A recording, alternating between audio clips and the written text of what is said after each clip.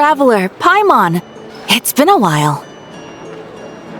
As it happens, there is a letter here for you. One moment. Here. A letter? From who? Dear Diary, I'm Kale. I work as a trainee forest ranger under my master, Tainari. I'm also studying at the academia. I've been getting better and better at reading lately. Mr. Al-Haytham says that the written word is a crucial medium for exploring the world and understanding oneself. That's why I decided to start this diary. That said, what should I write about? Things are pretty quiet in Sumeru these days. Life is good. Every day is a fulfilling and happy one. When I think back to the days when I suffered from Elazar, or way back to when I was injected with God remains, I am in a much better place now. I hope it stays that way forever. I'll leave it there for now. Master said he'll take me shopping in Sumeru City today, which is great because I've been meaning to visit the toy seller at the Grand Bazaar for a while now. Kale, time to go. Yes, Master! Huh?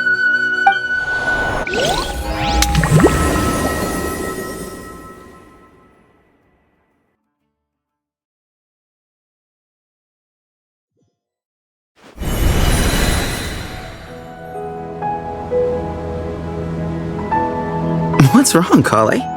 Is there something on my face? No, sorry. I didn't mean to stare. Did Master Tainari send you to pick me up? Master Tainari? What are you talking about?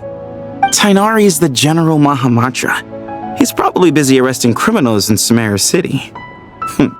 I mean, if that's what floats your boat, I can introduce you, but... Wait, Master Tainari is the General Mahamatra? But what about Mr. Sino? Sorry?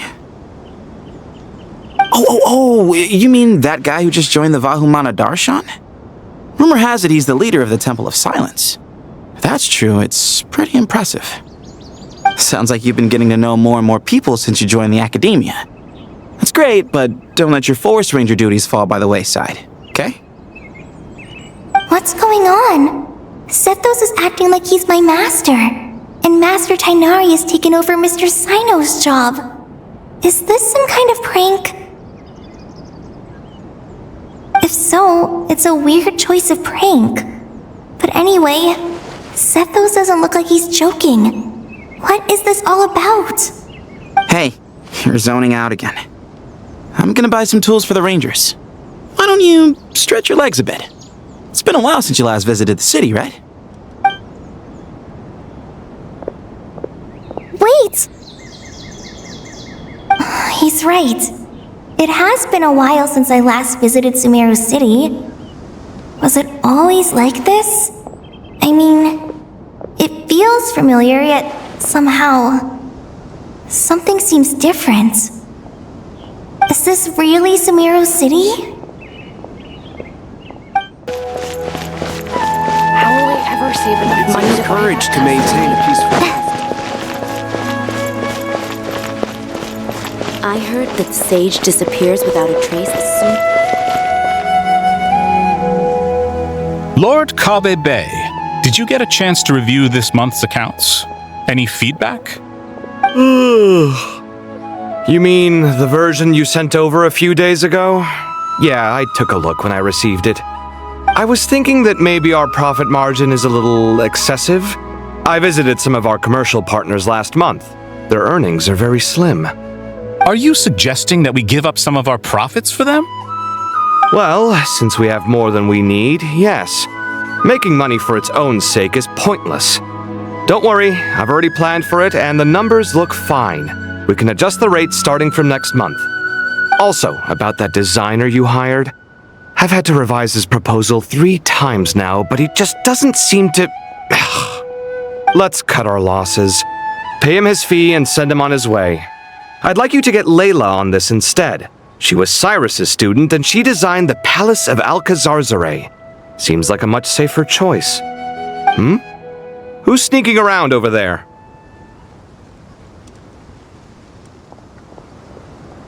Mr. Kave? Do you recognize this person, sir? Yes, it's all right. We've met. This is Kale, Sethos' trainee. He brought her along the last time I went for drinks with him. What brings you to the city, Kale? Is your master here too? No, this is all wrong! Why is Mr. Kave saying that too? Tainari is my master, not Sethos! This can't be real. I have to ask someone else. There's gotta be someone else out there who still remembers the truth. Hey, wait! Don't run off! How strange. What's gotten into her today? It's like everyone switched places. I guess I'll keep looking around. Would you like? Students are under so much pressure. Lots of visitors today, I see. Welcome all. It's been a while. Hey, Rahman. You know that guy who sells face powder on Treasure Street? I haven't seen him around in a while. Any idea what happened to him? Oh, you mean a Hongar? Yeah, he got into a brawl with Shavirme on Treasure Street. He's been banned from setting up shop there for now. Seriously? Oh, well, that's a shame. I was planning to pick out some makeup for you. Oh, don't worry about it. The legendary Flame Mane discussing makeup with the Zubair Theater star dancer. Now there's something you don't see every day. Flame Mane? You know, I'm not actually sure when people started calling me that. Maybe the other Eremites thought I needed a fiercer title to scare people off? To be completely honest, I think the title would fit you better than me, Dia. You think? Can't say I've never imagined myself as a merc. If I ever give up the dancing, maybe I'll head to the desert and give the Eremite life a try. You would? Is that so strange? Oh, not at all. In fact, I've actually had similar thoughts before. If I ever get tired of sleeping out in the wild, I think I might go look for a job at the Zubair Theater. I've adored the dance of Sub-Zeros ever since the first time I saw you perform it. If the chance ever came up, I'd love to try it out on stage for myself. Really? If our manager Sataria heard you say that, she'd hold you to it. Probably grab you by the sleeve and never let you go again. Hey, when that day comes, I'll do your makeup myself. How's that sound? Sure. If the day comes, I'd be honored.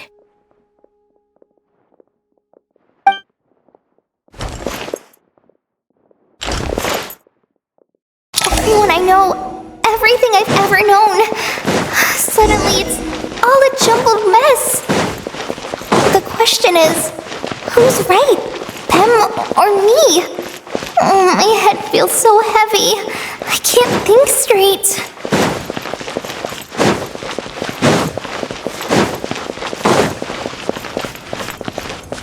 Mahamatra Tainari, we've apprehended the suspect. They say that the fool is prone to blind faith, but the wise man is not immune to it either. Siraj, do you have anything to say in your defense? Tainari, you were the one who turned the sages against me. Just a few words of caution from you was all it took to destroy my research. And now you're trying to stop me again? You should know that mechanical life is the future! We must cast aside our useless flesh and... That's enough. I'm not in the mood to listen to your lunacy. Anyone could tell you how amateur your work is. Karina, Ilias, put him somewhere safely out of the way. Yes, sir. Next on the agenda is... Master? What is it? Wait, did Professor Zahahati send you? She's been encouraging me to take on an apprentice. Might be getting a bit ahead of herself there, though. No, Master! It's me! Kale!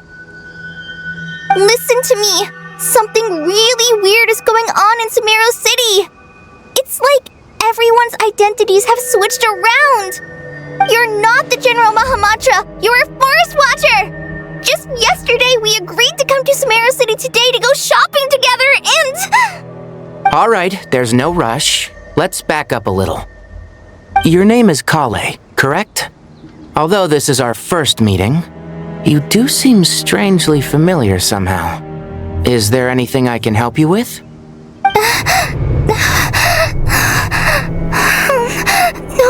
No. Master!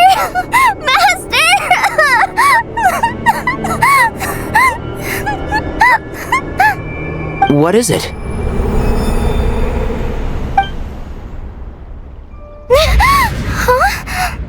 Did you have another nightmare? I've told you before, when you're tired, lay down on your back in bed and get some proper sleep. It's much better for you than napping on your front. Poor posture obstructs your breathing, which can lead to all sorts of weird dreams. Now, we're supposed to go shopping in Sumeru City today, remember? Cheer up. I'll take you to Hushang's. I heard he's got some new toys in stock. Go wash your face, take some deep breaths, and when you're ready, we'll head out. Okay. Thanks, Master Tainari. So it was just a dream. And yet, dreams can sometimes be a warning of things that will soon come to pass. Who said that? That dream felt unusually real, didn't it? Here's my suggestion. Since you're heading into Sumeru City anyway, you may as well tell Lesser Lord Kusanali about everything that happened. And just to be on the safe side, I think you should also inform your 2 traveler friends who once helped save Sumeru. I'd write them a letter if I were you. Time is short. A storm is coming from beyond the bounds of fate.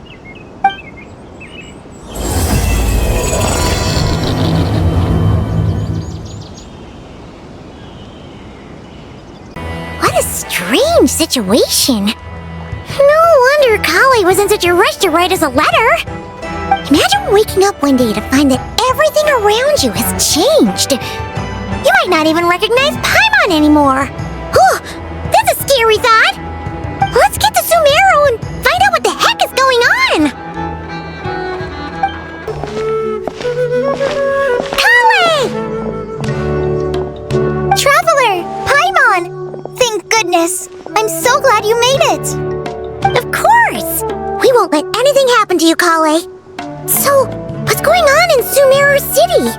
Looks like lots of people are moving or something. Yeah, I was just gonna say. After I wrote my letter, Master and I went to Sumeru City and told the Dendro Archon everything that I experienced, from start to finish.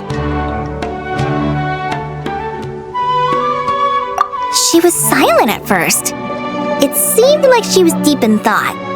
Then the next day, we got told that she was ordering everyone to leave Sumeru City immediately and move to Caravan Rebot. The entire population of the city has to move? Not just Sumeru City.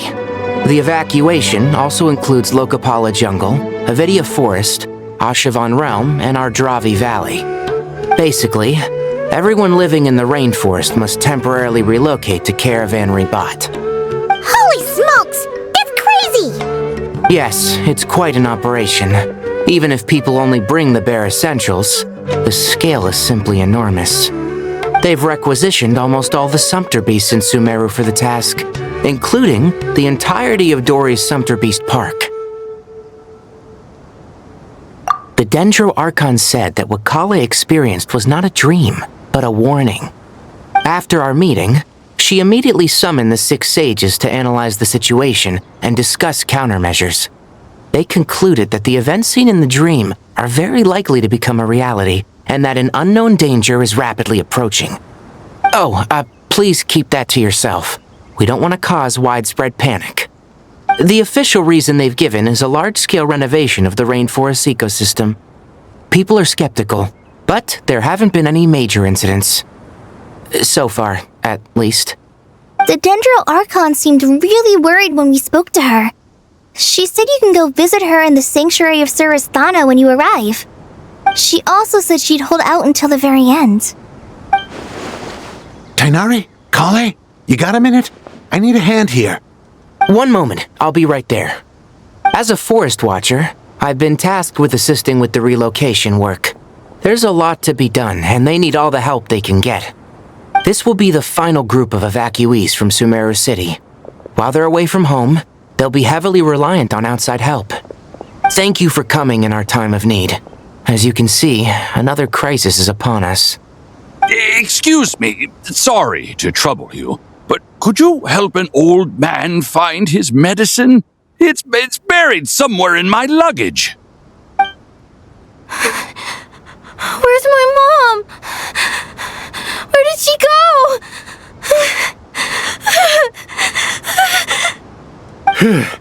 Don't worry. It'll be okay. Those items are worth a small fortune. Make sure you store them somewhere safe. You understand? I bet you thought you'd get away with this in the chaos, huh? Guess again. No petty thief gets past me.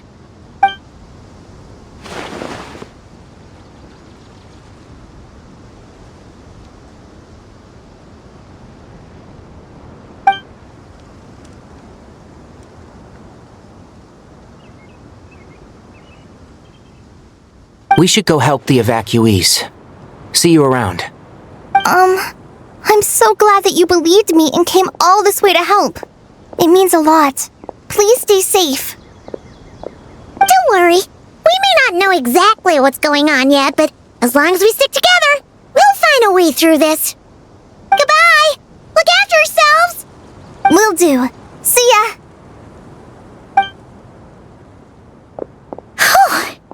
Paimon's not sure how she found the words to comfort Kale because, honestly, she's kind of nervous herself. Let's head to the Sanctuary of Surasana and see Nahida. Who goes there? No unauthorized access to this place. By order of Mahamatra Sino. Are you blind? It's the Traveler and Paimon. Surely you've seen them before. Huh? Oh, so it is. I'm sorry, I haven't been sleeping well lately. My nerves are a little frayed. The Dendro Archon is in a very vulnerable state at the moment. Mahamatra Sino is concerned that our enemies might choose this moment to strike, so he's ordered us to strengthen our defenses. Just seeing you two again already puts our minds at ease. Please, enter. I'm sure everyone's expecting you.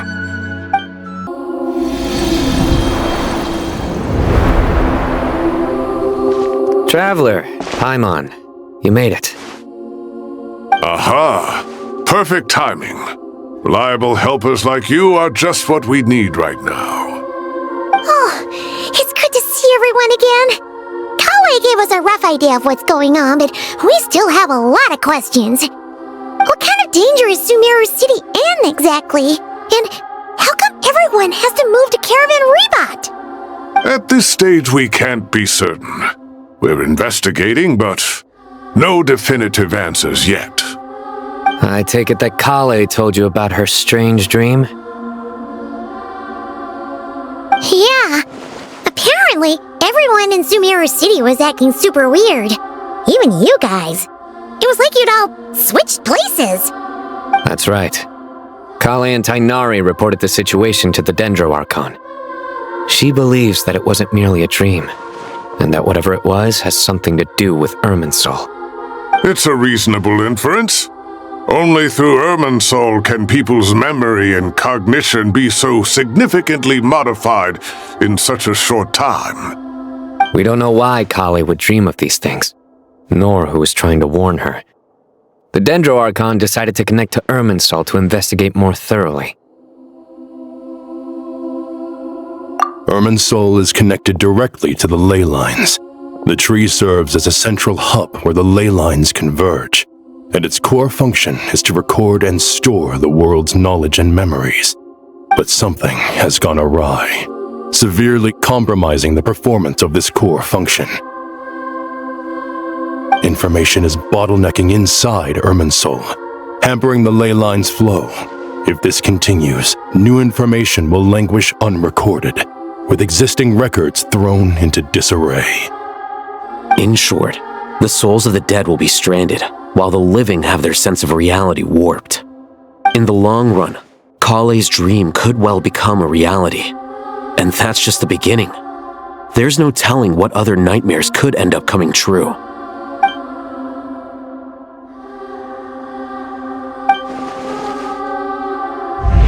I have come this far to use my death to open the gates of the ley lines to my people.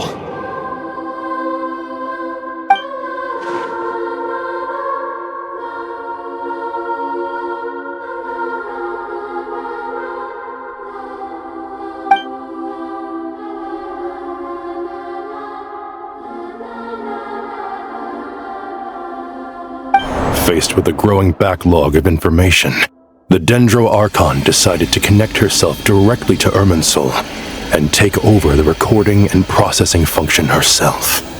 But it is an almost impossible task. Individual brains aren't equipped to deal with the sheer volume of knowledge and memories involved. All that information flooding in at once would instantly fry any human mind. And for God, even for a god, the suffering must be unimaginable. The Dendro Archon's power originates from Irminsul. Any issue with the tree itself takes a toll on her to begin with. On top of that, she's subjecting herself to the grueling task of processing all that data. It must be torture for her. And despite all of this, she is somehow finding the strength to investigate the Irminsul situation from within and send us her findings. I finished analyzing the latest data. Looks like our working theory was wrong. There's no signs of Irminsul having been attacked from the outside. So it's internal then? Some sort of disease, perhaps? No. I've spent half my life studying the ley lines. If Irminsul malfunctioned this easily, the world would have met its end long ago.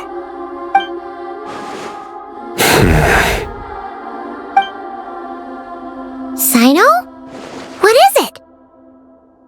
Not long ago, I got a tip from the Corps of 30 that a large number of unidentified merchant caravans had recently been spotted entering Sumeru through Beta Harbor. At first, I suspected that they might have something to do with all this, so I sent some people to investigate. But if Irminsul wasn't attacked from the outside... Don't you think there are more important things to worry about right now than guessing who's behind all this? It's been over 12 hours with no new intel. If even the Keeper of Irminsul is this badly affected, you can imagine how bad things are in there.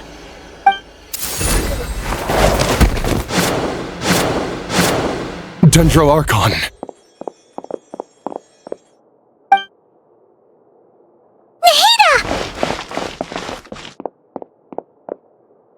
What's wrong? Her breathing is weak, and her elemental energy levels are dangerously low. Looks like it's time to move to the backup plan. What's the backup plan? Get out of the city and take the Dendro Archon with us. The entrance to Irminsul is directly beneath the sanctuary of Surasthana. That means this is ground zero if anything goes wrong. The Dendro Archon has a very strong connection to Irminsul. But theoretically, this connection should grow weaker with distance. Under normal circumstances, she can unleash her full power here. But with Irminsul out of control, our first priority is to get her away from here. The situation is critical. There's no time to deliberate. Everyone in agreement? I'll deal with it.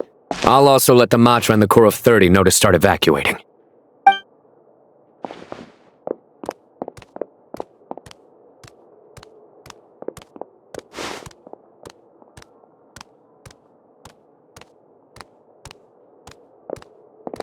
Let's go.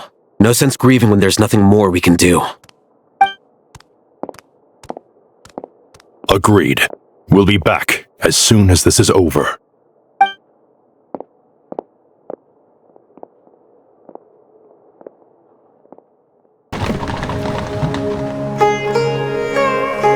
last group of civilians has been safely evacuated. Dendro Archon's carriage will travel with them. Sino and Hat Guy will protect the convoy. With the Dendro Archon in a coma, we've lost our means of investigating the situation. And with Irminsul still deteriorating, we have no choice but to evacuate Sumeru City.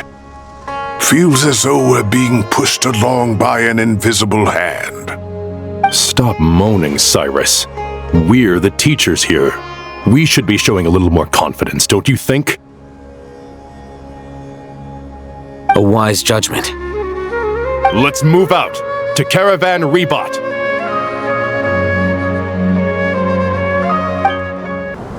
Sir, all units are in position. Good. Everything is going to plan. Interfering with Sumeru City is a necessary step, so do not hesitate. The Irminsul situation will not harm you. We need to speed things up here, too. We don't want to keep our client waiting, do we? No, sir. You have my word. Everything will be completed on schedule.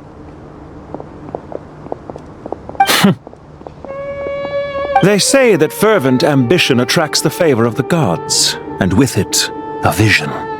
But we appear to be the exception. So, is our ambition not strong enough? Or does it threaten the very foundations of this world? How is the Dendro Archon? Her breathing is steady. I prepared some therapeutic incense for her, but it hasn't had much effect. Her vitals are still very weak. Based on the information you've provided, I have a working hypothesis. Her condition is partly due to Irminsul's influence, and partly due to a physiological imbalance caused by the rapid depletion of her power. Elemental energy usually flows through the body at a relatively constant rate. The body grows accustomed to this rhythm, so when it's thrown out of balance, physical symptoms will appear. Is this similar to the ley lines? Overloading and withering both directly affect their vitality, potentially causing irreversible damage. Correct. From a biological perspective, if you overexert yourself, you pay the price with your life. The Dendro Archon is not only drained of power, but her life force is at a critically low level.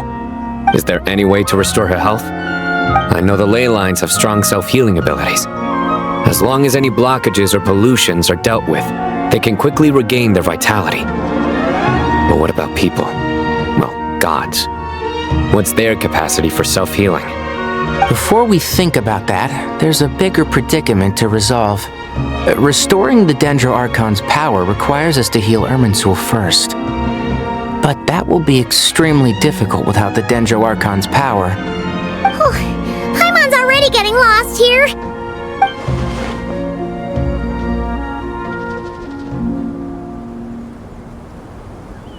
Master Tighnari and Sino look so serious. I've not heard Master speak in this tone for a long time. Tighnari.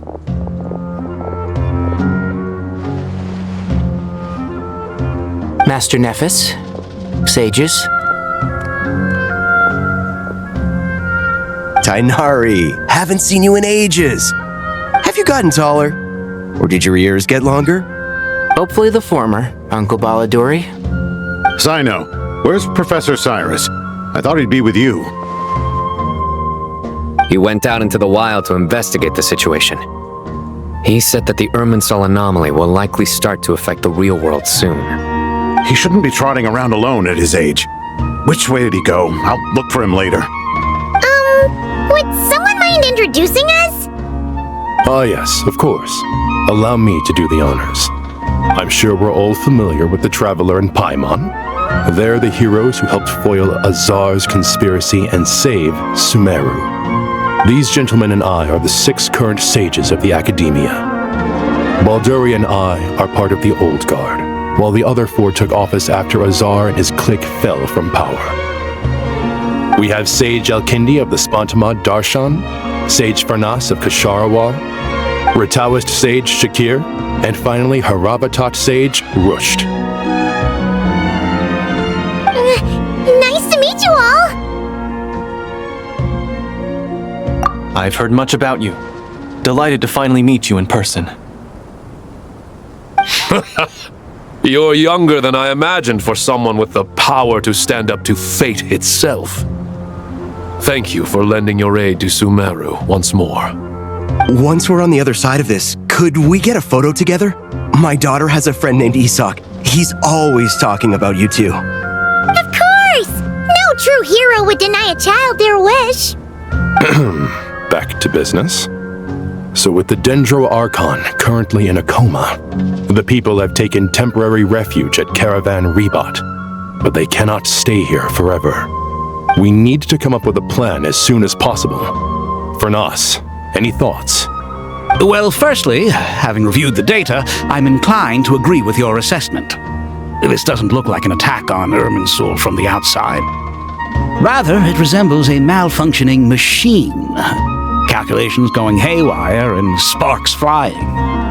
That being said, before we consider how to fix it, we need to understand precisely what has gone wrong. Furthermore, we somehow need to ascertain this without relying on the Dendro Archon's power. We have no direct access to Irminsul. However, we might be able to gather the information we need from the ley lines. Study the branches to learn about the trunk, in other words. Wait, is that what Cyrus is up to? No wonder he ran off to research in the wild. Curse's always one step ahead of me, isn't he? I heard that while in the sanctuary of Surasthana, the Dendro Archon had to serve as the central information hub herself. This is a clear sign the situation within Irminsul might be far worse than we can imagine. Irminsul is vital not just to the safety of Sumeru, but to all of Teyvat. We must be the ones to bear responsibility for this world. To be on the safe side, I think we need to consider some backup plans. Are you saying we should consider a scenario in which Irminsul is completely destroyed? I'm merely pointing out that the possibility exists. You have a valid point. But until worse comes to worst, I believe we should focus our efforts on resolving the Irminsul anomaly and helping it recover. Kale, I understand that you were the first to foresee this crisis. If it's all right, I'd like to talk with you about it in more detail. Of course, but even I don't know how I came to have that dream. If there are no signs of external damage, could it be a stress fracture? Metals tend to suffer from this issue with long-term use, and Irminsul has existed for centuries, after all. It's possible, but surely a stress fracture would be more likely to cause a complete shutdown rather than chaos. Sages, General Mahamatra, sorry to interrupt, but something has come up. What happened? Some citizens didn't believe that Sumeru City was really in any danger. They slipped away and hid during the relocation, intending to return home. How many people are we talking? About a dozen. Sakura found them while on patrol, but they appeared to be suffering from psychosis. For whatever reason, they were trying to kill each other. By the time we arrived, there were only 2 survivors. One was unconscious from their injuries. The other tried to attack us, but was subdued. Where did this happen? Near Yasna Monument.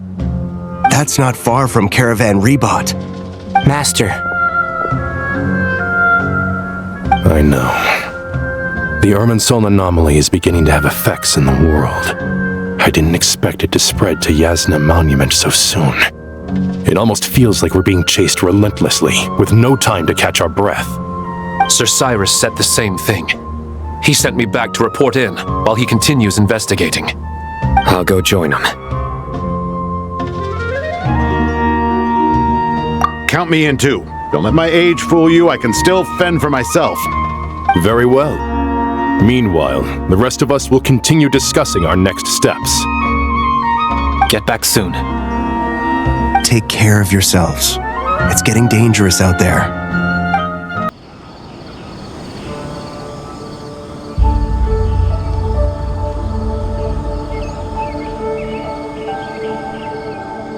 Please, don't go any further. As you get closer to Sumeru City, there's no knowing what dangers you might encounter. So this is our mentally disturbed man? I'm going to gut you all!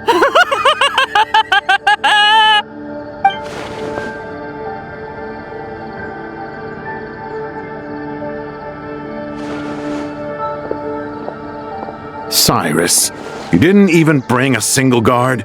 Do you think you're some sort of warrior? It's fine. Come here and look at this. Oh! It's... That's right. Flowers that bloom from openings in the ley lines, indicating some sort of anomaly. I don't believe I've ever seen a color like this before. Did you discover it nearby? Not just here. Way over there, too. They're everywhere. There's even more in that direction. How did you ascertain the situation further ahead? Didn't you just say that we can't go beyond this point? Yes. This area is relatively safe so far, but if you continue forward, delusions will start afflicting your mind. However, some vision-bearing mercenaries were able to maintain their sanity a little better. They're the ones who brought back news from further afield. Sino, do you remember the class I taught on dissecting ley line blossoms? I do, Professor. I received full marks in that course. Good. After all these years, it's time to put that knowledge into practice. There must be anomalous information hidden within these blossoms. Alkindi, I'll need your help as well. Been a while since we worked on a project together, hasn't it? Sure has. Well, what are we waiting for? Let's get to work. Anything we can do to help?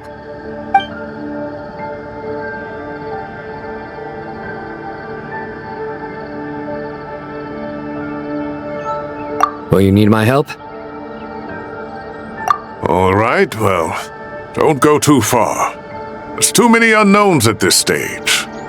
Let's regroup at Caravan Rebot later. Don't worry if you don't show up. I'll come and find you.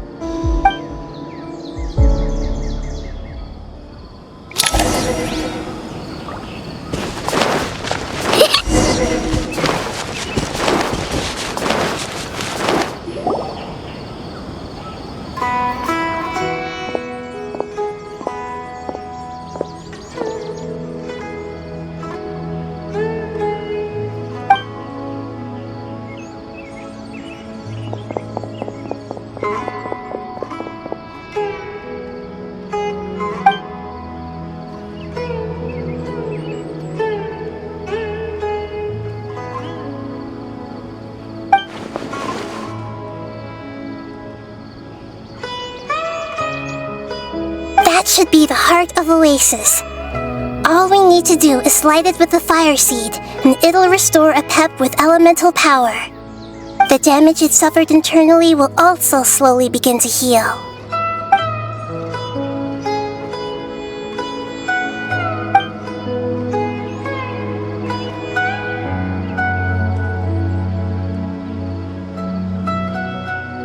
What is it?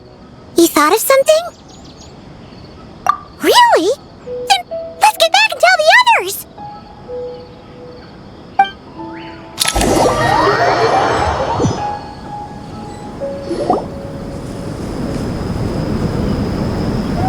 Whew. Glad to see you've returned safe and sound. Any longer and we would have gone out looking for you.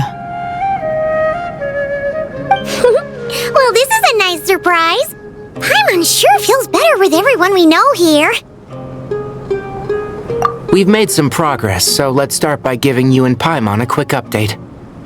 By dissecting the ley line's blossoms, we've been able to deduce that although Irminsul is experiencing an anomaly, it has not completely rejected access from the outside. The Dendro Archon has the power to connect to Irminsul, but there's also another way. I assume you recall the devices everyone was wearing when you first arrived in Sumeru? Devices? Oh, wait. You mean... The Akasha terminals? That's right.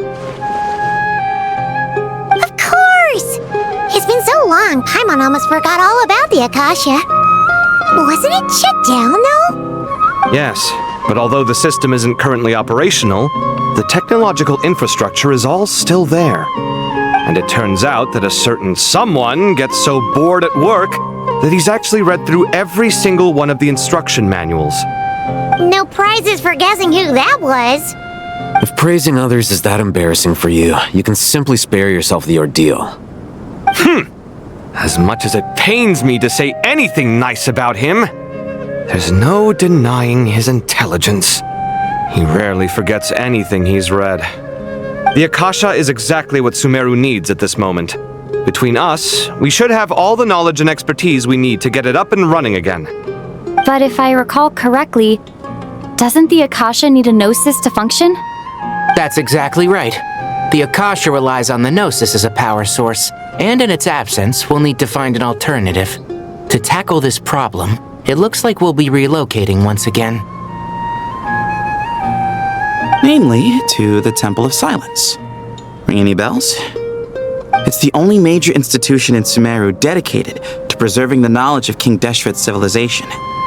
You might find the answers you're looking for hiding there. I agree. There's a good chance. Master Nephis and the other sages have discussed it. As the chaos from Irminsul continues to spread, Caravan Rebot won't be a safe haven for much longer. We have to move into the desert next. The scholars and sages will head to the Temple of Silence, while the civilian population seeks refuge in Aru village. The Eremites will keep everyone safe during the journey, and Candace will be there to receive us at the village. This leaves us just one thing to worry about. That Dendro Archon. She's very weak. We can't afford to wait until Irminsul is fixed. There has to be another way to help her. Huh.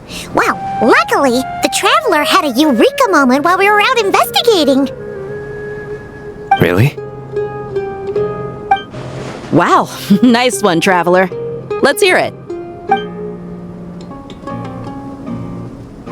What say our Amorta experts? Theoretically, it's feasible.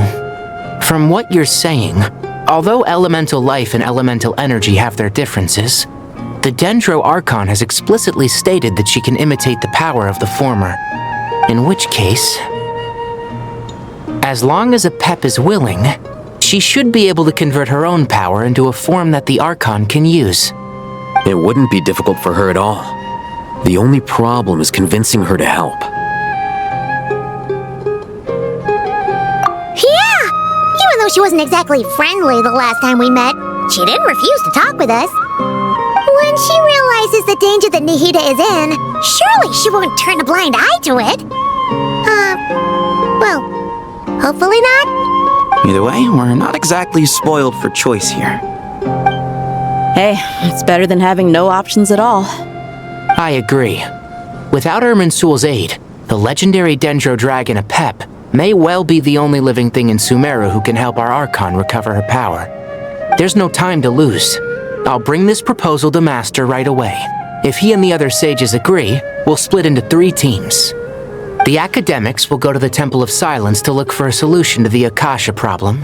The Eremites will escort the civilians safely to Aru village, and the Traveler and Paimon will take the Dendro Archon to see Apep. There's still a long road ahead, and no knowing if we'll make it.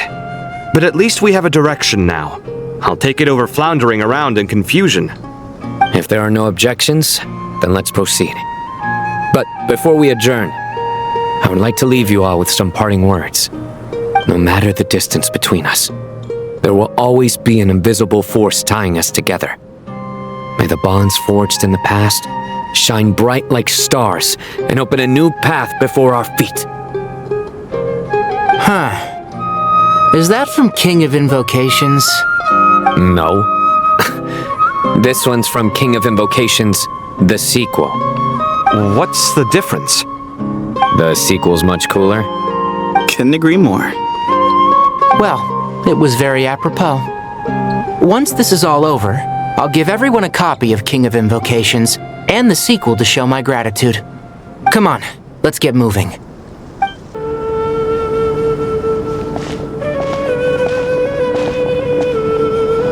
Tainari has brought me up to speed. I approve of your plan of action, but we can't proceed with everything right away. The people need to rest. For many of them, this will be their first time in the desert, so we'll need to find additional personnel to help escort them. You two, please go on ahead with the Dendro Archon. Let's rendezvous at the Temple of Silence later. No problem. We got this. Words can't express my gratitude. So let me just say, I hope everything goes smoothly for all of us. Goodbye for now. Alright, let's get going. If Paimon remembers correctly, the last time we saw a Pep was in... Traveler, Paimon. Could I borrow you guys for a moment? It'll only take a second. Kale, what's the matter? Well, the thing is, Master Tighnari once told me, after you raise a problem, you should think about how to resolve it. But ever since I had that dream, I feel like I haven't been of any help at all. I tried my best to keep up with the conversation, but there was so much new information, I couldn't take it all in. So, I just wanted to ask, do you have any tips for me there? Paimon knows exactly how you feel. But fear not, everything you need to know is right here in Paimon's notes. Sumeru chapter! It's got tons of info about all the things we've seen and heard on our adventures. Some parts are a little simplified, but hopefully it all makes sense. You see? Being the greatest guide in Tibet isn't just a fancy title. It takes a lot of hard work. Paimon doesn't always understand the things you're talking about with other people. Whenever that happens, she notes down the confusing parts and goes over them in her own time. This is perfect! Could I borrow it? Sure! Matter of fact, you can keep it if you want. Paimon has another copy. The spare copy was originally meant for the traveler. Paimon used to worry that one day she might not need a guide anymore, so she wanted to have a gift for her, in case we ever parted ways. But it doesn't seem so necessary nowadays. We have so many more places to see together. One copy will be enough for both of us. Thank you so much. But still, these are your treasured memories. I think I'll make my own copy and then return the original to you. Anyway, that was all. I won't keep you any longer. Have a safe trip. See you again soon. See ya! Alright, time to bring the Hida to see a Pep. Let's hope that old grouch is in a negotiating mood.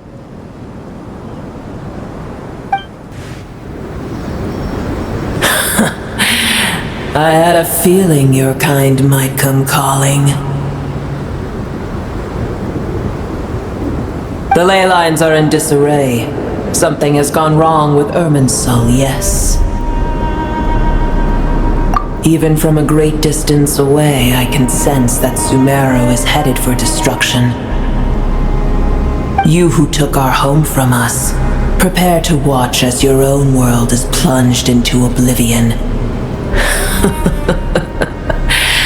Oh, how the cycle of history comes to a poetic conclusion.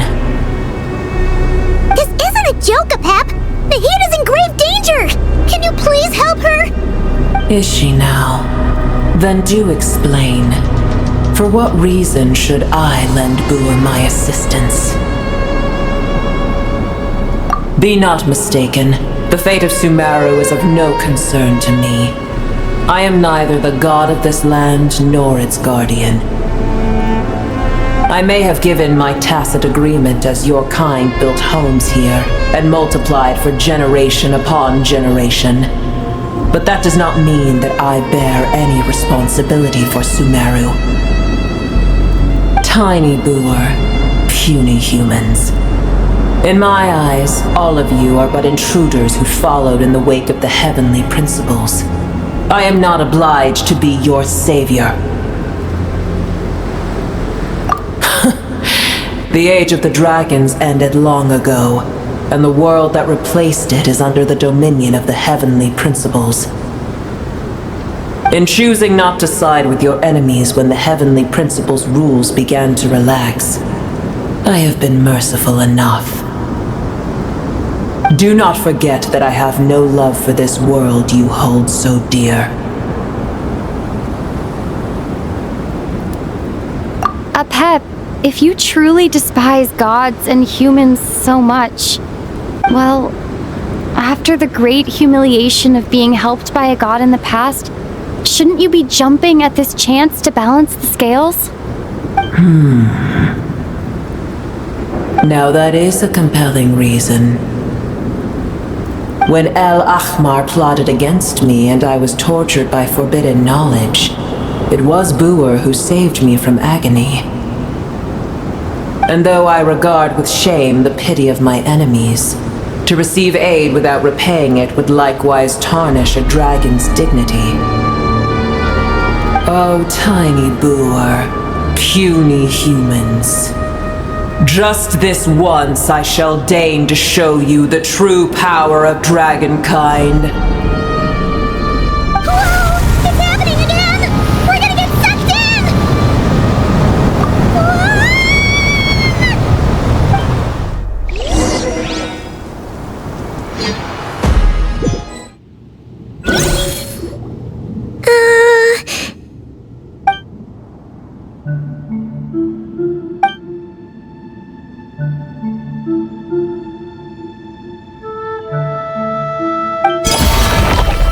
It is done.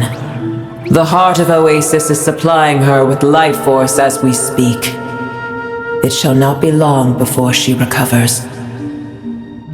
But I should warn you, Buer's existence is closely intertwined with Irminsul. Unless the issues plaguing it are resolved, she will never completely recover her former strength. Thank you. Spare me your words of gratitude.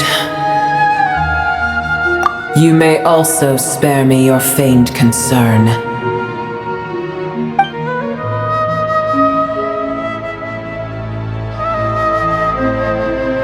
A dragon's sovereign's power is far greater than you can imagine. While I was indeed weakened when the heart of Oasis ran dry, providing tiny Buer with a morsel of my life force shall have little consequence for me. Oh, good to hear.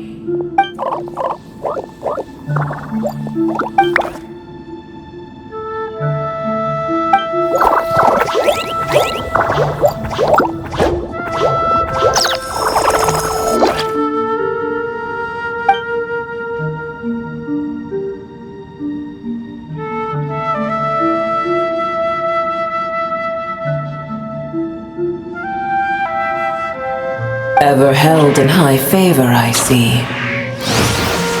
Oh, well, you know. The compliment was sincere. Simply accept it.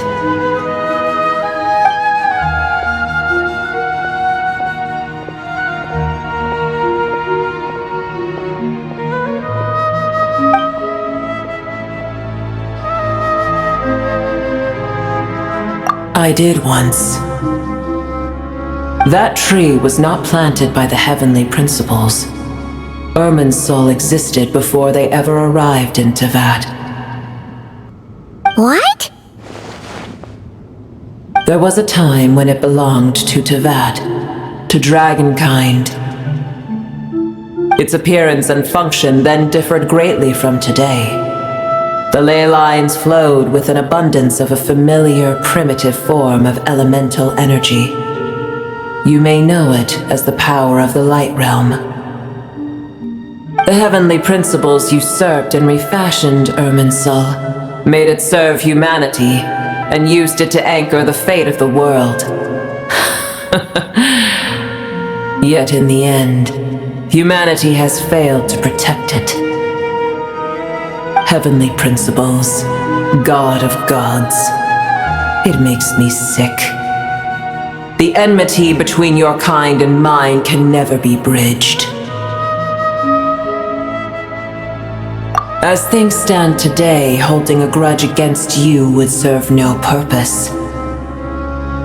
But there will come a day when we reclaim this world for ourselves. The opportunity will arise no matter how long we must wait. I can already sense that far away from here, the Hydro Dragon has wrested his authority from the hands of the usurpers. Though we have yet to meet, I know that we are both preparing for our revenge day and night. Uh-huh.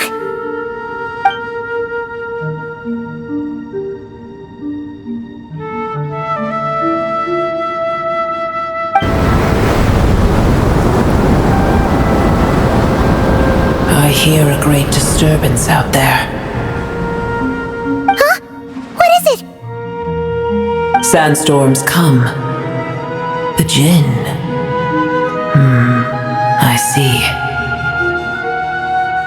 Another calamity approaches. You both seem restless. Let us part ways here. Boer is safe with me. Once she has recovered, I shall return her to your side. Oh, thanks again. Take care, alright? I told you already I have no need of your feigned concern.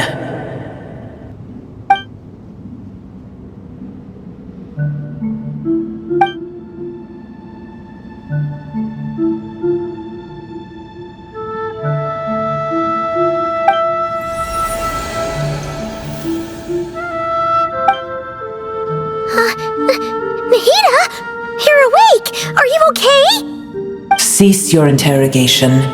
Yes, she awoke for a brief moment, but she has now lost consciousness again. Take it. We shall talk more at another time.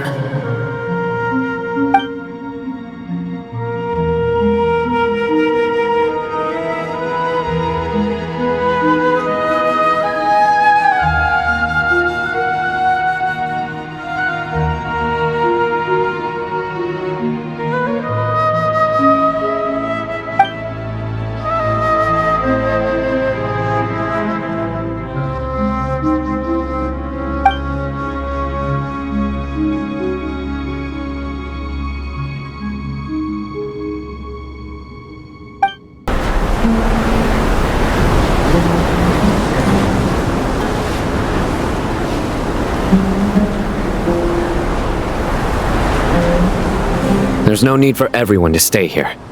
I'll protect the sages. The rest of you, return to Aru village. Yes, Mahamatra Sino.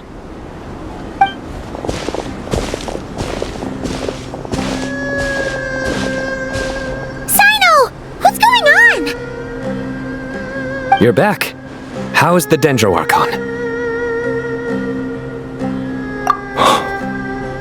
What a relief. It's the Jinn. Countless Jinn have stirred up violent sandstorms across the desert, blocking our path to the Temple of Silence. Tainari and Kale have returned to Aru village to help. The Jinn are being highly aggressive, so both the village and the merchant caravans require protection. It's just one thing after another. Where did all of them come from anyway? In all my trips to the desert, I've never seen anything like this before. As I see it, the only possible candidate is Gurabad. Gurabad? Baladuri could explain in more detail if he were here. All I know is a rumor I've heard about from previous trips to the desert. Supposedly, a great number of dormant Jinn lie sealed beneath that city.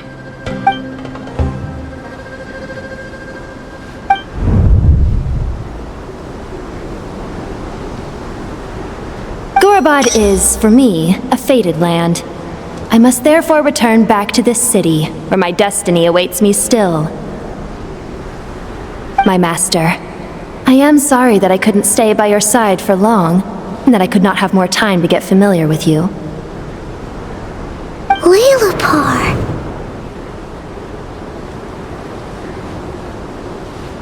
Yeah, we once said goodbye to a friend there.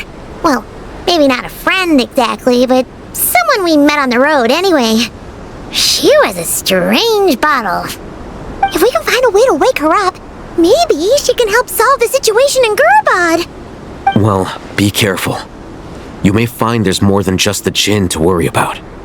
You mean, there are other dangers in Gurabad? It's a sensible assumption to make.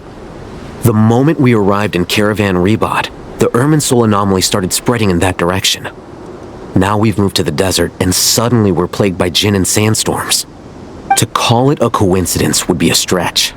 Don't worry, we've gotten a lot stronger since our last stint in Sumeru.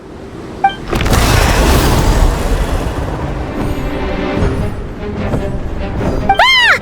When did they show up? It appears the monsters native to the desert have been stirred by the Jinn's activity.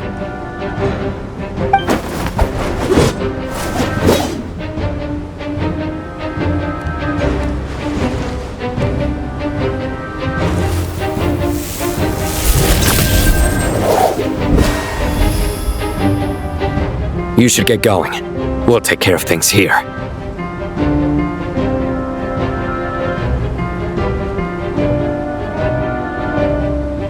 You too.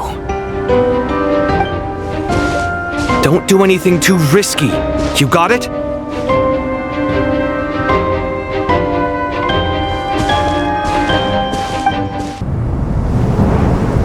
It seems my subordinates failed to stop you in your tracks. Apologies, sir. There is no need to apologize. You did well to hold your ground against such a powerful adversary for as long as you did. I must commend your courage and perseverance. So, you're in charge here, huh? First the problems with Irminsul, now this mess in Gurabad? Are you the ones responsible for all this? I'm afraid I cannot answer that. I assume you aren't naive enough to expect answers from an enemy.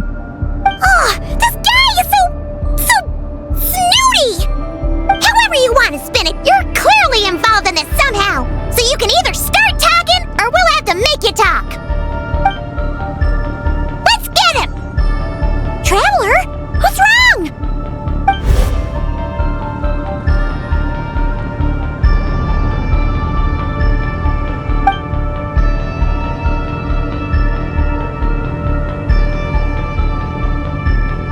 You're remarkably calm.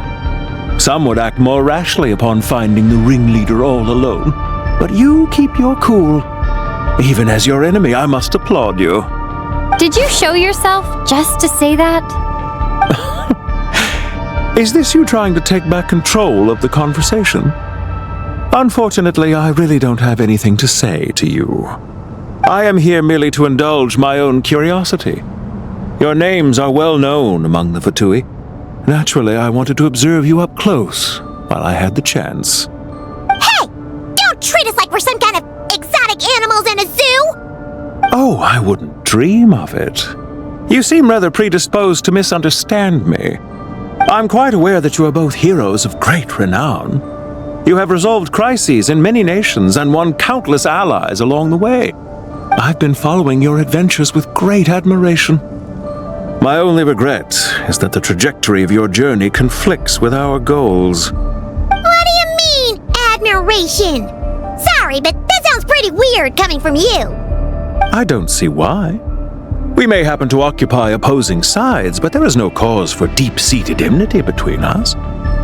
To respect one's enemy is to respect oneself. Well, now that you're observing us up close, what do you see?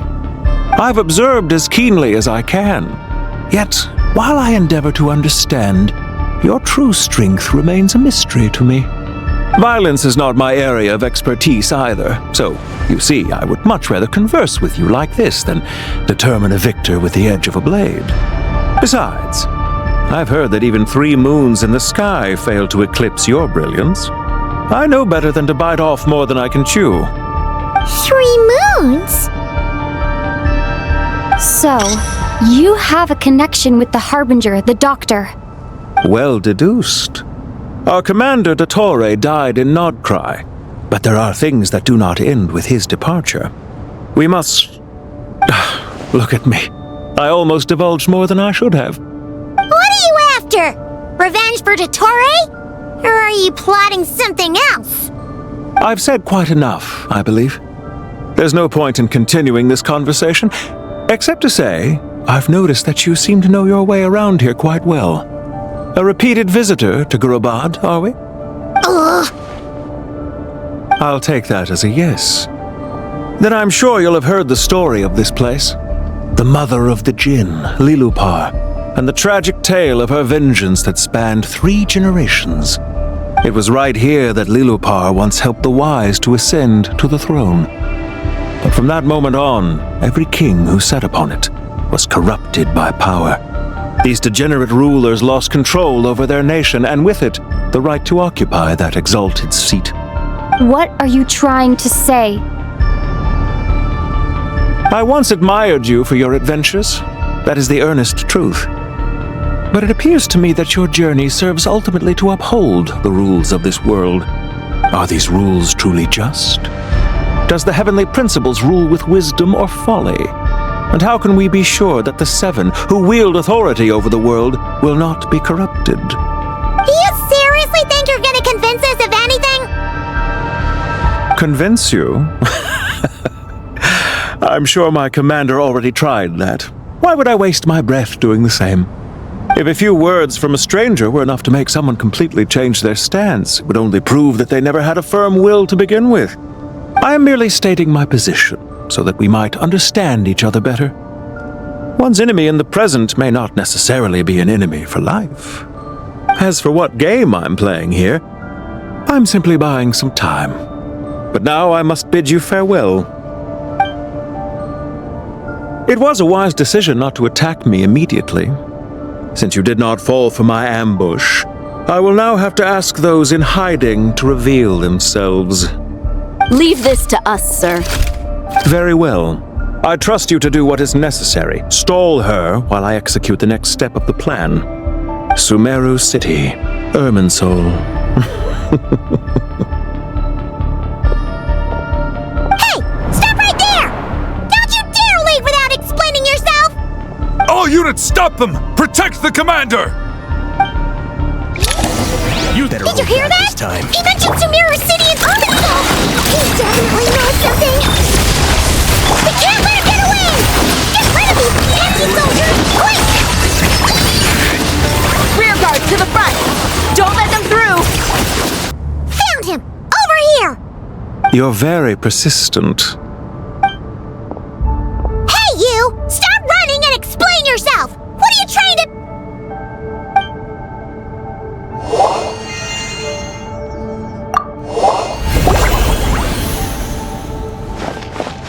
What's this? Relax. A small trap like this won't be enough to hold you. The sandstorms from Gurabad will die down soon enough, but this small window of time was all we needed to launch the next phase of our plan.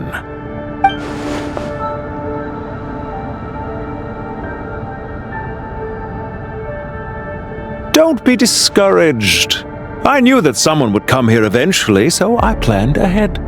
Where to chat with you, which door to exit from, even which mechanism to wait by for you.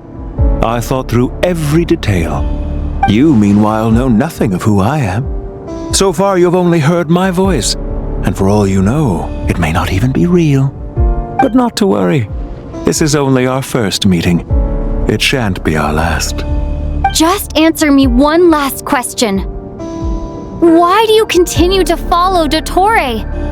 He has conducted countless cruel experiments, even on his subordinates. Follow isn't quite the right word. Let's just say even those you see as villains have their friends, even if they aren't the most sincere of friendships. When any set of rules is established, there will be those who benefit and those who lose out. People will do anything to justify what they have gained or escape from the hardship imposed upon them. Neither he nor I are tolerated by the rules of this world. We were both searching for a new order.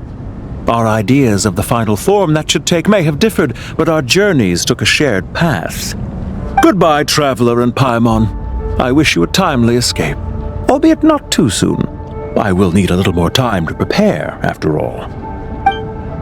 Hey! Come back! Wait, this dark wall. We've seen these on our adventures before. It swallows people up! Oh, I'm sorry. She shouldn't have jumped the gun! Oh, okay. He may have fooled us this time, but we'll get him back!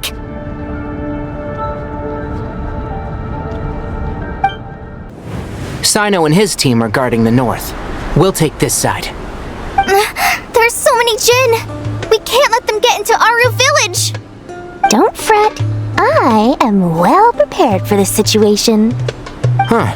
So you have a solution? Perhaps you're unaware that I have a trusty genie partner of my own, Plumpy. If I send her to negotiate with the others, this whole thing will be resolved before you can say Mora. Off you go, Plumpy.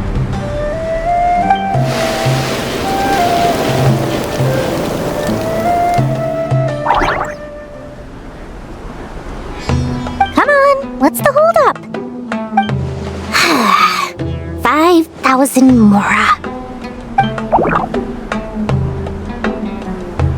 20,000 mora.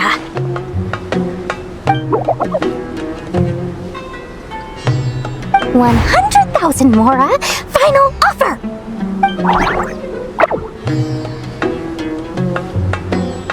Ah, so she's a hired partner.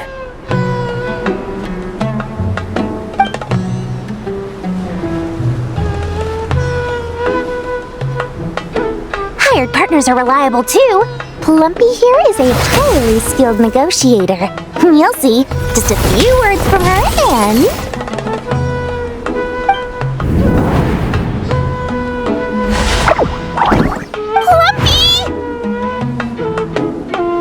Jin have any respect for the rules? This was supposed to be a negotiation! How dare you treat my messenger like this? You wanna play rough? Two can play at that game!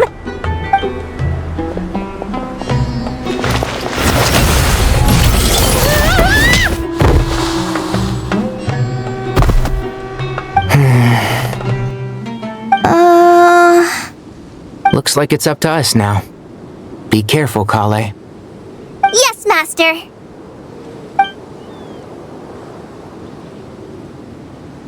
What happened?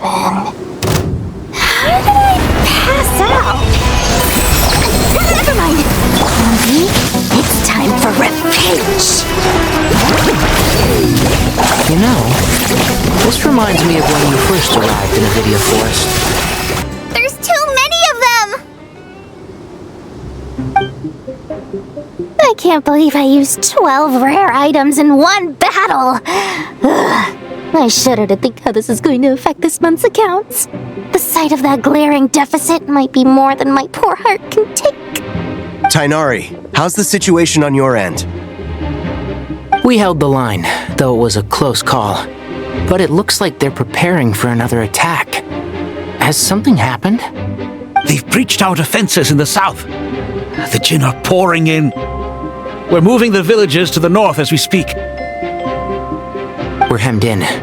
This is getting precarious. Our margin for error just got a lot smaller. That's why we wanted to confirm your status. We need to consider our next move carefully. Bad news! Another line of defense has been breached. Kale, go with them and assess the situation. Dory and I will hold the line here. But Master! Even with 3 of us, we barely managed to! This is not a discussion, Kale. Don't worry about us. She clearly still has plenty of tricks left up her sleeve. Wait! You can't pin all your hopes on me! Oh, great. I've almost run out of the things I brought with me, and the rest is back at the caravan. I should be able to hold out for a little longer, but still... Master! Need any help? Huh? What is it, Kale? If things continue like this, it won't be long before Aru village is overrun by Jin, and the sandstorms are sure to follow in their wake. I do have a plan, but I can't guarantee it will work. I don't care! Whoever you are! Please just help us! The only one who can help is you. I am merely here to guide you along the correct path. I am a spirit created at the beginning. I am a flickering illusion. I am the shimmering light that flows from the eyes of the Creator. What do you mean?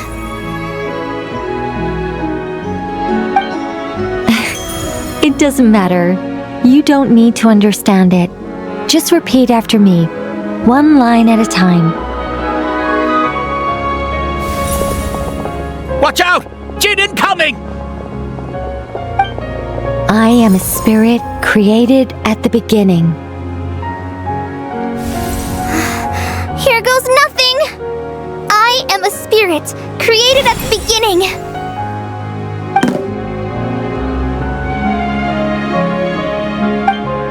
I am a flickering illusion. I am a flickering illusion.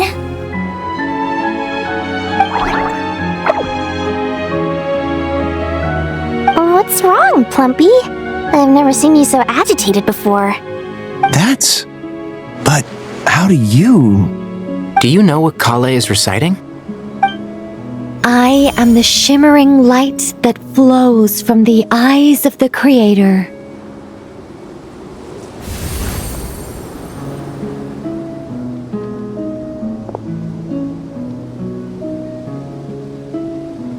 I am the shimmering light that flows from the eyes of the Creator!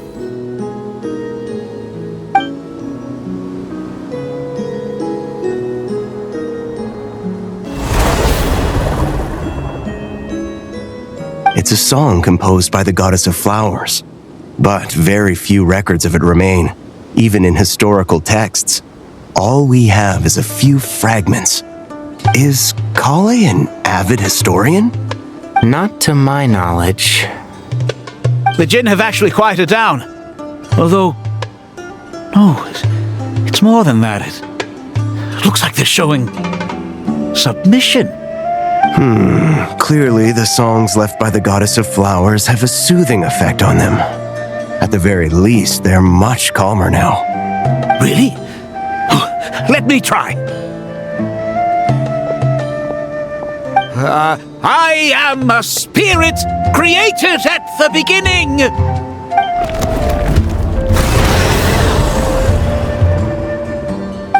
Don't stay away. I'll stop. It seems like the song only works when Kale recites it. But why?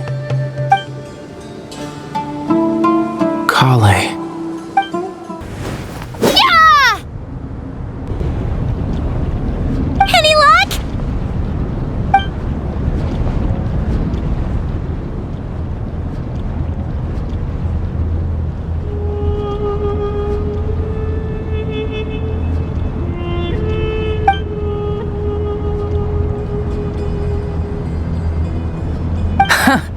When I heard that loud rumbling in the distance, I thought the shifting sands had bust open the gates to some ancient treasure vault. Turns out it was just you guys. Huh? Wait, that sounds like... It's been a long while. Did you miss me?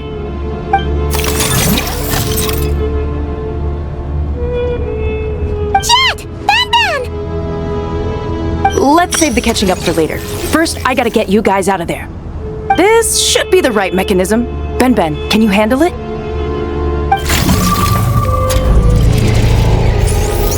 There we go. Come on, let's leave this place.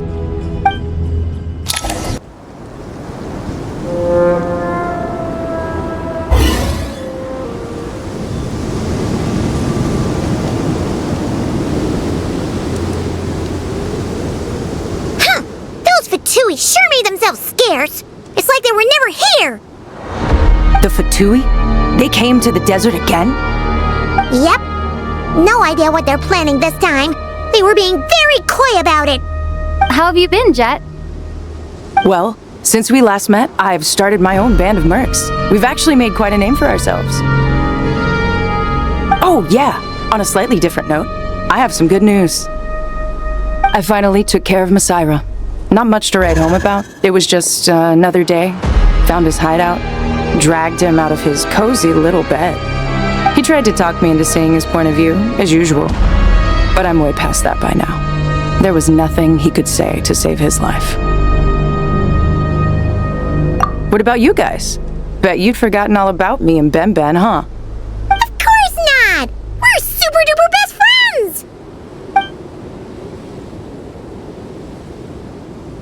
Wow. Sounds like I should make time to visit some other nations too. Anyway, what brings you to Gurabat? Oh, right. Paimon almost forgot. We're here to look for Lilupar. That bottle? Seriously? Yeah! We need her power to calm the Jinn and stop the sandstorms. Here's hoping we actually manage to find her, after all the trouble we've been through. Surely with everything's been going on in Gurabat, she must have woken up, right? Only one way to find out.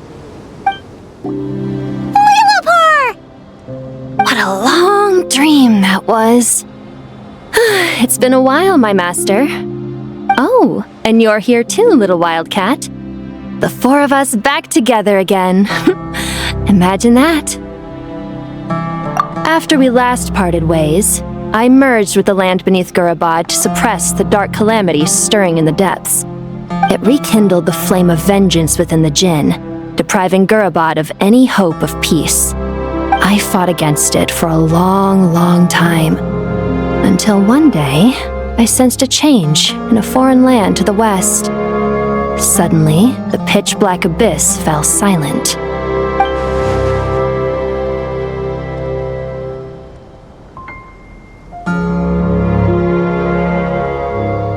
Once satisfied that that dark power could no longer bewitch the Jinn, I too fell into a deep slumber, from which I have only now awoken. Why have you returned to Gurabad, my master? And why is my sand-swept homeland in disarray once more? Well, basically, Sumeru's in danger and a lot of our friends are affected. Some bad guys messed around with Irminsul and now they've released the Jinn in here. We managed to chase off the culprits, but we have no idea how to seal this place back up and stop the sandstorms. Child's play. I shall quell the Jinn and scatter the storms. Thank you, Lilupar. No need to thank me, my master. I have granted many wishes in my time, and this was the most trivial of them all.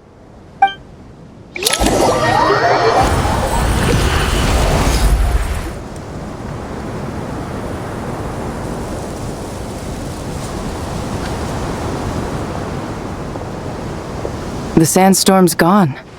The sun shines bright again. When I said that we'd meet again under a lovelier sun, this was exactly how I imagined it. Yay! Although, honestly, Paimon would love to hang out with you more, even if the weather sucked. Well, there shouldn't be any more Jinn breaking out, right? Are we okay to head back? Sounds good. You can introduce us to your other friends. Another adventure begins. Lovely.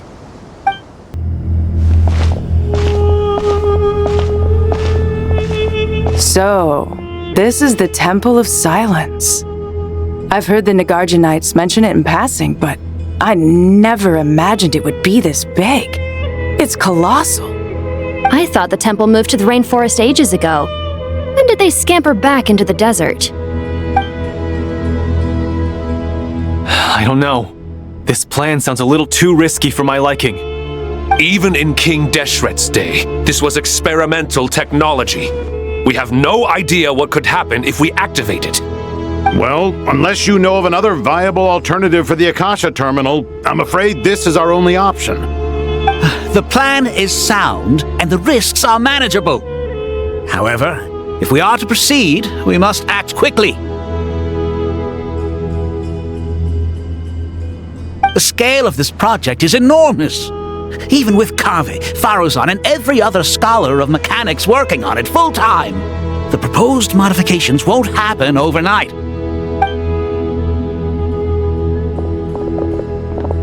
You're back. Everything all right? And who are they?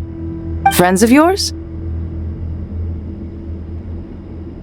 Pretty much everyone in the Temple of Silence is. This guy's Kave, and the one next to him is Alhaitham. Hello, I'm Jet, and this is Lilupar. Oh, a famous name from the history books. Pleased to meet you. A friend of a friend is a friend of mine, as they say. Who's they? Huh? Do people not say that? Not in the desert. Friends you can trust, but friends of friends? Gotta keep an eye on them. Still, I do trust the Traveler's judgment. I'm sure you're good people. The sandstorms have calmed down. I take it the Gurabad problem is resolved? What did you find?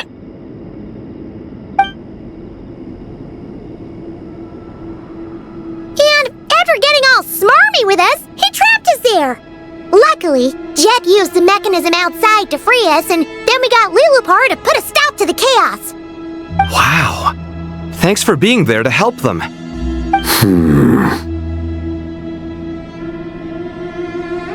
So, this mystery man openly admitted that he was merely a Harbinger subordinate. Yeah? Is there something weird about that?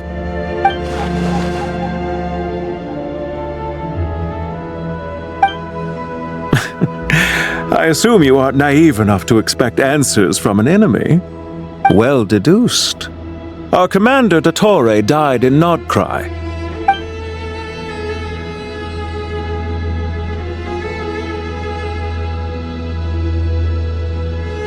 Are you wondering about his true identity? Or do you think there's a big conspiracy behind all this? I wouldn't go as far as to call it a conspiracy. Just the simple fact that having someone to shift the blame on tends to prove useful should trouble come knocking later. The most important thing for now is to solve the immediate problem. Perhaps that man knew you wouldn't have the resources to investigate his background and so didn't put much effort into disguising himself. This is all getting a little cryptic for me. I'll let you guys talk while I take a walk with Lilupar. Jet?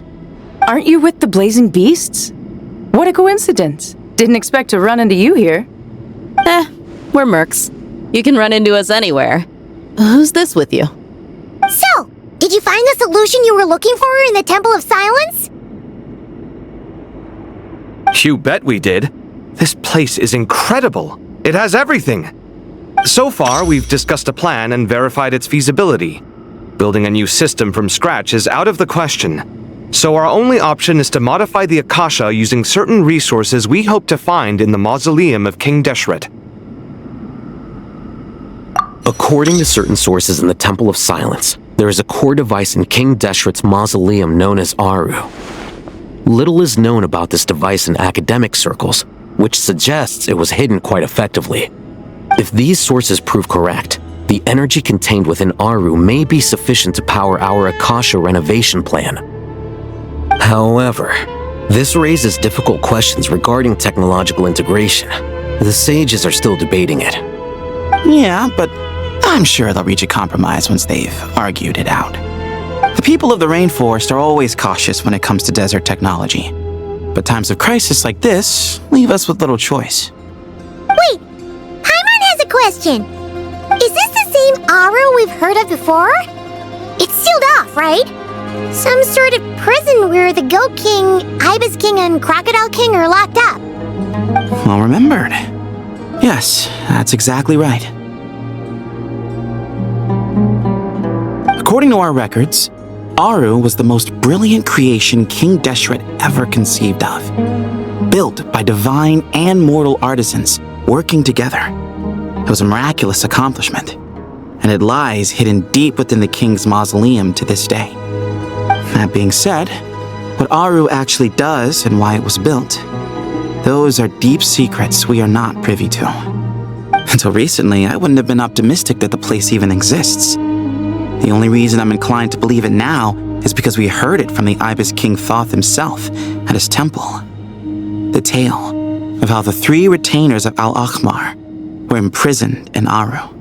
Paimon totally gets that. When Paimon first heard about it, she thought it sounded pretty unbelievable too. Do you guys still remember that? The Ibis King told us they were trapped in Aru and that they had to answer 3 questions to get out. I think I remember. What causes our rise and fall? What obliterates love and hate? And what determines truth and falsehood? Those were the 3 questions, right? Yeah. If only Nefer were here. She's dealt with the Ibis King before, so she might know more. Oh, Nefer's a friend we met in Nordcry. Nordcry? Funny. She showed up here earlier. Huh? Yeah. Had another lady with her too. Both said they knew you. They contacted the sages, claiming they might be able to offer some assistance. Really? They came here to help out? Yes, really. It was just before you got back. One of them said she's made Nod Cry her home. If she's the person you were talking about, then... Looks like betting on Aru was the right choice. See? They're right over there. Nicole! Never! Why, hello! We're here to help.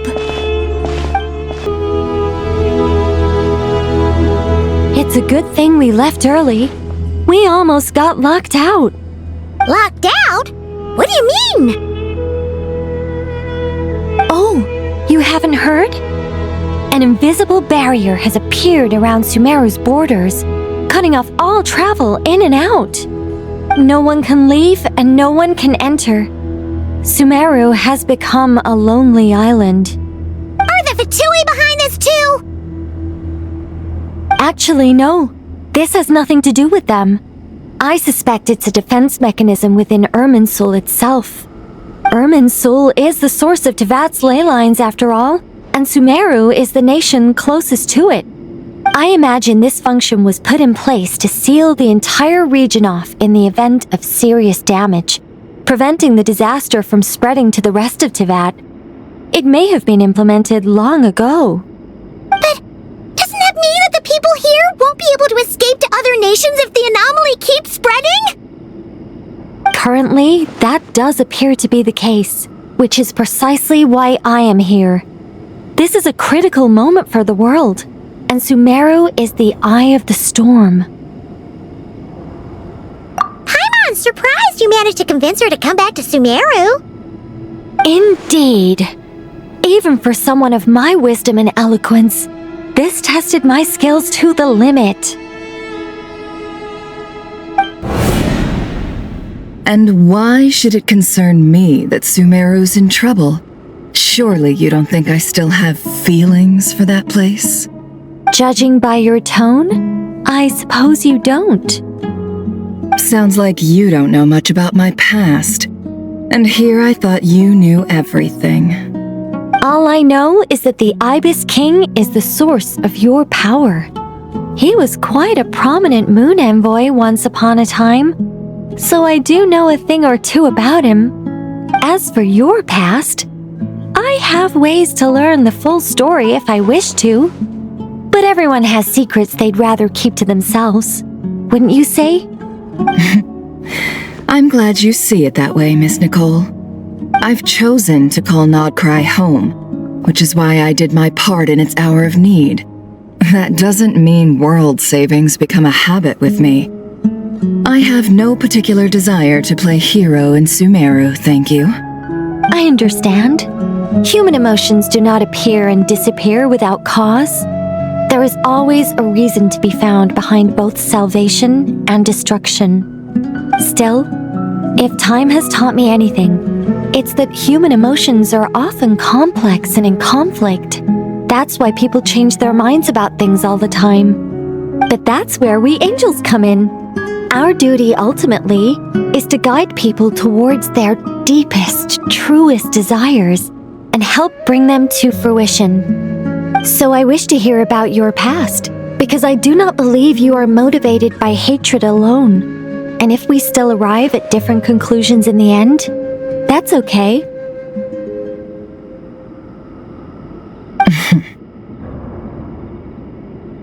I refuse. Wait, what? But I set the atmosphere and everything. Isn't this supposed to be the moment when we finally open up to one another? Is it? Maybe I'm not so good at reading the atmosphere. You're right, Nicole. There's more to me than just hatred. Had it consumed me, I'd be left stuck in the past forever, never living in the present.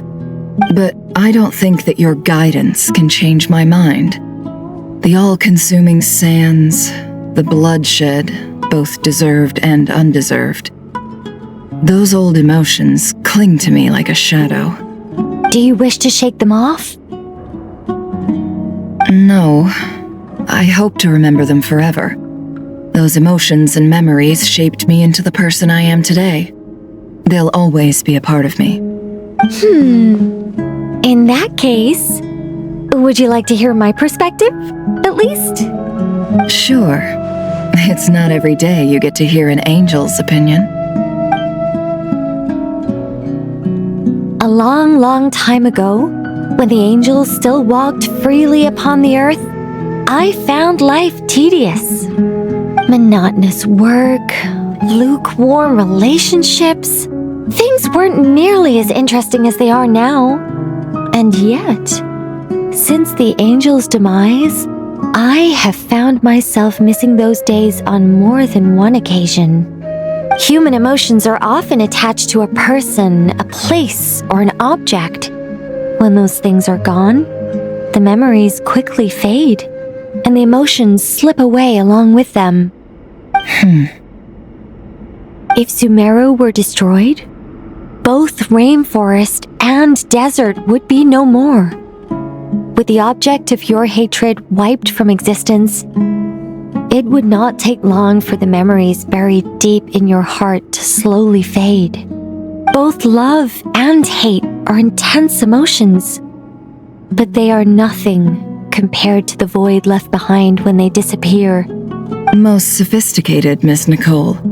But anyone focused on the future could only ever applaud the destruction of the things they hate. Still, I'm a special case. Someone once told me that human memory is more selective than a Mora-hungry merchant choosing between customers. We all need a reality check once in a while, so we don't forget the truth. As much as I dislike Sumeru, this is no way for it to perish. All right, you win. I'll help you out a little, but I won't work for free. How much will you need? You're not gonna milk this for all it's worth, are you? What do you think? I'll be upfront with you. I don't have much more on me. If that's what you need, I could borrow some from Alice. Or perhaps I could pay in sculptures. The ones I carve are actually worth quite a lot. Just cover my travel expenses. Huh? Is that all? That's all. Given all the people I owe favors to, I can just about justify a trip to Sumeru. Yehoda! Here, boss! What do you need? I'm going back to Sumeru for a while. While I'm away, you'll be in charge of the curatorium. Me? I'm in charge? Whoa! Don't worry, boss. You can count on me! And that was how the ingenious Angel Nicole brought you the perfect person for the job in your hour of need. Hip hip hooray! That was far more detailed than necessary. Not lacking in embellishment either. I never thought I'd return. Especially not the desert. But life doesn't always go as planned, I suppose. What's Candace up to? I don't think I've seen her yet.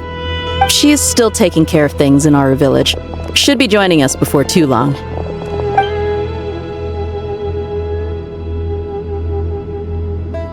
Oh, and sorry, hope we're not interrupting anything. We have some good news, though. We're planning to go to the mausoleum of King Deshret to look for the legendary Aru, then use it to try and restore the Akasha system. According to records in the Temple of Silence, the mausoleum houses something called Aru's Chute, which can be used to establish connection with Aru. We still have some time before we leave, so there's no rush. By the way, who are these two new faces? Just call me Nefer. I'm based in Nodcry. Did I hear you mention Aru? Correct. Well, I happen to have a connection with one of the 3 retainers imprisoned inside, the Ibis King. I'm here to get things done, so if you don't mind, I think I should come with you. That sounds perfect. Miss Nefer, are you from the desert by any chance? Why do you ask? I don't know. There's a familiar air about you. Plus, you mentioned Candace. Sorry, I don't mean to pry. It was just a random thought. I'm Dia, an eremite mercenary. My work usually keeps me out in the desert. I'm on good terms with Dory, and she's mentioned you all before. It's nice to finally put faces to the names. However, my associate here is probably less well acquainted with you. Why don't you all introduce yourselves? Actually, I'm a little better acquainted than you might think.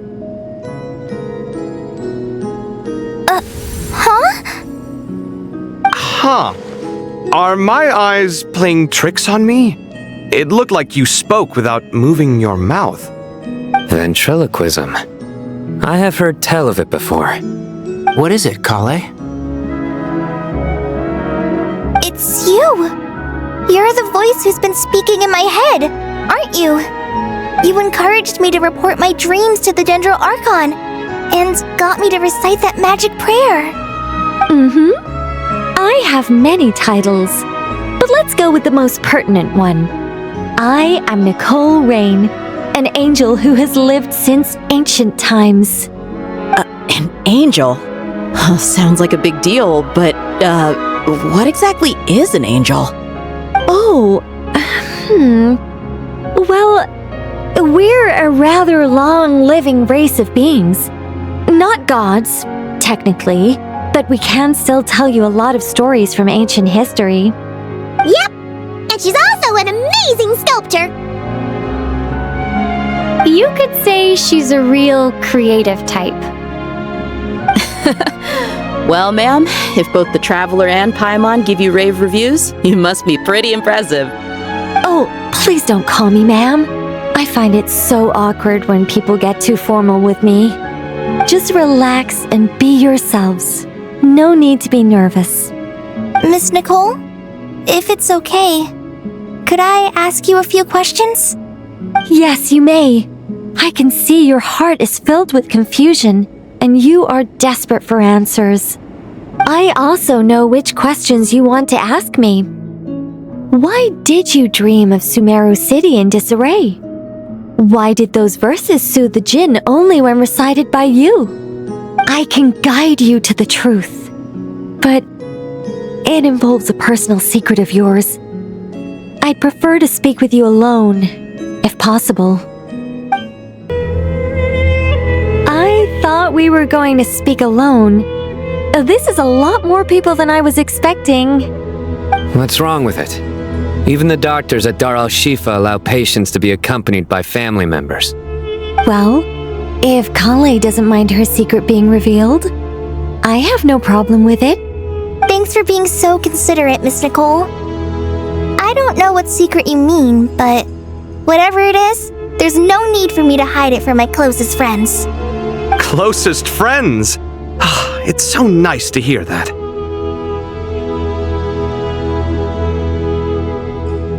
All right. In that case, I'll get right to it. Kale, are you aware that there are god remains inside your body? I am. When I was young, I got sick with Elazar. Nothing could cure it. The Fatui convinced my mom and dad that they could help, and I was sent to an unfamiliar place. There were a lot of other kids just like me there. This creepy guy injected us with some strange medicine, which I heard contained god remains. I can still remember the pain like it was yesterday. But thanks to the friends who've stuck by me all this time, I've gradually been able to overcome those memories. Anyway, so you're saying that what happened to me has something to do with the god remains they injected me with? Yes.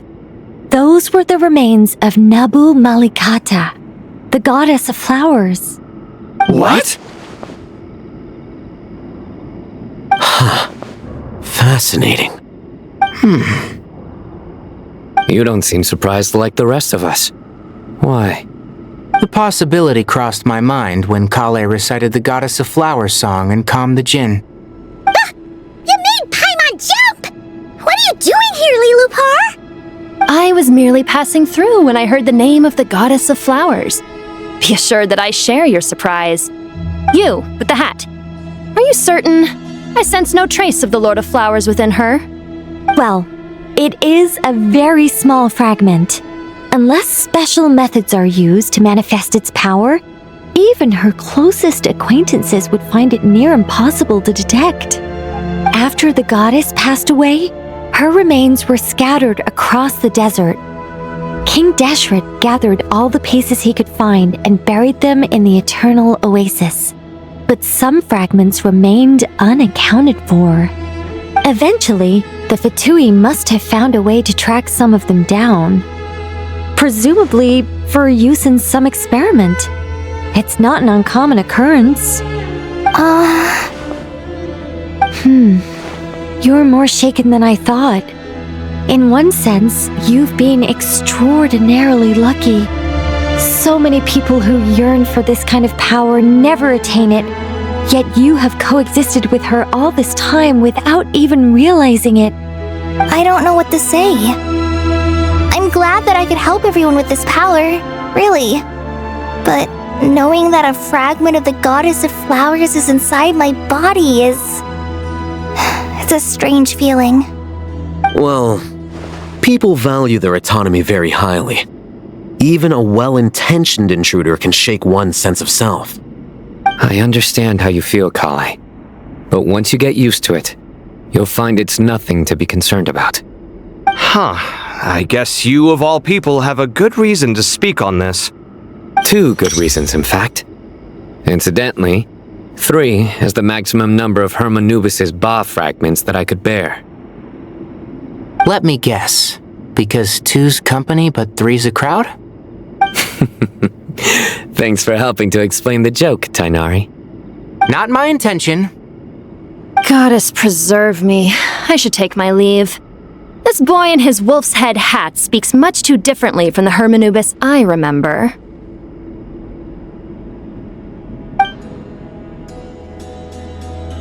Kale, all I'm trying to say is, no matter how many Hermanubis fragments there are within me, you wouldn't think of me as Hermanubis. In the same way, you are simply you. Yeah, I know what you mean. So about that dream I had, was it a warning from the Goddess of Flowers? Yes. Just like me, she was an angel created by the primordial humans, born with the instinct to guide living beings. Though her body and soul have perished, her essence retains its natural instincts.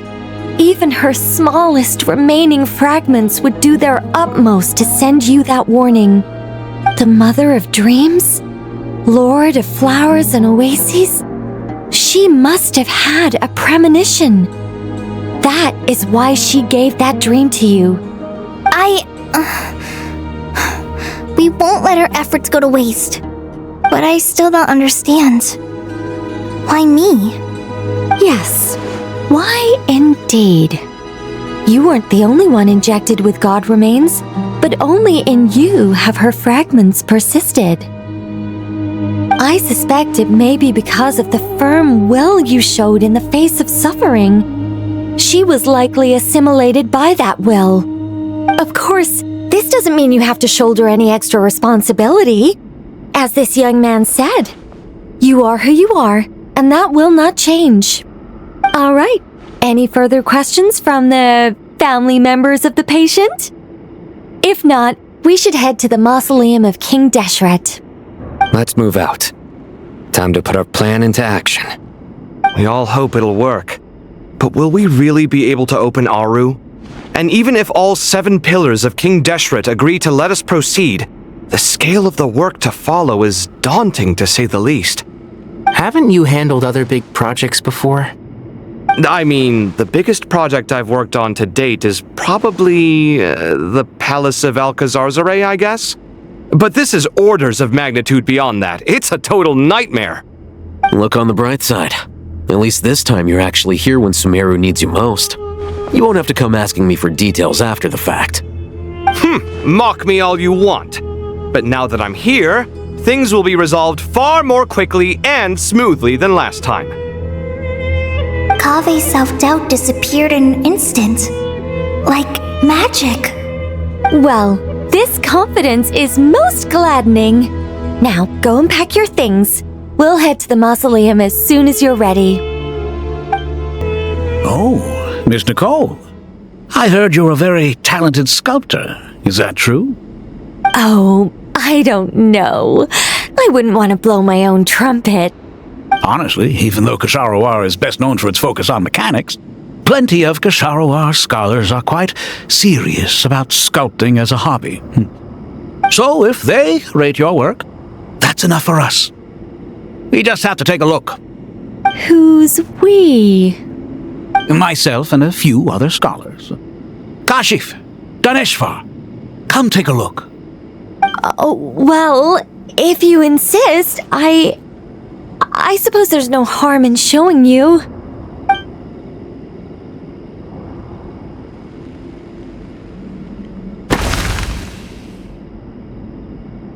Whoa! Where did that come from? Look at the level of detail. It's so lifelike. The squirrel descends from the heavens like a champion, and the earth trembles beneath its feet. What do you think? Striking, isn't it? Kaveh? Kaveh, come here for a sec. Oh, and Madame Faruzan, didn't you used to study in our darshan? Come take a look. All right, but hang on a moment. I have to finish reviewing this proposal first. You called? What is it, youngster? This squirrel statue. Isn't it cute? Oh, a squirrel. I wouldn't say cute per se. The realism is what stands out to me. Were you trying to carve a statue of a hero, young lady? Oh, a hero? I suppose so. Actually, I didn't really have a specific theme in mind. I just started working on it, and this is how it turned out. I see. Well, do you tend to read novels about heroes in your spare time? As a matter of fact, I do quite enjoy those. Everyone loves a good tale of daring do, right? Then perhaps this statue represents the heroic tale you long to see deep down inside. Also on the subject of heroism, I feel that if the subject posed with a finger raised towards the heavens, it would lend a greater gravitas to the overall image.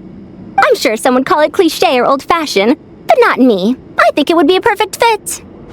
It has a certain classical beauty about it. Kaveh! Sorry, Madame Faruzan, I'm a little busy right now. Don't wait up for me. What a pity. That young man has excellent aesthetic tastes. I was hoping to ask him for his opinion. What a genius idea! Why didn't I think of that? Classical beauty is a great direction to explore. That's it. Once I get back, I'm going to sculpt a heroic squirrel pointing its finger towards the sky. Precisely. A declaration of victory. You understand my vision. Then place the two statues face to face. Yes! That's exactly what I was thinking. It'll be a masterpiece. Miss... I'm sorry. I didn't catch your name. Just call me Nicole. Madame Faruzan? Was it? What? No. That wouldn't be right. Why ever not? Madam is a state of mind cultivated from within. Anyone may call me Madam if they so desire. My dear Miss Nicole, once we make it through these trying times, should we have the pleasure of meeting again, I shall look forward to seeing your new work. In this day of age, it's rare to find people with an appreciation for classical aesthetics. Meeting you was truly a pleasant surprise. Honestly, I feel the same way. It's been a long time since I met anyone interested in this style of statue.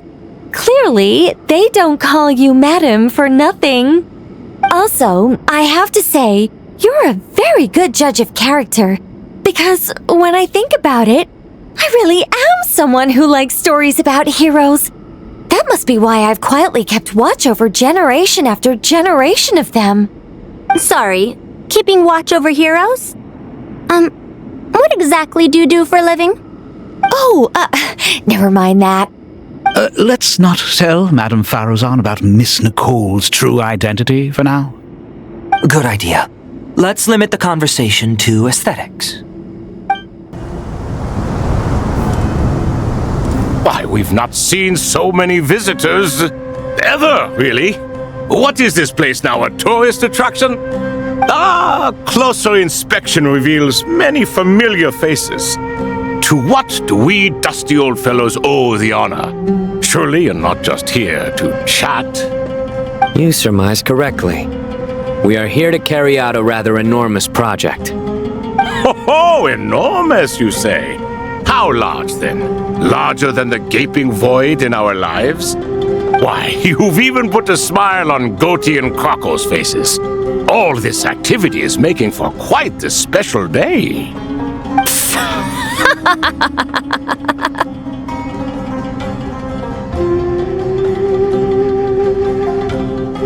I know that laugh. Lilipar, what on earth are you doing here? Oh, this is hilarious.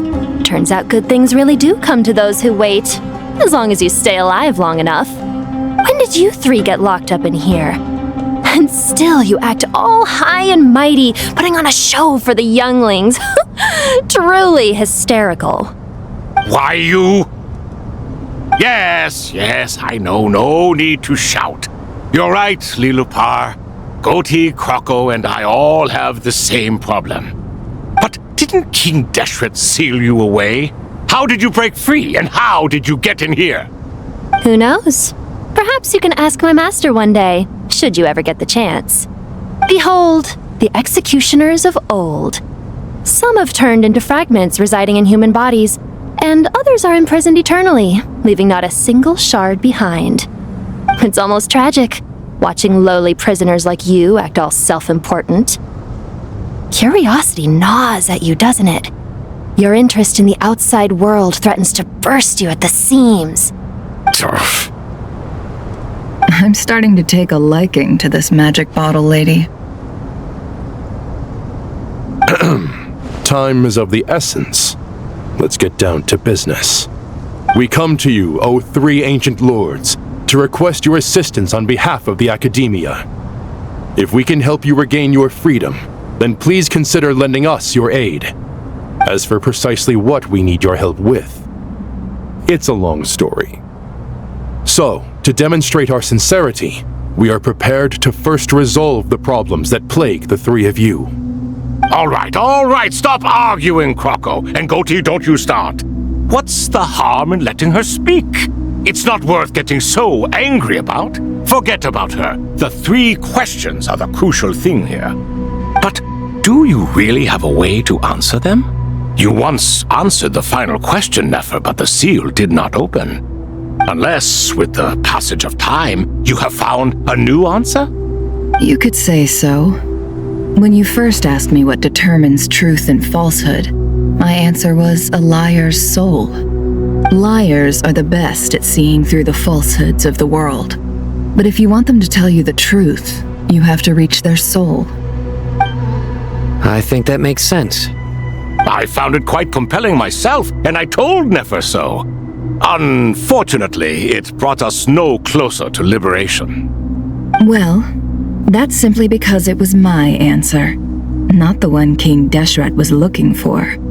Can you guess which answer Al-Ahmar wanted then? Time.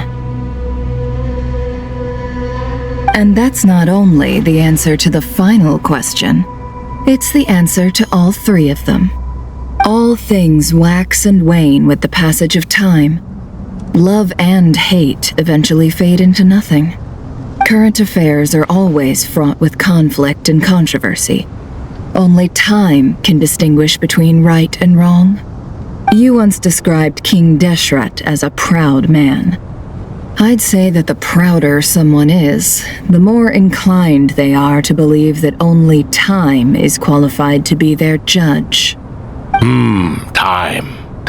Well.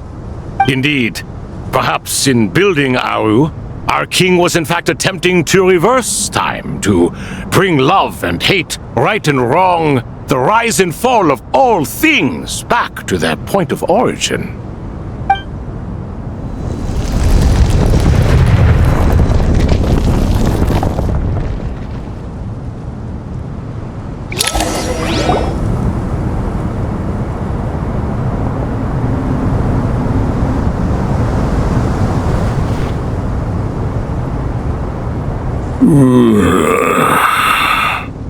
This is the most eventful day I have experienced in a long, long time. You have my sincere gratitude.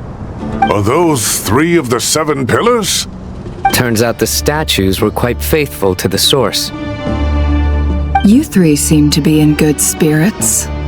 Prison can help a person grow and learn to cherish what they have.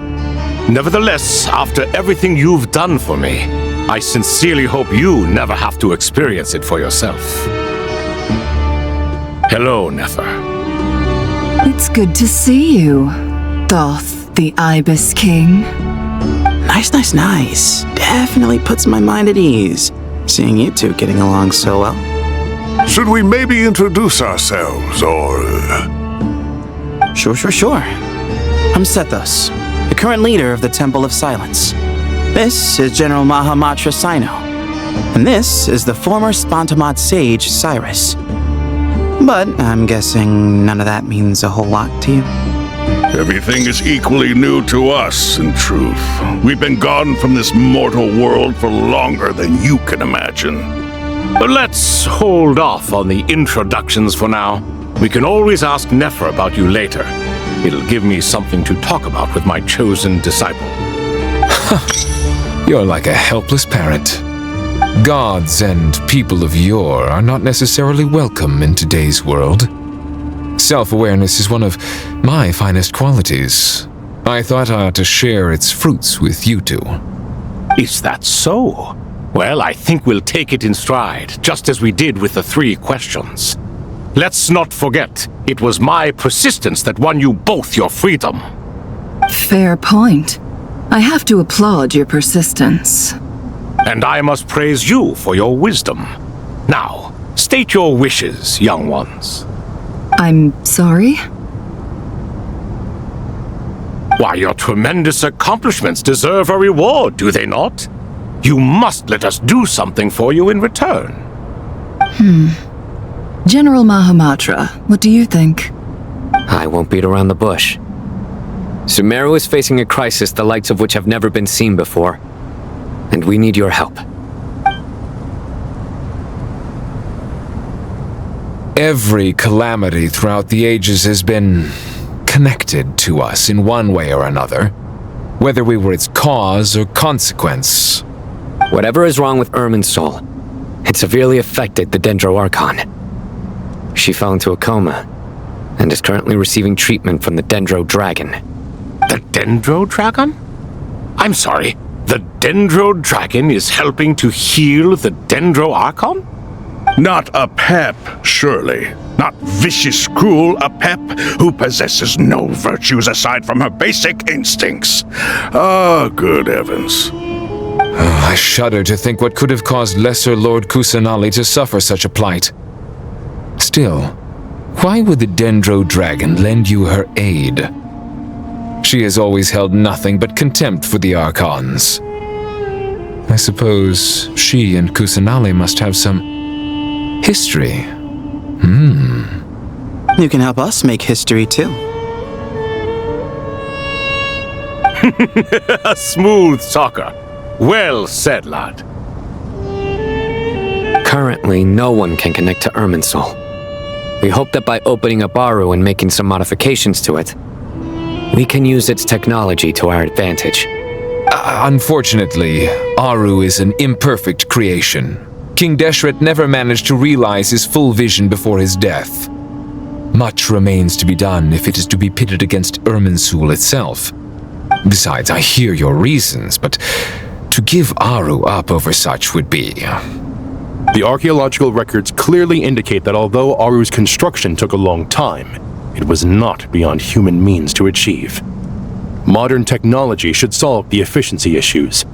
We have no choice but to go all in on this. This is by no means a threat. But the only reason we helped you escape from Aru was to gain the necessary leverage to negotiate with you. You asked us to state our wishes, and we have. Each one of us here needs your help, as do all the thousands of people living in Sumeru. They need you, and they need Aru. What do we think, my fellow old fogies? Shall we lend our support or not? Since you ask so nicely, naturally. Naturally what? Are you for or against? I simply mean we shall do what comes naturally. You claim that you wish to open Aru. Know you then that the golden slumber created by King Deshret is preserved within? We do. We understand the risks involved. In all likelihood, the mortal world will never again be able to replicate King Deshret's work. Never will there be another chance to come so close to creating a utopia. Knowing this, are you sure of your decision? We are sure. Before people can dream, they must first live. If your minds are made up, very well. We shall summon our erstwhile colleagues to discuss this further. Saint Shezepank, Saint Bennu, once you surrendered to silence and were buried with King Deshret. But now, we invoke the right to awaken you with our voices.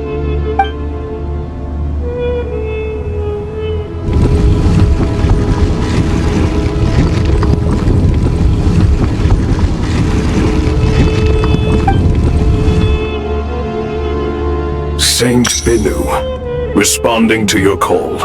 3 kings detected. Initiating autonomous will. Saint Shezepank, responding to your call. 3 kings detected. Initiating autonomous will. Ah, Lord Herreshoff. What a long time it has been. I trust you are keeping well. Then your trust in my well-being has long outlived your physical body. You have always opened with that same phrase, in life, death, and now even beyond. Al-Akhmar is long gone. What is the reason for this meeting? You're awake? Good. We are voting on whether to give the people of present-day Sumeru access to Aru and permit them to perform technological renovations. You have the right to support or oppose the motion. Aru is the pride of Al-Akhmar. Opening Aru requires the unanimous consent of the 7 pillars. I hope you have a convincing reason to present to us. Sumeru is currently in the midst of a major calamity. Let us not forget that while Al-Akhmar was a stern ruler, he was also a teacher of wisdom. A god without his people shall cease to exist, and King Deshret's greatest wish was to provide protection for his people. Let us then honor our God King's wishes as we consider our decision. I do not mean to mock these proceedings, but what is the point of a unanimous vote when we know that the last of the 7 pillars, the Dendro Dragon Apep, will never communicate with us? This will no doubt surprise your mechanical mind, and I have no intention of trying to persuade you it is true. But Apep is, in fact, healing the Dendro Archon as we speak. Huh? Can someone attest to this? Do we have any proof? I ask the 3 kings.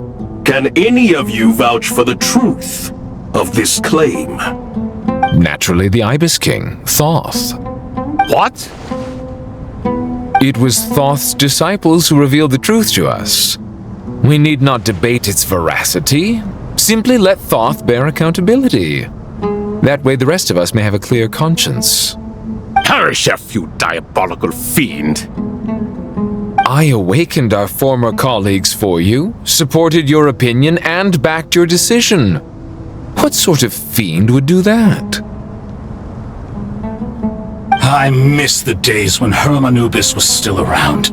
At times like this, he would offer to take accountability.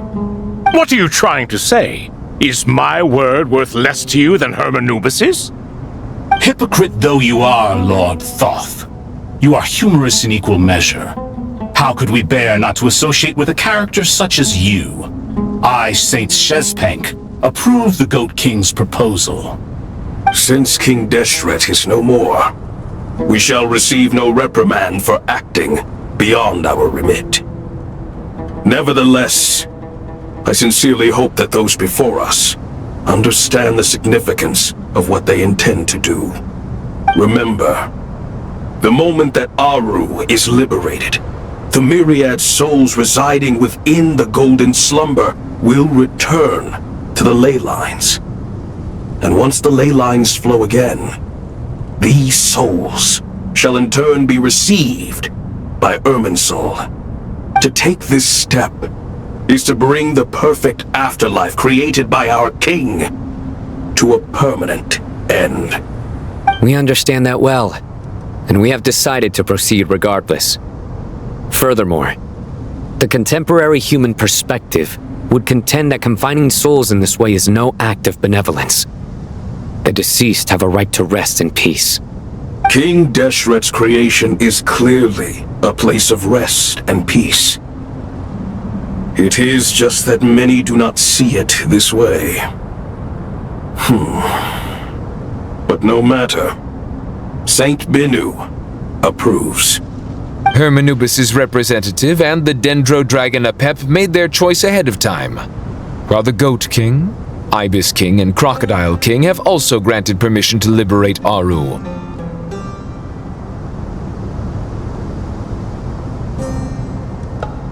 By the grace of His Majesty, guided by his wisdom and will, let the gates of Aru be reopened. Hey! Look at that! What's this? Are we under attack? No. Wait, it's...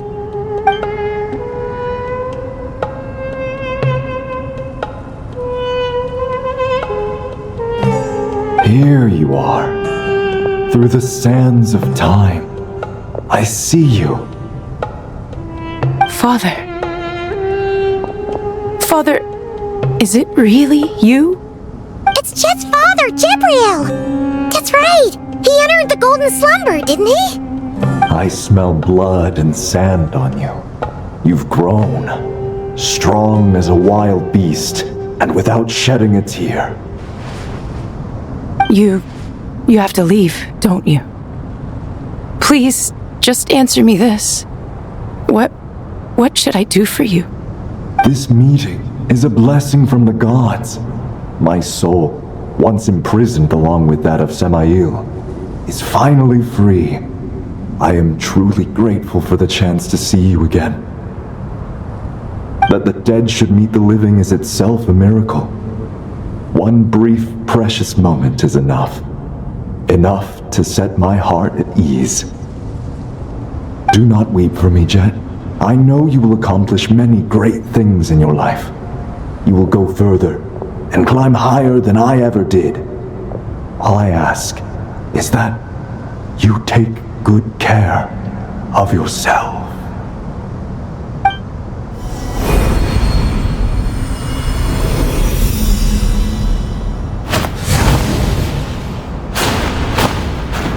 Father! Father. Hey, Jet. Do you want something to eat? Maybe it'll help you feel better. I'm fine. Thanks, Paimon. It was just a little sudden. The chance to see my father again meant the world to me. He was trapped in the golden slumber for our sake. And now, after all this time, he can finally rest in peace. I'm glad. It's a huge relief. You've grown strong, Jet. More than enough to fend for yourself. Yeah. I'll leave the past in my memory where it belongs. My family, the good times and the bad. Goodbye, Father.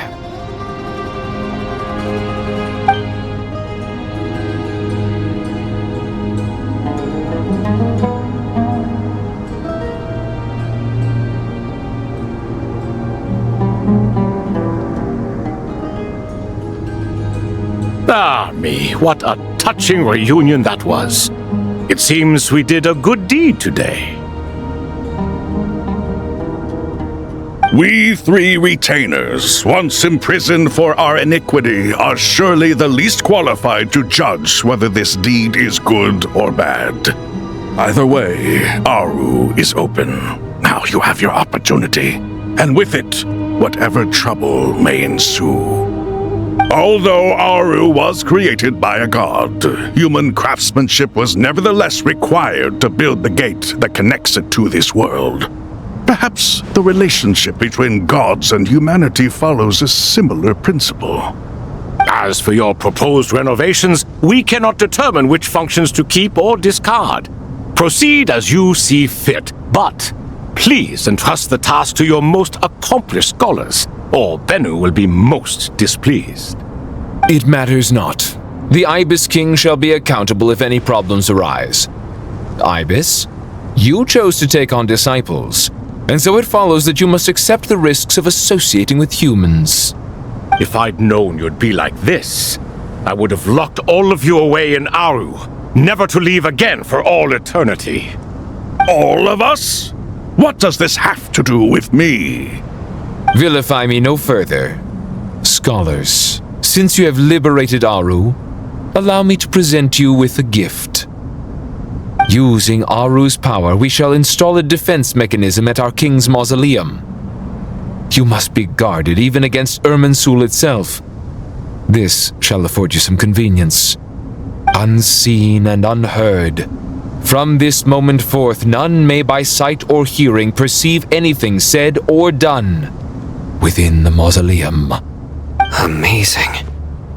And all this is achieved just with the power of Aru? With technology from the heavens, the possibilities are endless. Just because King Deshret did not use it for this purpose does not mean that it cannot be done. So, marvel away. This is the reward you have earned. All right. Well, that resolves the issue of confidentiality. What about the technical side? Do we have the manpower? Why, yes. I've already contacted them. They'll be here soon.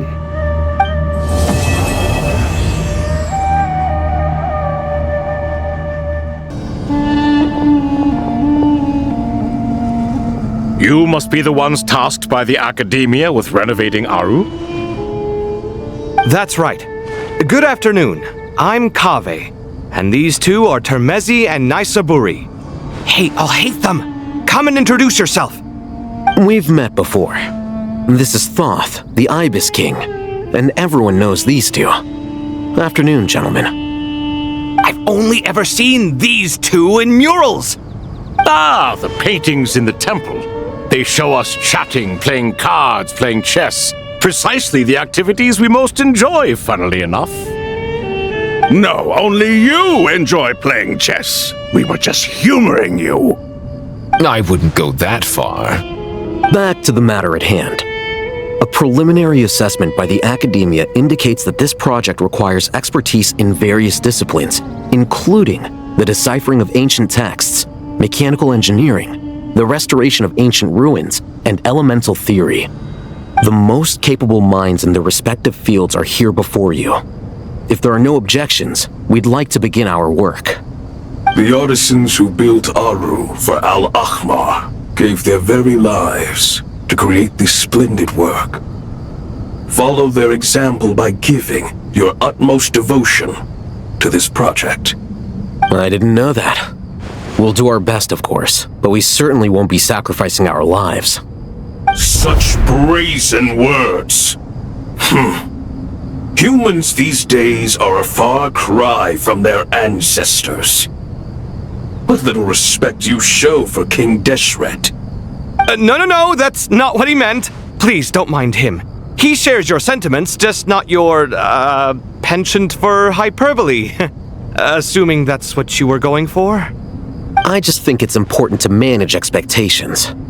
Forgive my lack of courtesy, but we simply can't sacrifice our lives to the gods on completion of the project like people in the legends of old. Here's a first draft of the project proposal for your perusal. Please let us know if you have any requests. Normally, I'd have made it look a lot more visually appealing, but we were really pressed for time on this occasion. I hope you'll forgive me if it's a little rough around the edges. Naturally. If my fellow ministers deem this meager display of respect sufficient, I suppose I can consider agreeing to their proposal. Why are you so preoccupied with the ostentatious displays of respect to Al-Ahmar? We should be trying to make things easy for them. You never know. We might have to rely on these young people to look after us in our old age. Exactly. This is Aru's mainframe. Be reminded to use it with great caution. We certainly will. Thank you for your assistance. You may attempt to lay out punishment should you so desire, though I'm afraid it would be futile. You and I both know that certain components of Aru can only be operated by humans. King Deshret always believed in humanity. Still, the reason that Aru's modules are designed that way is not so much because he trusted them, but more because he was wary of you. Is that true? No wonder human artisans helped to build Aru then. He actually required human assistance to create his greatest work. Naturally. Have you noticed that the Goat King keeps giving superficial responses? It's like he's just going through the motions and leaving the real debate to his colleagues. He understands the art of perfunctory speech. That's what earned him his position as the Minister of Ministers. It seems the rumors about King Deshret being a poor judge of character are baseless after all. Excuse me for being blunt, but it sounds suspiciously like you're putting yourself on a pedestal and mocking me. You're mistaken. And while there's nothing strictly wrong with making every conversation about yourself, it's not exactly a positive tendency either. You? Whatever. I knew it'd be like this working with you. All right, let me past. I need to look at this console.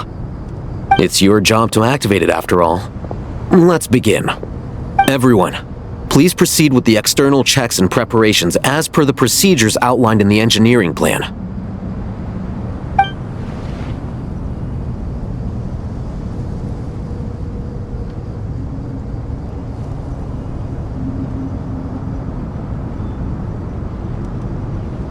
Hello there, youngsters.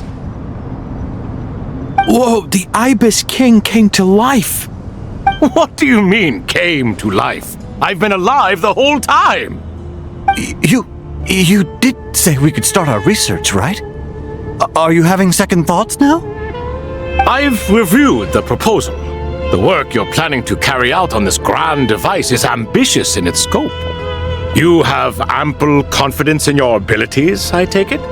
I wouldn't say I'm feeling hugely confident, but given how bad things are, I'd rather at least try something than sit around waiting to die. You are the top scholars of your day. I trust you are aware that there are countless links between Aru and the Akasha. Aru and the Akasha? But I thought the Akasha was the Academia's greatest technological accomplishment, created years ago by the Dendro Archon to help her people access knowledge. And you too? Do you not know either? You've read the instruction manual, right? You tell them. An instruction manual? The Akasha has an instruction manual? The Dendro Archon is a kind and thoughtful god indeed. It used to sit on a shelf in the corner at the House of Dana. Not the most popular read. If the manual is to be believed, Aru was in fact the original inspiration for the Akasha system. What? But there are so few records about Aru anywhere. And practically none of these scientific expeditions into the desert had anything to do with it. Ah, but this is something you could not possibly have known. You may have heard many stories about the desert, but what is the most important aspect of history? Consider this a quiz. Anyone from Vahumana present? I'm from Vahumana. It's, well, veracity. Precisely. And a large part of veracity is the chronological order in which events occur. I may as well tell you. In the beginning, Nabu Malikata, the goddess of flowers, descended upon Sumeru. The glory of the heaven was within her. She brought life, oases, and knowledge to this land. Then she created the Jinn, enlightened them, and ordered them to serve her. 2 other gods also walked upon this land where wisdom flowed in abundance, and the 3 met beneath the great green trees. It was the first and greatest alliance. We should speak with reverence of this covenant between the 3, which transcended both time and life. For they promised that in Sumeru, wisdom would be shared with all. All the great changes in Sumeru's history began with the goddess of flowers. For King Deshret's sake, she pried into the secrets of Celestia, and for this was burned to ashes by the flames of wrath. So grieved was King Deshret by her passing that he lost all interest in state affairs and devoted himself instead to the knowledge that she had brought back. It was after learning of the technology from that floating island in the sky that he first conceived of Aru. And so, the Akasha was inspired by Aru, while the basis for Aru itself came from Celestia's technology. Well, if the 2 share a common technological origin, then connecting one system to the other is an entirely feasible idea. Unbelievable. Have you no reverence at all for celestial technology? No, I do, but there's no time for that. The schedule is too tight. Blame it on the deadline. Perhaps you could try coming up with our cutoff dates. You know what it's like having to turn around 5 different drafts in one day? I wouldn't wish it on my worst enemy. Yeah, also, Sir Ibis, King, you don't plan on getting directly involved at all, do you? Yes, well, you strike us more as having come to give a popular science lecture. Or, wait, does this count as more of a first-hand witness statement? Neither. Anyway, this sounds like far too much work for me. Still, if Aru is so powerful, why didn't King Deshret use it for more ambitious ends? Because it was never fully completed. King Deshret had grand plans, but he perished before they could come to fruition. In the beginning, his wish was to create something that could rival the very world itself. The Lord of Flowers sacrificed everything for that ambition. What he desired, she bestowed, and thus was knowledge brought into the world. Her courage and sacrifice had to be honored with the most splendid of monuments, or King Deshret would surely have deemed it a grave injustice. And that monument, built from knowledge and technology, etched with a sacrificial and courageous love, even in its unfinished form, it deserves to be treasured. At that time, King Deshret said the following to the Lord of Dendro. Since we share an eternal covenant, I shall never be your enemy. Hence, the fruit of wisdom from the heavens is not to be devoured. Remember, it is not that I lack the power to become the enemy of wisdom. Yet you and she have taught me much and shown me kindness. For this, I cherish you both. In the end, Aru was only used to store a portion of the souls. It was but a primitive form of the masterwork the king had envisaged. His final hope for Aru was to return to the past, when she yet lived.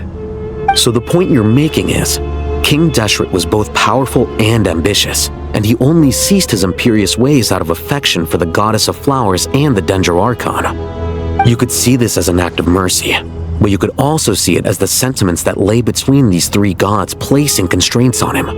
This was, after all, the foundation of the alliance between them. This explains why Aru was both a prison and a monument, and why the answer to the 3 questions was time.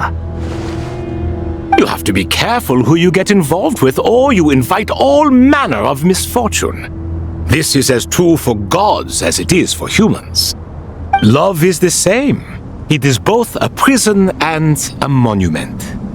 All right, let us pause the story here for now. Seeing as you've been so diligent, I'll offer a little help. Who's in charge again? Is it you 2? Ah, yes, me and him. Now then, close your eyes. Wisdom hides in the space between the tangible and the intangible. It is to convey the incommunicable through the simplest of mediums. By the power of King Deshret, I shall grant you a glimpse into the unseen secrets that lie at the threshold of existence.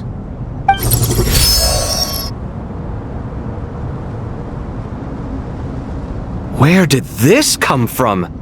Is it a new mechanism? It looks more like some form of externalized information. You've rendered it visible? Just as the Akasha allows you to access a greater range of knowledge, the power of our king permits one to perceive ingenuities that do not belong to this world. This is no ordinary mechanism. It reflects the internal structure of Aru. Whether you choose to increase or decrease, keep or discard. Come, use these to achieve the outcome you desire. Looks mechanical to me. Better let me handle it just in case. But wait, how do I get up there? Turn around. So that's where the elevator is.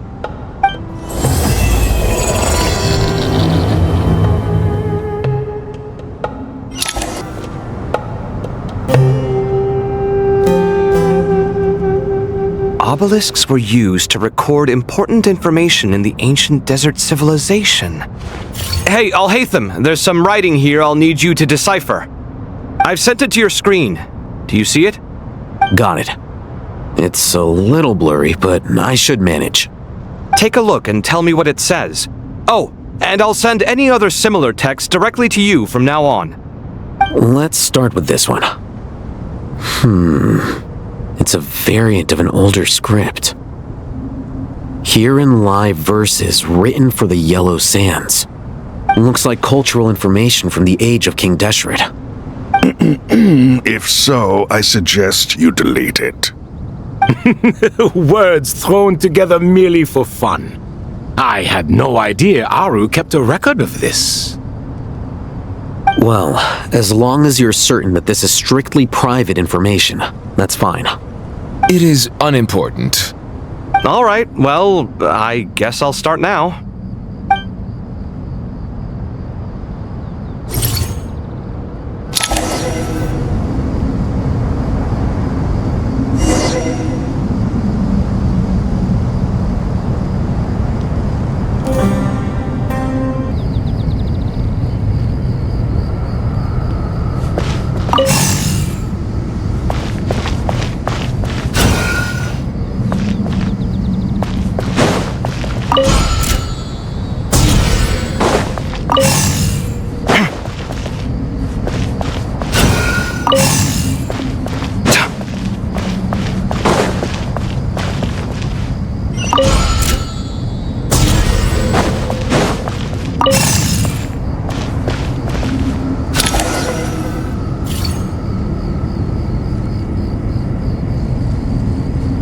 Found some more. Sending them over to you now. These are all reports about the Gurubad conflict. Can we delete them? I'd say so. Most of this information has already been archived anyway. What if there are details in there that Vahumana missed? What are we supposed to do if they come after us in the future? They'll just have to live with it. If we don't resolve these issues now, there won't even be an academia in the future, let alone a Vahumana Darshan. Yeah, you're right. Okay, done. There's some other similar monuments nearby. I'll check them out.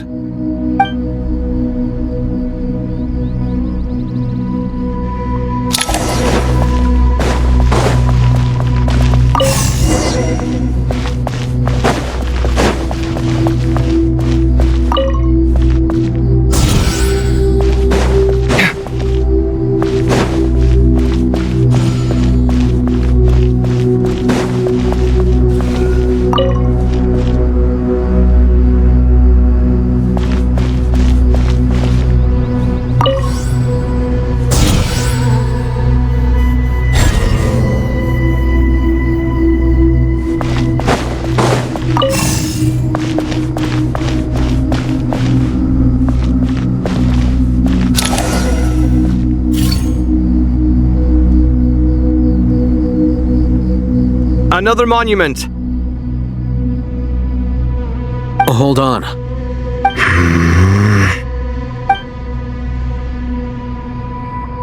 You're still reading it? How long is it? It records the development and governance of the Oasis civilization. Most of it concerns the Jinn, but it also contains records left by the artisans who built Aru. Is it important? Some of it. There was no way for me to read the whole thing in its entirety, so I had to rely on my intuition to pick the parts worth keeping. What about the artisans' records? What do they mention? They're speculations, mostly. For instance, they were wondering how to protect themselves if King Deshret decided to silence them after the construction of Aru was complete. Sounds like pure mythology to me. Surely that kind of thing didn't really happen. The records do emphasize that this was merely their conjecture based on various myths. Still, the artisans did leave details of their plans to survive, including blueprints for their escape route. Even that got recorded? Okay, well, I'll make a copy of this first before I delete it. Is that truly necessary? You won't be needing those. No, the blueprints are important. I want to keep them as a memento.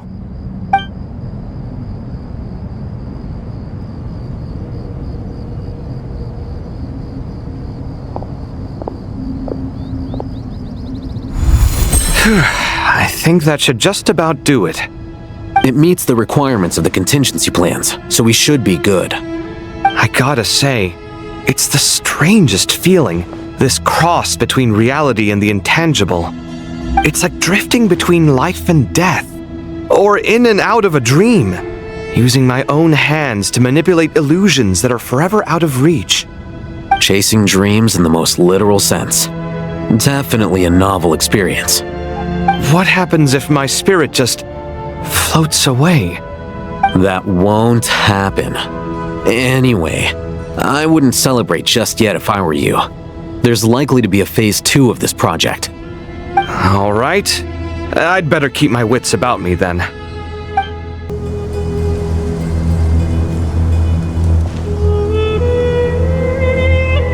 Traveler from afar, do you worry for the fate of Sumeru as well? Whoa! It's Sobek the Crocodile King! Greetings, Crocodile King. Please be at ease. I'm just here to chat with you about Lesser Lord Kusanali. Sounds like you really care about her. Yes, although to be exact, it is a mixture of both concern and curiosity that I feel. Speaking of Nahida, Paimon was wondering how she's doing. Wait a moment.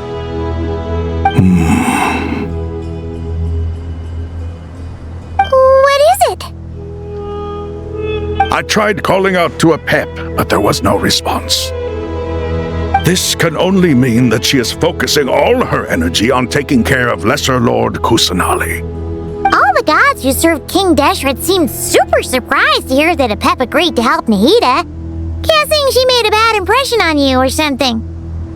Are you aware of the history between her and our king? Then you are learned indeed. I'm glad to know that Sumeru has the support of someone like you. At the end of his life, King Deshret tricked the Dendro Dragon into swallowing him whole, leaving her to bear the torment of his sins. The Dendro Dragon despised King Deshret, yet he outwitted her. Rather than bringing disaster to the land, he chose to deceive her and thereby ensure his annihilation. An act that surely displays his love for humanity. The Dendro Dragon stands for the glory of a bygone era. She hated Al-Ahmar and what he represented. All the gods, all the power they wielded.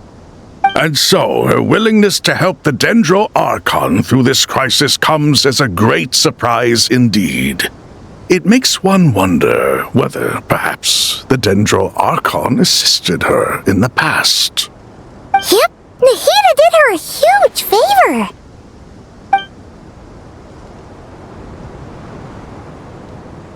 So Lesser Lord Kusanali put an end to the Dendro Dragon's many long years of torment. As much as she loathes the Seven, a pep knows kindness when she sees it. No wonder she was willing to make an exception.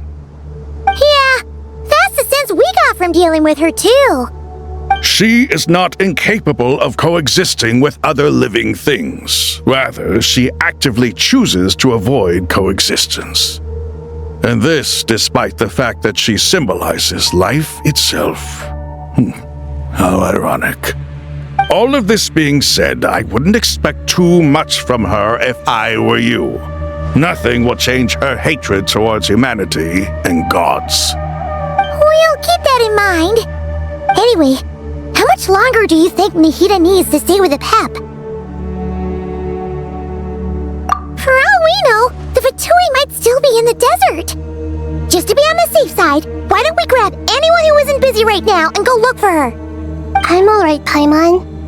Huh? Was that Nahida's voice? It seems the treatment was effective. Since when do my deeds require your evaluation?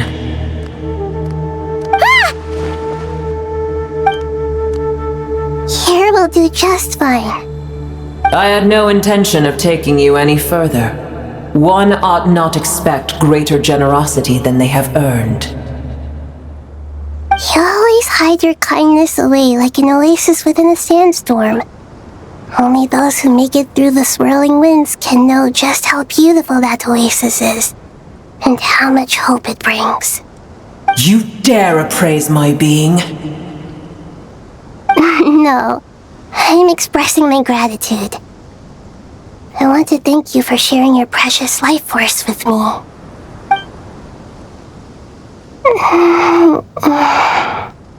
Awake already? You are more resilient than I thought. Pep.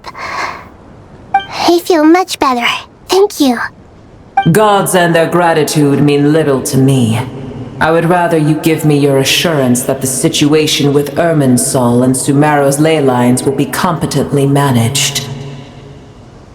If I suffer any ill effects from the ley lines, you, as the god of this land, will be held responsible. And you would not enjoy being held to account by me. I understand what you require, but I would assume this task even if you did not demand it. Sumeru is my responsibility. I must resume my duties as soon as possible. A farcical notion. God of Sumeru, I hope you realize how unextraordinary your strength is. And yet, maybe it is precisely what defines me. A god of wisdom is not meant to rule by force.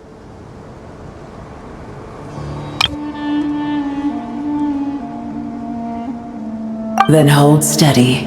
We go forth. Well, I'll be.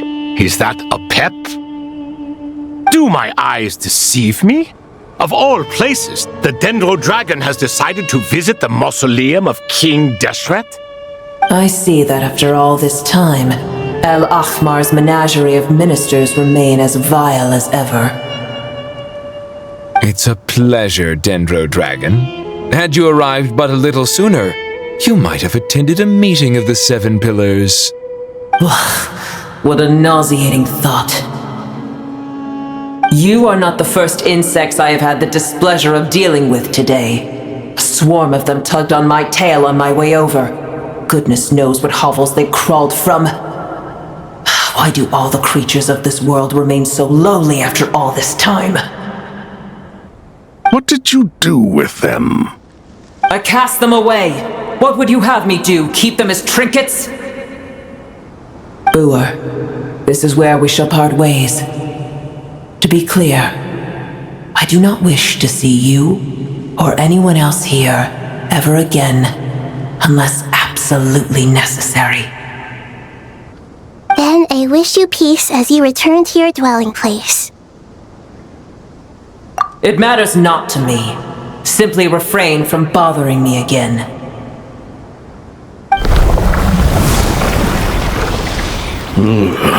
A force to be reckoned with. At times like this, I feel glad that she has no interest in any of this. Hold on, just hold on, okay? We're almost there! We made it! Huh? Wait, that voice! It's... Uh-oh! I'm gonna fall!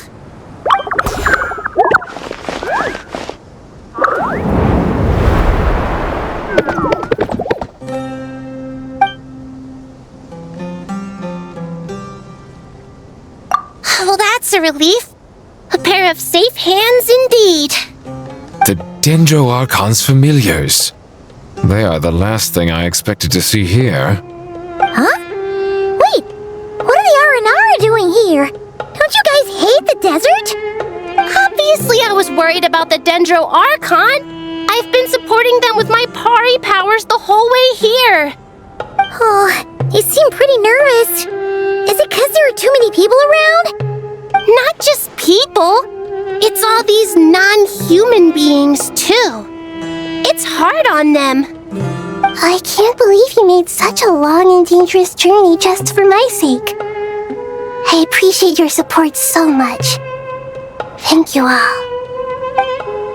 I'll have to ask everyone to wait while I help our new arrival settle in. Once I'm done, I'll gather everyone to discuss our next steps. Traveler, Paimon, shall we find a place for our friends to stay? Awesome! Let's go! Well, first I have some questions.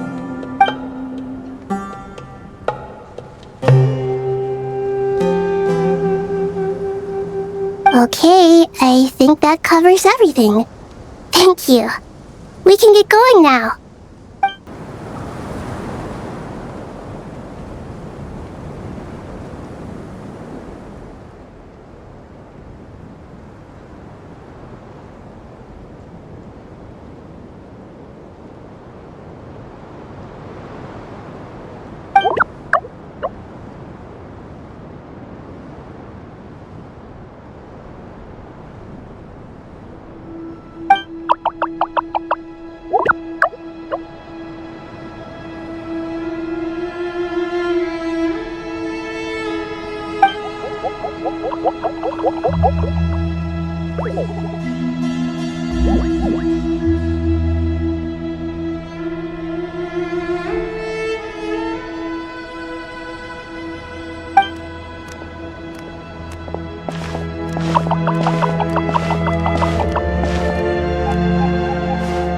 Hello, everyone.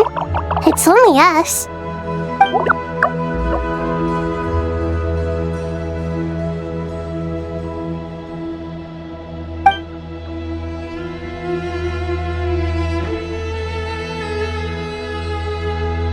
It must be very tough for you coming all the way out here, especially since you don't like the Voluka. Is everyone back in Vanarana doing well?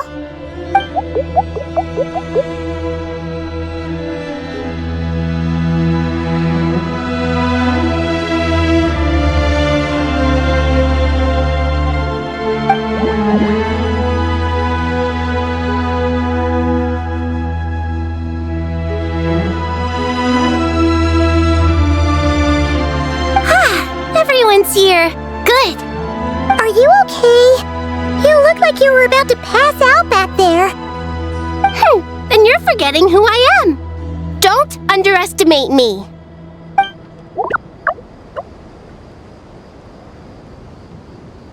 Red flag. Oh, excuse me. Are you comparing me to Paimon?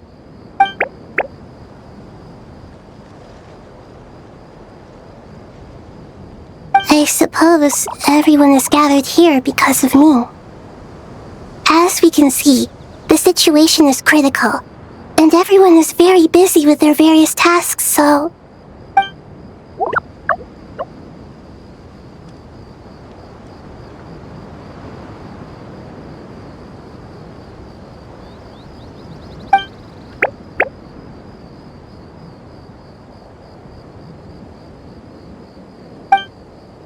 La la la la la.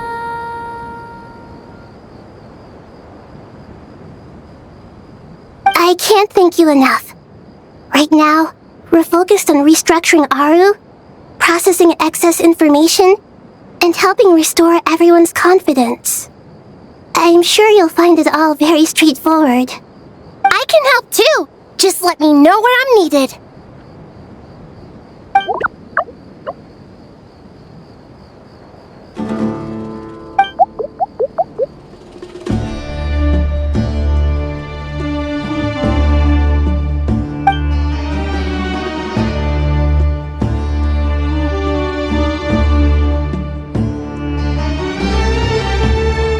Up to no good?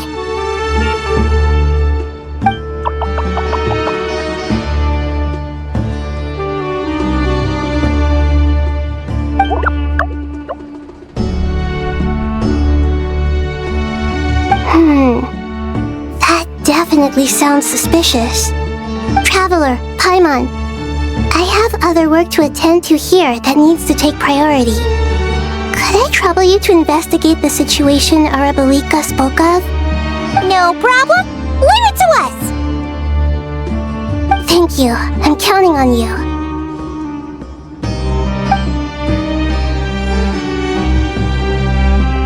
There's one other thing. If you are to work alongside the people of Sumeru, you will need to make yourselves visible to them. Is that acceptable to everyone?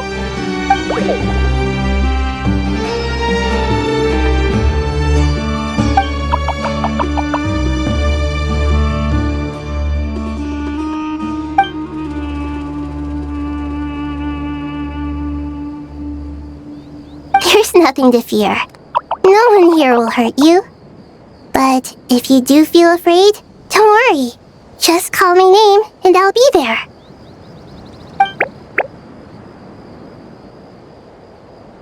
Very well. Now, I shall bestow a small blessing upon you all. Whenever people see you and interact with you, from the moment their gaze meets yours, they will experience the most beautiful of dreams.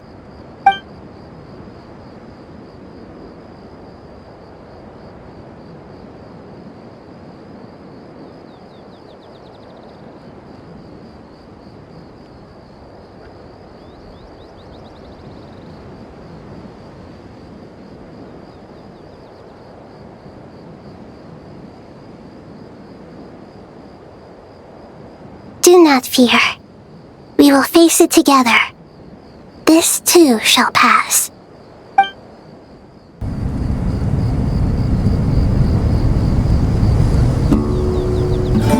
Ah, everyone's here. Wonderful. Dendro Archon, you're back. Are you recovering all right? You mustn't push yourself too hard. I'm doing very well. Thank you for your concern.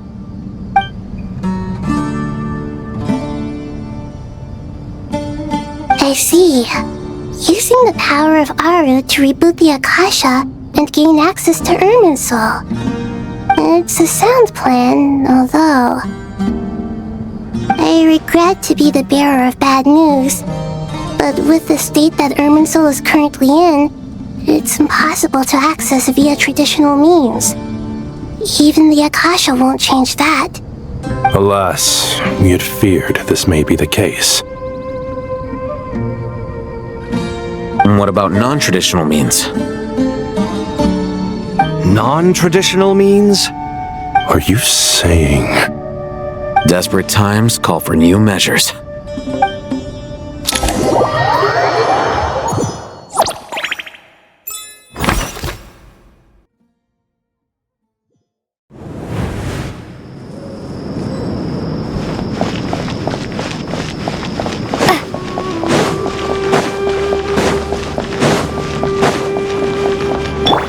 Rises.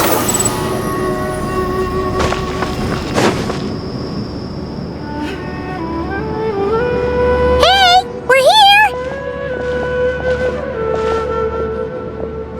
Ah, it's you. Is there a situation?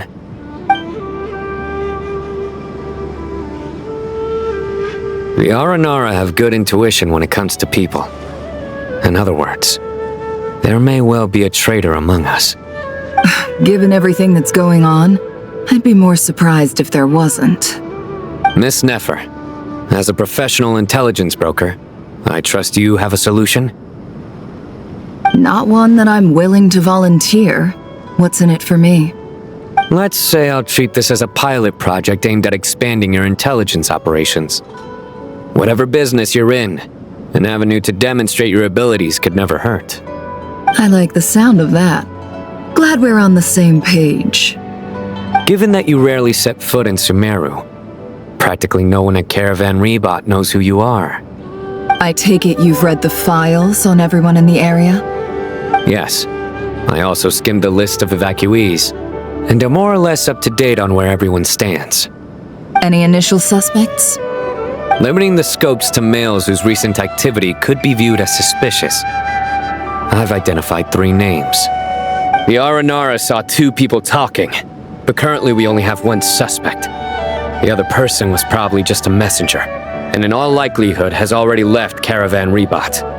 Everyone is heading for the desert per the evacuation order. Anyone willing to turn back at this stage is almost certainly with the Fatui. There's no way it was a spur-of-the-moment decision to act at a time like this.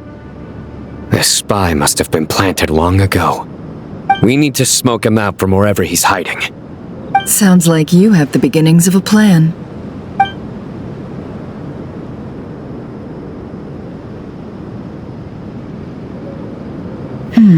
I see. Your suspicions are well-founded. I'd be watching him too if I were you. So far, we still lack solid evidence that he's been bribed. He hasn't made any recent purchases that would indicate he came into some cash. Then let's get closer to him to confirm before we make our move. I can handle it. I'm not based in Sumeru, so barely anyone at Caravan Rebot knows who I am. And you're certain you've never encountered this person in Nodcry? I'm certain. Besides, it's extremely rare for me to have had any direct contact with Sumeru mercenaries besides Jet. There's no way he could have seen my face before. Sino, stay out of sight and wait for my signal. If he raises any red flags, I'll bring him toward the main road. Understood. I'll take it from there. Excellent. Well, it's a pleasure working with you.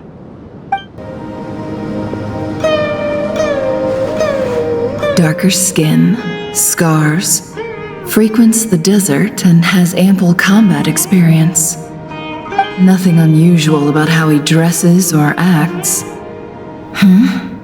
What's that he's looking at? A coin. Interesting. Could that be how his contact paid him? Conveniently discreet for someone trying to hide any unexplained income. And yet it could be highly valuable. Sorry to bother you. Has everyone here already left? I don't suppose you happen to see a lady wearing a hat? Ma'am, what are you doing in Caravan Rebot all by yourself? The main group evacuated some time ago. Didn't you pass them on the road? My friend and I lost some of our cargo along the way. I didn't want to miss out on potential business, so I told her to go on ahead and meet the client while I retraced our steps. I didn't think it would be so late by the time I found it. And then there was a terrible sandstorm. I guess I must have taken a wrong turn, because I didn't see any large groups on my way here. Forgive me for asking, but just to be on the safe side, could you describe this friend of yours? Sure. She has blonde hair, and she was wearing a hat and a white dress. You'd definitely know if you'd seen her. Yes, I think that does ring a bell. Ah, my apologies. During this exceptional time, the Corps of 30 are under orders to be extra cautious when dealing with unknown people, whoever they might be. I understand. Well, sir, is there anything else you need to know? If not, I'd better try and catch up with them. Hey, wait! They left a good while ago now. You'll never catch up with them on your own. Why don't I give you a ride? I'm here to collect the last few people anyway. We have plenty of carts, so one more won't be a problem. That would be amazing. Traveling with a group will be much safer. I'll have to pay you for your trouble. Hey, let's not worry about the money for now. Wait here a moment. Once I'm done packing up, I'll take you to join the rest of the group. All right, thanks. Let me know if you need a hand carrying anything. No need for that. I'm strong enough for both of us. Okay. Well, I wish there was some way I could repay you. Guess it's my lucky day, running into someone who knows what they're doing here. You might have just saved my life, you know? You're not wrong there. I mean, what kind of cargo is so important that it's worth risking your life to get back? I hope for your sake that it's priceless. Actually, I suppose I can tell you, since you've been such a big help. But be sure to keep it to yourself or we could both be in big trouble. Oh, really? Sounds mysterious. We're in the antiques business. You understand? Some of our goods aren't acquired through the most legitimate means. We have to be very discreet when we're selling them. That's why I had to go looking for the missing cargo alone. Ah, no wonder. Well, ma'am, in that case, it turns out that maybe there is something you could do for me. I'm all ears. But to be clear, our commission isn't cheap. Think carefully before you ask. We don't want to ruin our relationship before we even hit the road. I'm sure that won't be a problem. My issue is, I have something that's a little difficult to sell on as well. Take a look at this.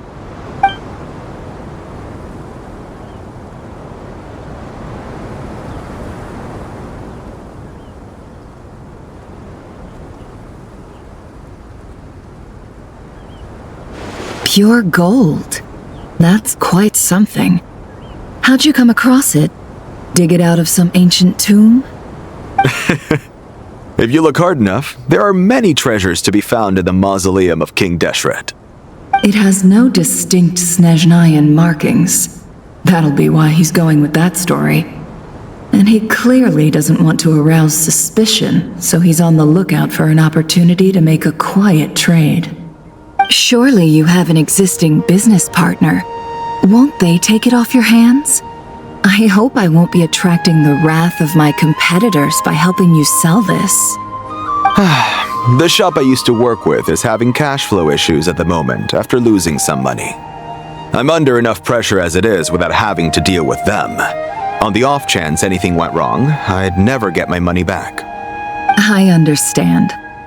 Gold is the last thing that traders with cash flow problems want to see. Well, in that case, I think we can work something out. As it happens, I'm just about done packing. Shall we make a move? Sure. Let's walk and talk.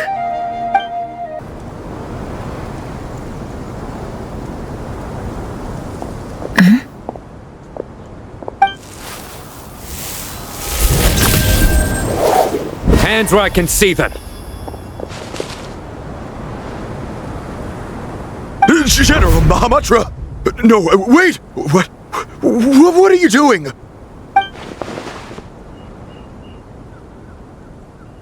This is the coin? Good. Sadly, you won't have the chance to spend it. Nicely done. Looks like Sumeru's Matra are a well-oiled machine nowadays. Unmarked gold coins are quite difficult to trace. Thanks to you, we have secured the evidence. Here's what's gonna happen.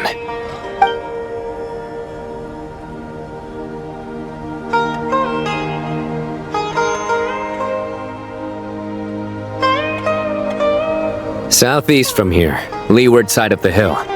That's where he's meeting his contact. Great work. Candace tells me your interrogation skills are highly effective. Hers are quickly catching up. She's improved a lot in recent years. Looks like it's over to you for the next step. Because I'm quickest on my feet? Because you know how to trail a target. Plus, it'll be easier to monitor their activity from the air. Fine. I'll be quick. One more thing.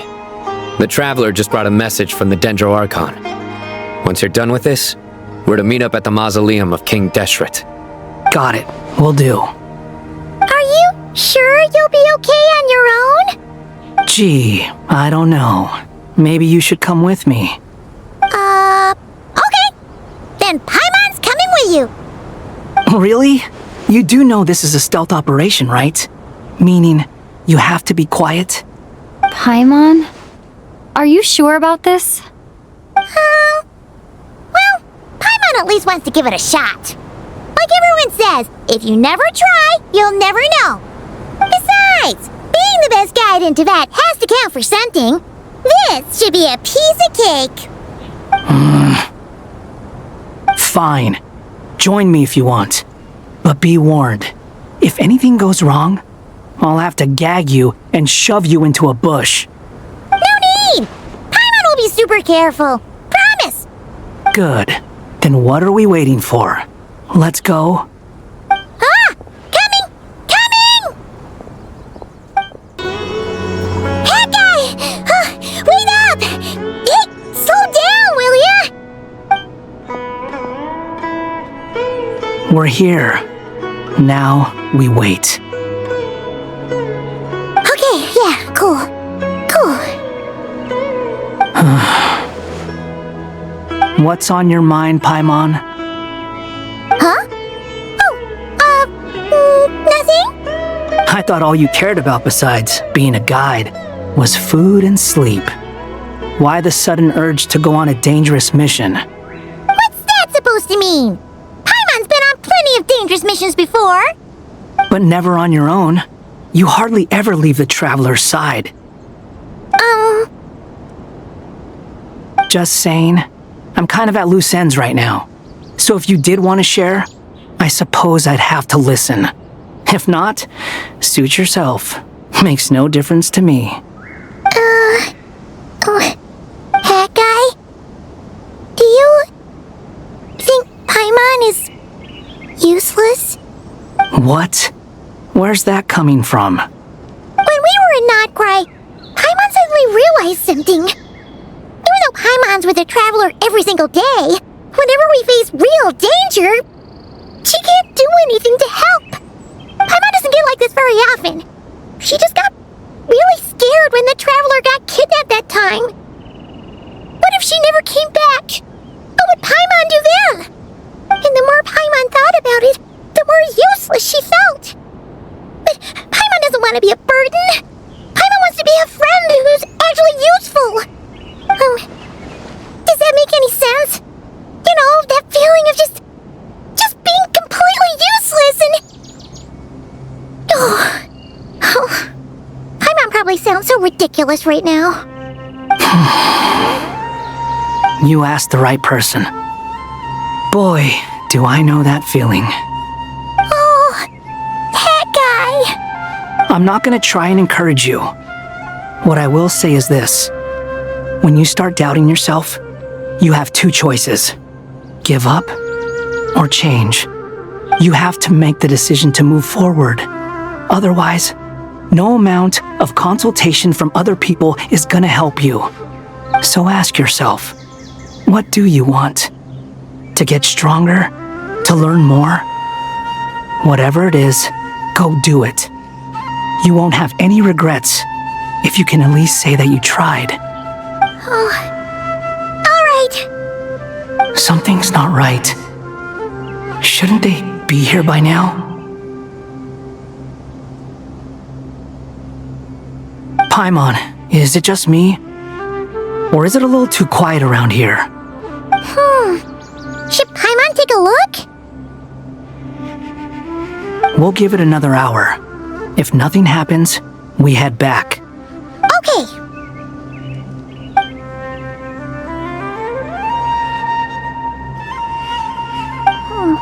How strange. We've been here for ages. Where the heck are they? Have we been stood up? What is it? Did you think of something? Something feels off about this whole situation, but I can't quite explain why. We know for sure that the guy Sinocot had something set up, yet somehow his contact is a no-show. So, either the handler got caught, or, more likely, They decided to cut our guy loose. But how would they know to do that? Wouldn't they at least send someone here to check things out? That's the problem. They couldn't possibly know what's happening here. Unless... This feels all too familiar. Come on, let's head back.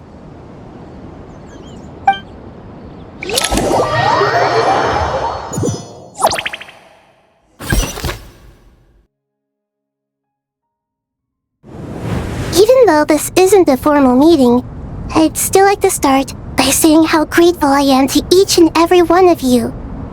Thank you all for coming here and standing by our side. Shesipank and Bennu are currently assisting the scholars with the maintenance of Aru. Please forgive their absence. As for Hermanubis, may he rest in peace. We remember him with great fondness. There have been times when I imagined what it might be like to meet you all. Now that it's really happening, I feel quite emotional. Time has taken many things away, but that which remains is all the more resilient. I must say, there is one thing that rather surprises me. You appear to be in good spirits, Lesser Lord Kusanali. But even so, I can sense that the life force given to you by the Dendral Dragon has far from fully resolved the problem of your vitality. Oh no! So even Apep's power didn't work? Don't worry, Paimon. It worked very well indeed. The issue is how closely I am tied to Irminsul. Until the problem with it is resolved, there is no way I can fully recover. Sumeru has undergone tremendous changes during your absence. When gods pass away, inevitably, people's faith in them grows weaker. You must have sensed it already. Your power is not what it once was. Regrettably, this is true. I too have grown weaker due to the effects of Irminsul. Right now, we're all in quite a sorry state. Then what do you suggest? We take all the help we can get. Sumeru is our shared home.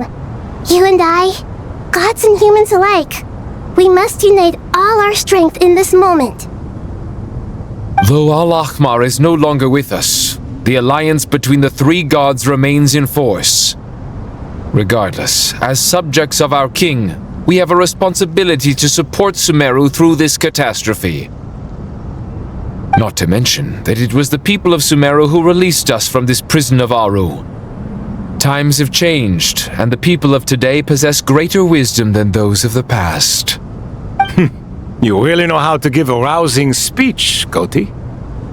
Now then, let us learn more about your plan. The brightest minds of the Sumeru Academia are busy opening and renovating Aru. They claim it has something to do with Irminsul? Correct. Irminsul has existed in Teyvat since the very beginning. But during the Age of the Dragons, it did not possess the significance it holds today.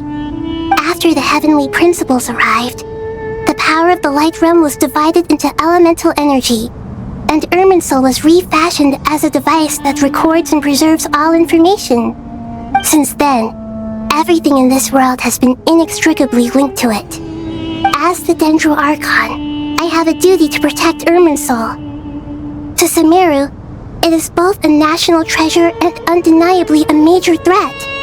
Teyvat has seen many upheavals in the last few years. The most recent of these was a major crisis in Notcry, which forced Sumeru to be even more vigilant than usual. I made sure to monitor all the pathways through which an outsider could potentially transmit themselves into Irminsul. But despite my efforts, a major problem still arose within. I still believe that someone has actively invaded Irminsul. But rather than taking any of the pathways I referred to, the intruder chose instead to utilize the most direct route, and the only one that cannot be protected against, by entering Irminsul through death. I see what you mean. You cannot simply stop all deceased souls from returning to the ley lines because of a potential invasion that could occur at any time. That's right. As important as it is to guard against external threats, I couldn't allow myself to stop the souls of the departed from finding peace. Please, understand how difficult this predicament was for the Dendro Archon. Defense has never been an easy task. After Irminsul was invaded, my authority was quickly restricted. Soon after that, the tree began denying access to any connections. I'm sure you feel responsible, but you are not to blame. No one can predict every possible disaster. There will always be trials and tribulations for the world to endure. But the people of Sumeru should not have to endure this. We must find a way to break through the lockdown and connect to Irminsul. And this is why you need Aru. Yes. The only thing in Sumeru capable of rivaling Irminsul in terms of overall function and performance is Al-Akhmar's legacy, Aru. All I managed to do before falling into a coma was make some minor adjustments to Irminsul. Using Aru is a last resort, and a move that comes with enormous risks. The scholar's initial plan was to borrow Aru's power to reboot the Akasha, then use the Akasha to connect to Irminsul and investigate. Unfortunately, Irminsul has suffered far greater damage than they first thought, rendering that plan futile. To rise to the challenge, we had to resort to more extreme and far costlier means. This has led to a number of new contingency plans. To reclaim Irminsul, our brightest scholars have made further modifications to Aru with multiple goals in mind. I thank you all for giving them your blessing in this endeavor. Human wisdom has clearly improved over the millennia. You have not only our support, but that of the Jinn, the Aranara, and the Pari. Together, we will do everything in our power to save Irminsul. By the way, when you spoke earlier of an intruder, it almost sounded as if you knew who you were dealing with and what they were capable of. Well, since you ask.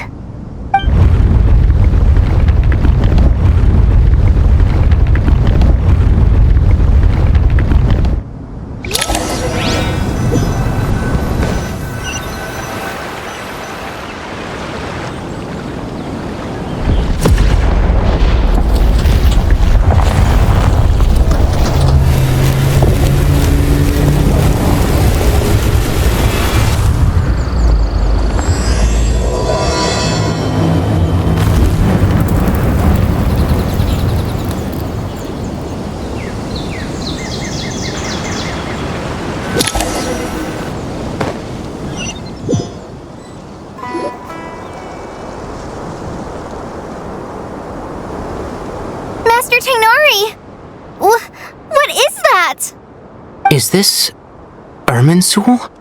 How did this happen? What's going on inside? Luckily, we managed to evacuate everyone. What in the world was that? That was terrifying!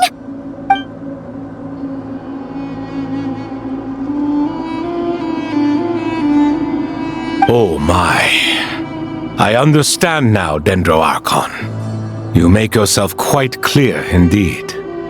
Not once over the millennia has Irminsul been so terribly afflicted as this.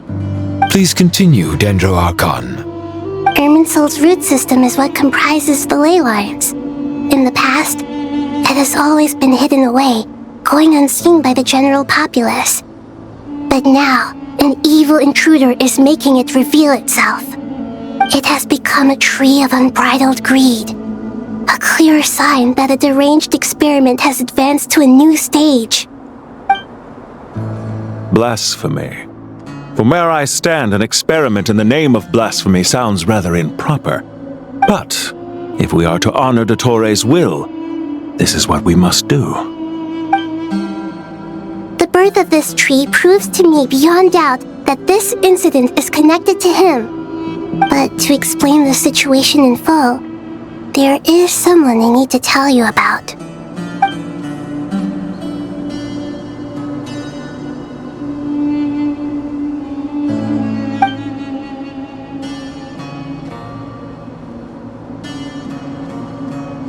Zandik. So it was him. I saw him in the desert once. A man of supreme arrogance. So this is where it has taken him. But didn't Dottore die and not cry? How is he still able to do all this? He must still have loyal followers amongst the Fatui. Even so, I'm still unclear as to how he has been able to wield such a profound influence over Irminsul. I can confirm that Fatui forces have arrived in Sumeru City. Furthermore, Irminsul seems to be undergoing some kind of mutation. Evil branches are beginning to grow. Things that do not belong to this world are slowly but surely materializing. Sorry, I couldn't think of any other word to describe it. They don't seem to be fully formed physical entities yet, after all, but they are gradually becoming real. A baleful tree climbing up into the heavens. Speaking of Dottore, I have some information on that front as well.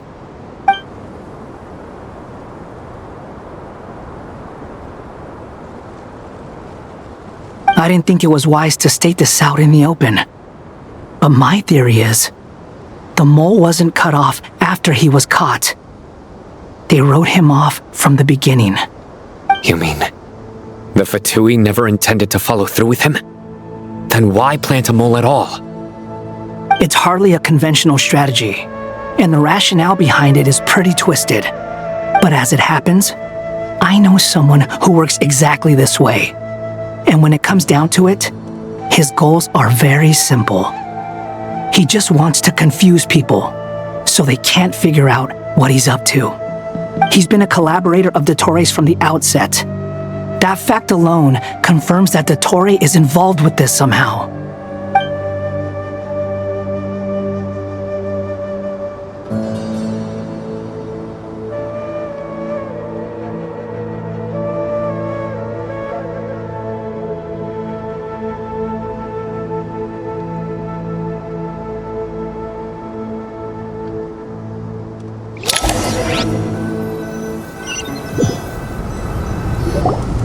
There is still much to be done.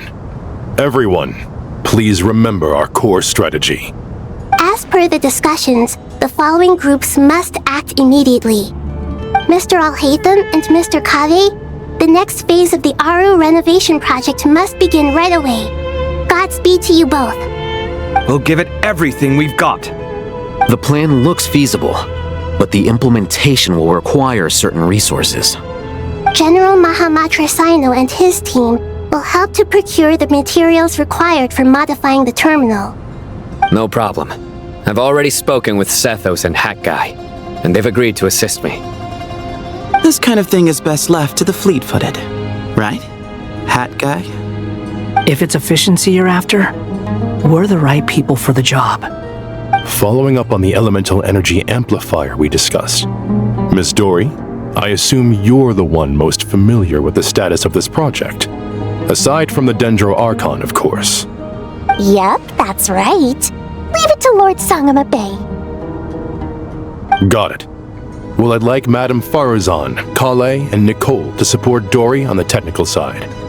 You can count on us. Will do. Rest assured, I'll take good care of Kale. Dia, Candace, and Nefer, you'll be in charge of negotiating between the various parties. I trust you remember our goal. You bet. We can handle it. Good. I believe that covers everything. Tainari will provide ad hoc support as needed, if that's okay. Poor Tainari. Must be tough being Nephis' student. Getting bossed around all day, every day. Hey, don't try and drive a wedge between us, you old rascal. All it says to me is that Master Nephis has faith in everyone's abilities. While I'm nominally here as backup, I doubt there will be many situations where my help is needed. Exactly. Finally, Traveler, you and I will head to the border between Sumeru and Natlan. Once that task is complete, I'll be asking some of you to accompany me to the Eternal Oasis. The Eternal Oasis? I thought that was just a legend. So it does exist after all. Regarding your trip to Natlan, under normal circumstances, a meeting between our two nations would be a far more formal affair. Unfortunately, Sumeru is all but completely cut off from the outside world at present. So regretfully, we won't be able to give the Pyro Archon Mawika the grand reception that she deserves. My apologies for the inconvenience. No point putting too much pressure on yourselves. That goes for everyone. Right.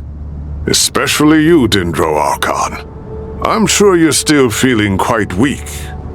Don't worry about me. The Dendro Dragon's life force will sustain me. Plus, we'll be there every step of the way. Nahida will be just fine. Yes, I believe in myself. And I believe in every one of you. Well, time to get going. To what extent we can implement the final plan depends on how successfully the Akasha can be modified and configured. And to make sure the configuration works, Aru will also need some further optimization. Yeah, no surprises there. Once we roll this out, any Sumeru citizens who already have Akasha terminals can simply continue to use their existing devices. This still leaves us with a significant equipment shortage, though. Many groups of people were never issued Akasha terminals, including mercenaries, the desert folk, and many others. We'll need a supply of rare materials for the renovation of Aru and the production of new terminals. Right now, the best place to source these locally is from the primal constructs within King Deshret's mausoleum. Time is not on our side here. It's going to be a race against the clock. The Aru merge and renovation project will have to be carried out by you two. Everything's riding on this, so failure is not an option. Best of luck to you both. As discussed, General Mahamatra Sino and Mr. Hat Guy will source the required materials. Mr. Sethos is quite familiar with the layout of King Deshret's mausoleum. With him accompanying them, things should go quite smoothly. I have every confidence. In the meantime, we may as well take a breather. Makes sense. There's not much we can do until the materials arrive. Get in formation and stay close. What is this, boot camp? Knock it off. It's just Sino being Sino. You know what he's like. Everyone clear on our mission objective. Look at the excess primal constructs, dismantle them, and extract the required materials. And King Deshret's 7 pillars agreed to this? If they're just sitting there doing nothing, we might as well put them to use. Thoth's words, not mine. How many do we need again? Enough to make an Akasha terminal for everyone who doesn't own one. I remember you telling me how revolutionary these Akasha terminals were. You've used one before, right? The Academia declared the Akasha to be the most powerful and comprehensive wisdom dissemination system in history. That should give you an idea of how powerful it is. Certainly sounds impressive. Neither Hat Guy nor I have ever had an Akasha terminal. Well, if it all goes to plan, that's about to change. Oh, goody! Thank you so much for handling the delivery. What a long way it was. You've really outdone yourselves. I'm well aware what a bumpy, dangerous journey it must have been. Now, I would have loved to oversee the process myself, but of course, those of us who know the plan can't leave the mausoleum. Oh, trust me, I'm patting myself on the back for my assembly work here. Simply flawless work. But will you really be needing all of this? According to our plan, yes, this is the quantity required. I have no complaints about the quality either. Only the price. So expensive. I heard you covered a lot of the funding out of your own pocket. Oh, that's an exaggeration. The Academia provided most of the funds. I just offered a small token of my goodwill. Of course, the real tragedy is how little profit I'm making on this. You know, it's a serious crisis when you can't even make money out of it. It's really quite a beautiful design. And I'm intrigued by how such a diminutive device is able to output the power of the Light Realm. Did you attend the lecture on Light Realm energy, Madame Farzan? I don't believe I saw you there. Of course I attended. I was just a little late, so I had to listen to the whole thing from outside the back door. Ahem. Anyway, I have a perfectly good understanding of light realm, elemental, and abyssal energy, as well as the relationship between the three.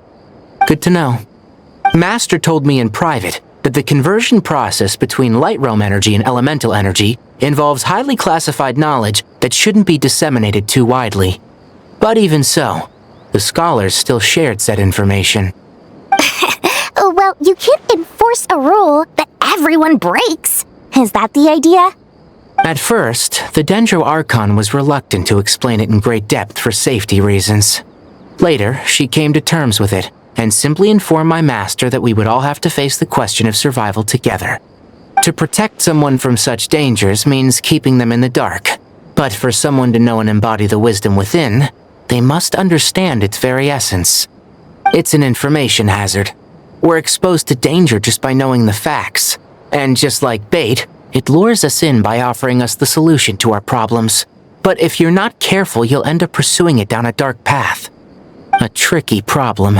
But today, this big problem has been broken down into many smaller, more trivial ones. What do you mean? Ah, I get it. For instance, you and I share secret knowledge, while she and I take on the risks of life, death, and fate. Something like that? Hey, what? That is not what I call a trivial problem. Well, as they often say in Vahumana, an event that is monumental to the individual is negligible in the grand scheme of history. Generally, the fate of the individual is an insignificant affair. Being from Amorta, where the subject of our research tends to be a lot more personal, I have to disagree. It's hard to dismiss the individual as insignificant. In other words, the big problem of survival has been broken down into many small, interconnected factors, and each one of us represents one of those factors.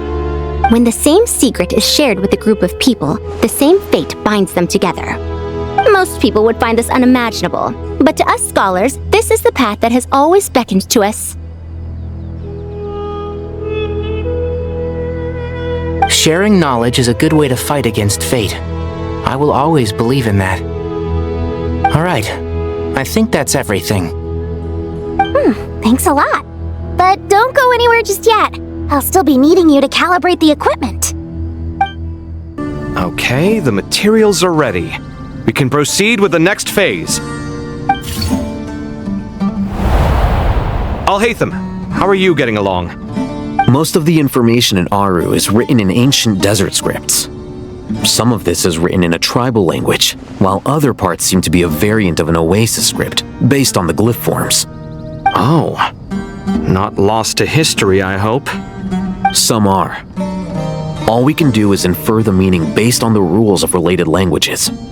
Although, this section actually fills in some of the missing historical record. I'm transcribing it so we can bring it back to the academia. After Aru started up, 2 more lines of text appeared here. Can you read them? Humans may not read what is written by the gods, except by not reading. Victory should not be easy to attain, for it symbolizes divine wisdom. Knowledge must not waver, for it has external borders. Is this a clue to solving a puzzle? Or is it being symbolic?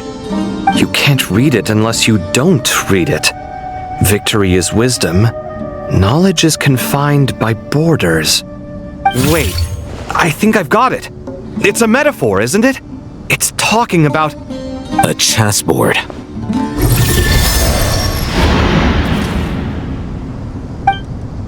You were right. The youth of today are skilled at solving riddles. Have the secrets buried in the desert not been unearthed over the years all the same? Since Aru is a place reachable through wisdom, this day was bound to come sooner or later. Oh, I've always been against overly cryptic sentences. Don't you get tired of reading and writing all that? Ah, it's you 3, just in time. We've been delving deep into Aru, and now this board has appeared. I've heard this was how you'd while away your free hours. You must be quite the experts by now in that case. It is true. King Deshret's chess games are some of the most well-loved of all his wonderful creations. If you have ever been to Safhe Shatranj, you may well be familiar with the chess pieces you see here. Is this chessboard supposed to be another visualization of the interior of Aru, then? Naturally.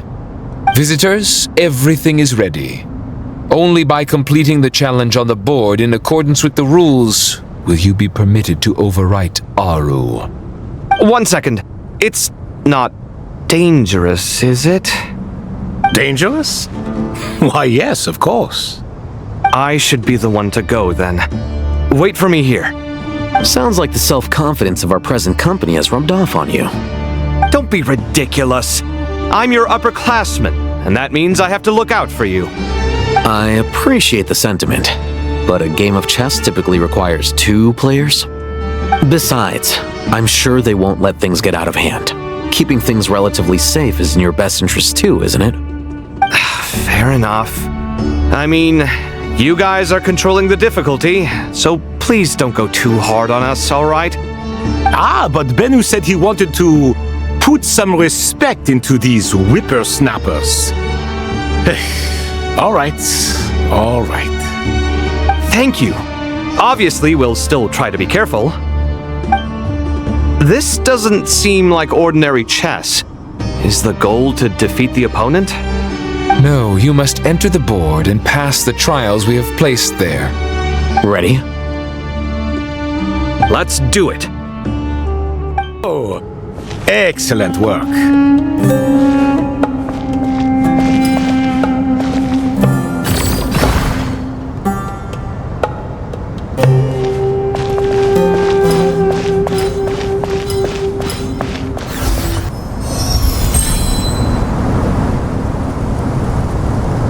Done. Finally. It's over. But seriously, that was incredible. Standing on the chessboard felt completely different from standing on solid ground. And also... Oh, sorry. I'll save my thoughts for later. Thanks to the 3 of you for helping us out with this. Is it just me, or were you giving us quite a lot of guidance along the way? We made but a humble contribution. You lived up to our expectations. Bravo! Our aid was not given for naught. In addition to the existing functions, I'd like to ask you for another favor. Since Aru's interference shield can cover the entirety of the mausoleum, it should be possible to extend its range even further. Perhaps you can find a way. So, building upon the existing functions to... Ah! I'm with you! Imagine for a moment. What would the ideal outcome look like if this function were compatible with the devices? I agree. This is the best solution possible. Please, everyone, we beg you to help us. Me, oh my! Well, since you ask so very nicely, I suppose... Goti? Croco? What do you say? Naturally. There you are. Miss Nicole truly is an angel. She shows great wisdom in guiding others, and she has already sent word to Natlan on our behalf. She said that while the other members of the Hexen Circle are busy with important work, she is quite free, and she is more than willing to accompany the people of Sumeru for the entire journey. Oh, there's Nicole, all right. Always super patient and loves to help everyone out. She's the best. She is. So kind and enthusiastic. Well, time for us to get going. Let's head out.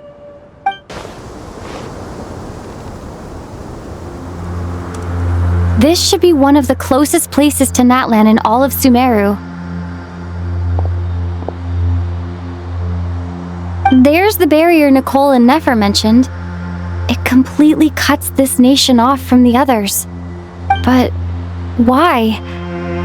Why separate you from the rest of the world now specifically? And if I'm not mistaken, Irminsul was polluted once before, wasn't it?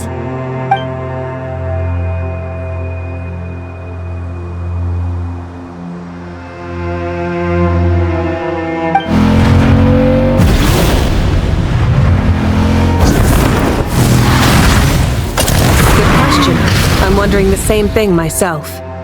That voice. Malika, you got here pretty quickly. Hello, traveler. It's been a while. Hello there. Hello, Dendro Archon. Malika, I apologize for asking you to meet at the border on such short notice. I also apologize for not being able to greet you in person.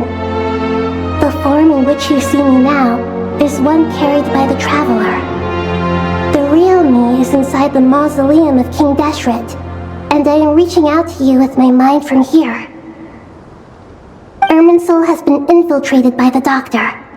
We must be on our guard, as he can spy on information in the world from within the tree. Fortunately, there is no record of the traveler in Irminsul, and you are still within Natlan's borders. My records will be preserved in the Night Kingdom, rather than the ley lines. As long as the Night Kingdom remains disconnected from the ley line cycle, the Doctor has no way of knowing my movements. Exactly. So by meeting each other in this way, the meeting essentially never happened. No wonder Paimon didn't come. You were concerned that her activity would be recorded by Irminsul. The Natlanese have heard about the situation in Sumeru. With the borders sealed off, merchants have been forced to stop their shipments. It's pretty serious, and you're the ones bearing the brunt of it. I'd like to address the question you raised at the beginning. I can offer a brief explanation, although it will sound rather cruel. I don't reach this conclusion gladly, but Irminsul predates the heavenly principles. It existed long ago, when the dragons of Natlan were at the height of their power. So even when the people of Sumeru became ill because of pollution, it was not a critical issue from the perspective of Irminsul itself. As long as it continues to function normally, the barrier will not be activated. But this time, the Doctor's invasion has directly affected the tree. That is what caused the barrier to deploy. The heavenly principles established a rule that when Irminsul is plunged into grave danger, a portion of power will be reserved to isolate Sumeru. That way, even if Sumeru is destroyed, the outside world at least has some time to catch its breath. We'd certainly need it. The heavenly principles created almost everything that exists in Teyvat today. To them, preserving the existence of the world and its inhabitants takes priority over protecting Sumeru. Meaning, protecting Sumeru now falls to you. Yes. My own power may be limited, especially compared to yours. But that doesn't mean that we're just gonna sit around and wait for the end. If necessary, I will utilize any and every means at my disposal. Nicole of the Hexen Circle didn't say exactly what this meeting was about, but after hearing everything you've said so far, I think I can guess where this is going. That's right. Nahida and I discussed it at length. We both know how presumptuous this is, but... You need the pyronosis, don't you? Yes, you guessed correctly. Originally, I only intended to borrow it, but the situation is far graver than I foresaw. So instead, what I ask of you is to please give the pyronosis to Sumeru. Why do you sound so nervous? There's no need to be shy. Surely a gnosis is pretty important to a god. I guess, but it's not as if losing it would suddenly render us powerless. But I'm sure you don't need me to tell you that. With all the nations you've traveled to, and all the gods you've met, you must have realized that by now. As far as I'm concerned, a gnosis is basically an elemental energy enhancer. But I don't usually use it. You know me. I like to think I'm pretty strong without it. Yeah. Not about to dispute that.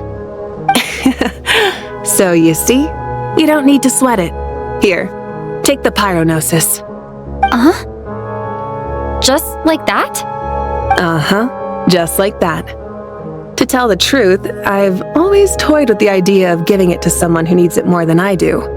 I know you accompanied Mahita here to try and increase the chance of success. It's a good thing you did, because your involvement is one of the main reasons you've managed to persuade me. Are you sure about this? Handing over your gnosis just because of me? I won't try to quantify it, but trust me, handing over the gnosis to Tumaini is far from the craziest idea I could think of. Besides, even if you hadn't come here personally, I think I still would have agreed to Nahita's request. Irminsul doesn't just affect Sumeru. It impacts all of Teyvat. I know all too well how difficult it can be to protect the things you care about. So logically, morally, or however you want to cut it, helping you is the right thing to do. You don't need to tell me the specifics of your plan. Where the gnosis is involved, the tighter the secrecy, the higher your chances of success. Malika, my heartfelt thanks go to you and the people of Naplan. Don't mention it. But now for the hard part. How do I actually give it to you? The Irminsul barrier is right in the way. I have an idea.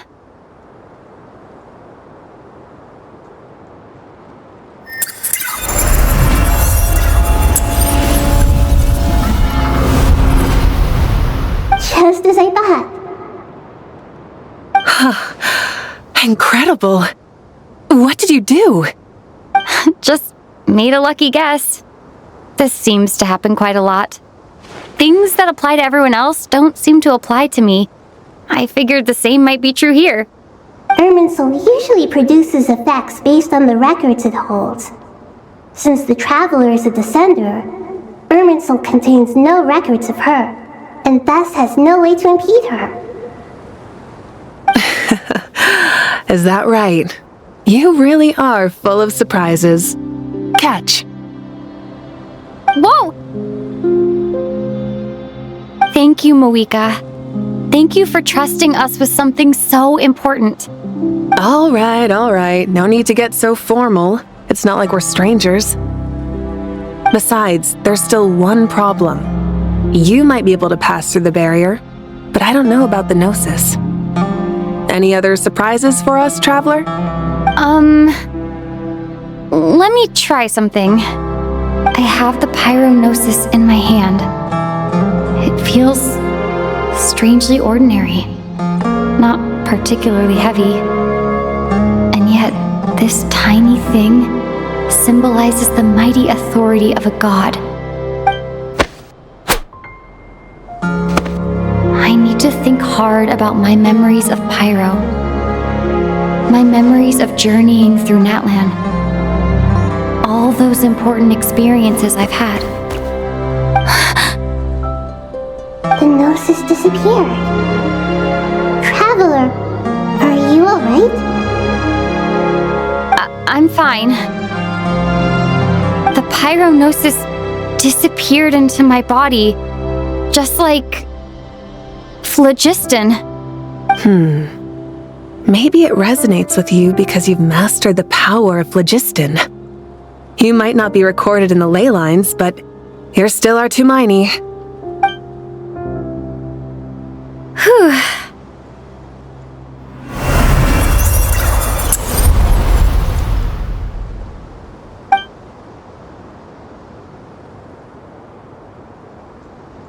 Please allow me to express my gratitude once again, Malika. Pleasure. Well, I've given you all the help I can. The rest is up to you. Good luck. We won't let you down. Yeah, we aren't about to lose. Traveler, Paimon, how are you feeling? Paimon's a teensy bit nervous, but only a teeny tiny bit. Seems like she's gotten way braver over the last few years, huh? Of course. After all the adventures you've had with the Traveler, I'm sure you've gained a lot of experience and grown as a person. I'm doing all right. What about you, Nahida? How are you holding up? With the negative effects of Irminsul, I am a bit like a piece of fruit that's been burrowed into by hungry insects and left to rot. I'd be lying if I said it was nothing.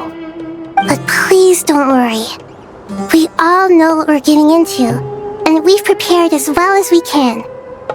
I believe in everyone. I believe in you. And I believe in myself. Stoking the fire inside oneself is certainly one way to live, but knowing when to rely on one's companions is also a form of great wisdom. I've been quietly learning little things from everyone, like plucking tufts of fur from a sumpter beast. Me too. With the constant traveling, I'm always learning and growing. That's the journey of life. I think there's someone else here who would share that sentiment. Don't worry about what I think. I was just passing by and happened to overhear your conversation. What are you talking about, Hat Guy? This is the top floor. No one passes by the top floor. Says who? You can fly just like I can. I would have thought it makes sense to you of all people. I don't know why, but I feel a little more relaxed now. It shows that you feel comfortable laying down your burdens in our presence. It means that Sumeru is a place you can trust, where you know we have your back. And we feel exactly the same way around you. That's what it means to be friends. Ah, it's finally done. Ugh, but I have a nagging feeling that there's something I've forgotten. Oh, there you are. Everything wrapped up on your end?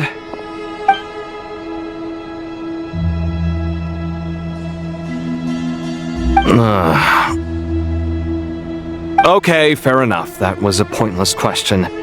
We were working in tandem, after all. You must really be exhausted.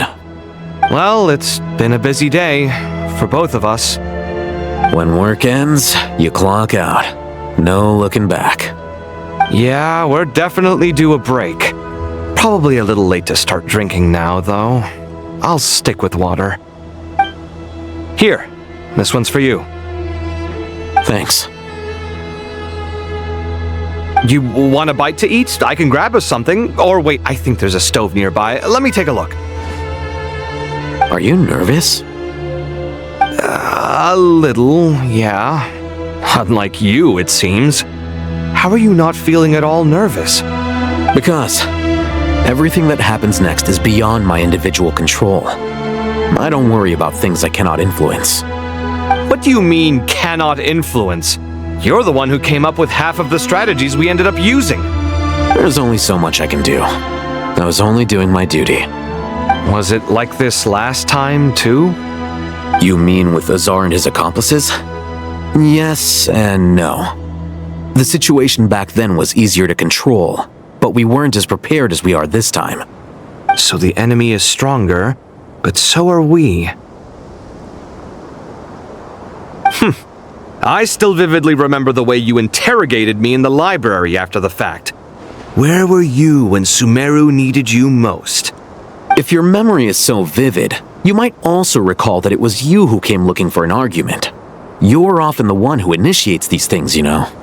I came for a conversation! I didn't know it was gonna turn into an argument! Anyway, at least I showed up this time. So, what do you think? What do I think?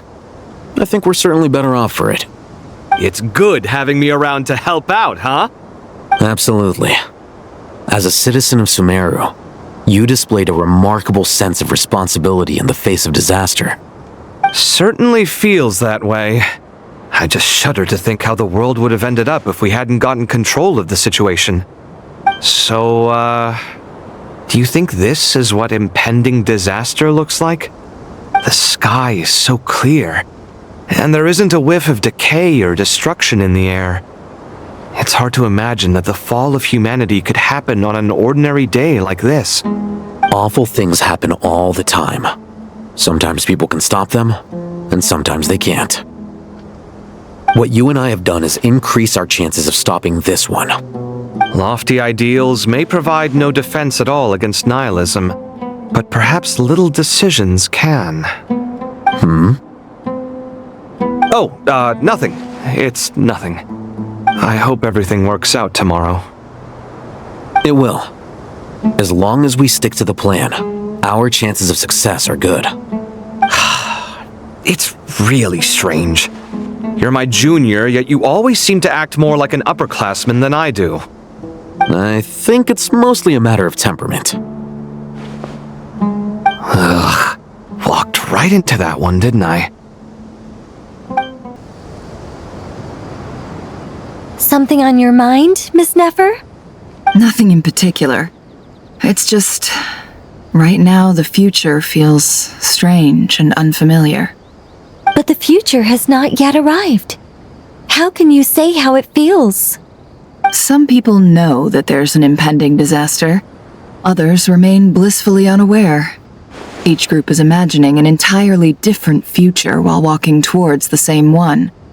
But when they get there, they'll still find they feel differently about it.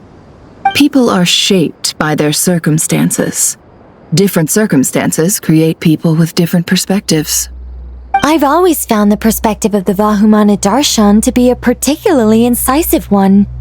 Even at the height of the crisis in Nodcry, people held diverging opinions. But things are different this time. Indeed.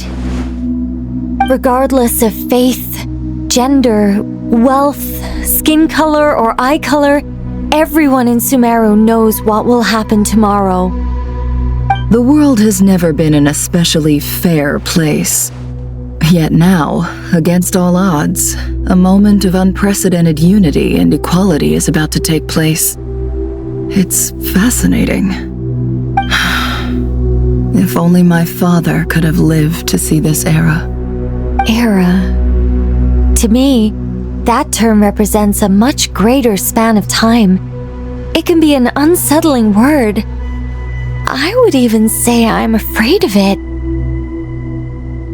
Do angels even feel fear? Yes, at least I do. I fear the gap that grows wider with each passing day, and the never-ending flow of time. Time renders all memories insignificant and reduces all splendor to nothing. But those memories are the one thing I do not want to lose. You're very human in that regard. If angels draw too close to humanity, our wings burn away in the bright flame of awareness, and we fall to the earth. After spending so long among humans, I have lost much of my former glory. Maybe that's a good thing. You're more human than some humans are. I've been talking to Kale a lot in recent days. We seem to be in completely opposite situations. I suppose that makes us good case studies for comparison. Case studies for who? Myself, I suppose. After comparing the two of us, I suddenly discovered that I desired more than before. It was a gentle, pleasant sensation. Just as most people pursue glory and miracles, I too am pursuing miracles of my own. Guiding humans to make the miracles in their hearts a reality. That is my miracle. It doesn't sound so bad, does it?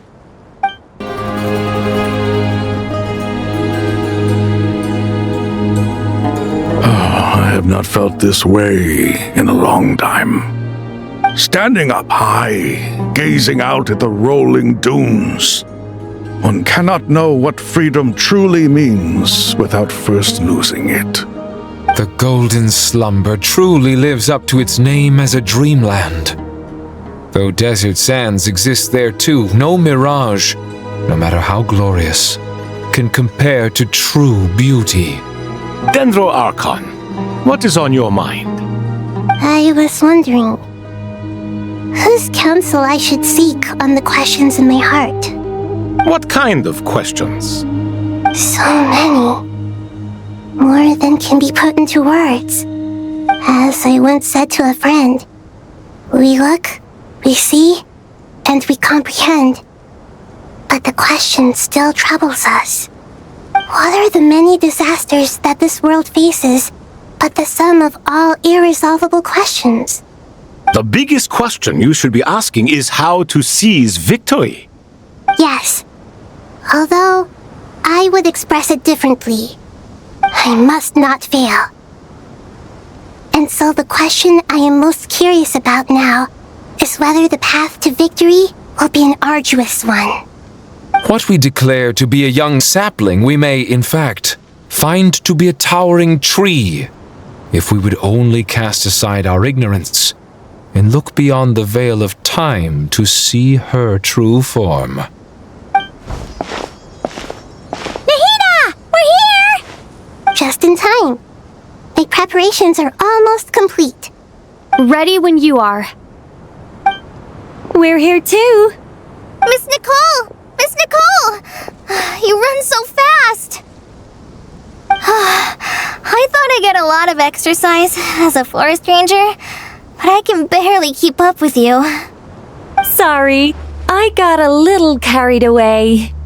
Lesser Lord Kusanali, the equipment is ready, and the modifications to Aru are all complete. As discussed during our meeting, Accessing Irminsul via the Akasha is no longer feasible at this stage. There are other options, it's just they're a little more extreme and more technologically demanding to implement. Maybe you should take it from here. The architecture and functionality of the Akasha terminals overlap considerably with Aru. There is reasonable evidence to suggest that one was developed based on the other, or that they both utilize technology of the same origin. As long as the transplant and merge operation succeeds, Aru should theoretically work on a scale greater than the Akasha and approximately equal to Irminsul. It will become the largest active computing device in all of Teyvat. A system this powerful is capable of a lot of different things. In the past, the Akasha was primarily used for one-way information transmission, but I suspect it could also serve as a central bridging hub. In the pursuit of greater knowledge, some scholars have attempted to connect their consciousness to Irminsul through the use of terminals, incense, and meditation. Correct. In academic language, scholars who reach that stage are said to have entered Satyavada life. Hypatia has performed this practice many times in the past, and she was once under my care for a period of time. Right. And this at least proves that there is a zone within Irminsul that can be connected to. That's right. Providing wisdom to the people is one of the very reasons for Irminsul's existence. I think I understand where you're going. Please, continue. In that case, I'll skip to the conclusion then. We need to further modify Aru, merge it with the Akasha, manufacture terminals, and distribute them to every single person we can reach. Every person? Even the desert folk? Yes, everyone. I've already calculated the amount of raw materials we need. So you mean we're going to get new Akasha terminals? Yes, but this time the people of Sumeru won't be using them to acquire knowledge, just to connect to Irminsul. That's the key. When we evacuated the city, we brought all the important assets from the House of Dana, in case we ended up needing them. Fortunately, this included the Akasha system's main terminal. We've checked all the relevant records, and one thing is certain. Nothing like this has ever been done on this scale before, so... Everyone in Sumeru is part of the plan. Whoever controls the people controls the situation. Since this function of Irminsul was introduced, it has only ever been made available to scholars, who don't constitute a particularly large group of people. But by expanding the scale to include all the people of Sumeru, all the individual connections will stack up to create a significant load on the system. Under normal circumstances, Irminsul would be able to cope with the additional load. But with it already being under strain from other activities, its remaining capacity is limited. Thus, it might be possible to shut it down completely by overloading it.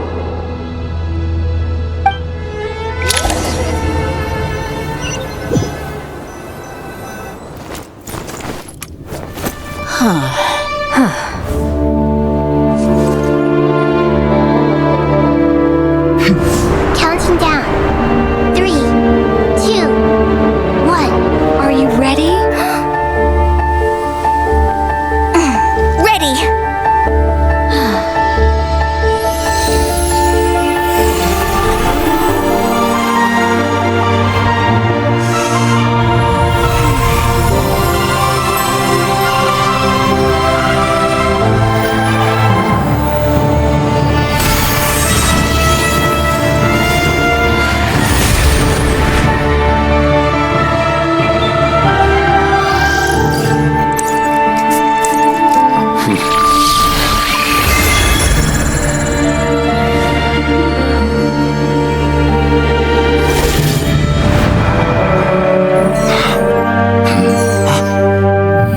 In the past, when people sought knowledge, they turned to the Tree of Wisdom.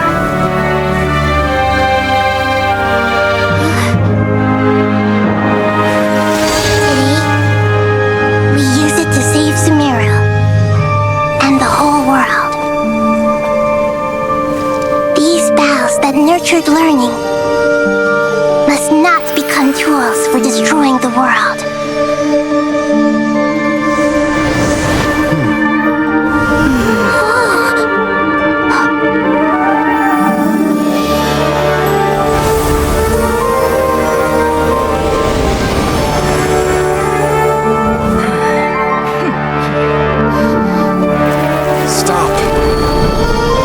Please stop. End this transformation.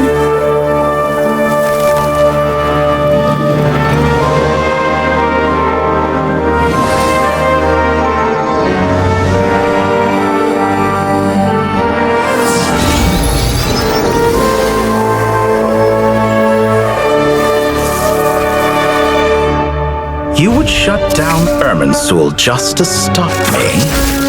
You fools. I have all the time in the world.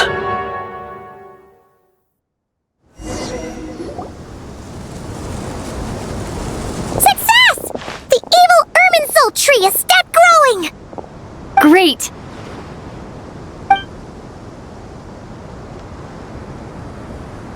What a display of true courage! The courage to think and the courage to act! I never thought I would witness the shutdown of Irminsul with my own eyes. Perhaps this is human wisdom in action? Indeed, only humans could do such a thing. Gods are few and far between. What was once created for spreading knowledge is now used for another purpose. A rather ingenious plan. I am grateful to you three for your help. Only thanks to you were we able to extend Aru's interference capabilities to cover all terminals. Now, nobody who wears a terminal will have their activity accurately tracked by Irminsul. No matter how many eyes Dottore possesses, he will not be able to see us clearly. Now for the next step. I will need the help of your supreme powers once again. How might we be of service, Lord of Dendro? I need to reach the Eternal Oasis immediately. Right now? In that case, Ibis King, would you agree that this is a fine opportunity to dust off our old tricks? Never.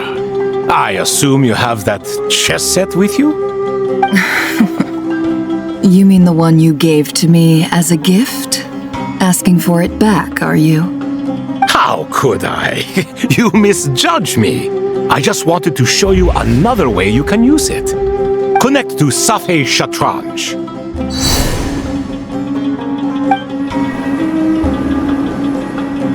Safhe Shatranj?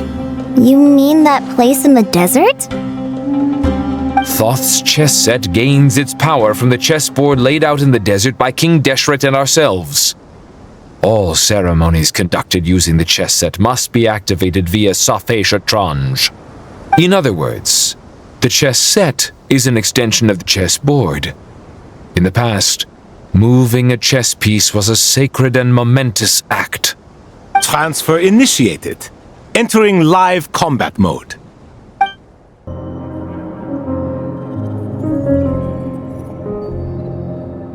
We haven't heard a single word from our spy in the desert. I'm afraid he might have been captured. Never mind. But we spent years turning him. And a lot of Mora. Nothing comes for free in this world, but the loss is not without its purpose. For a small price, we have wasted a precious amount of the limited time they have. Quite a bargain, if you ask me.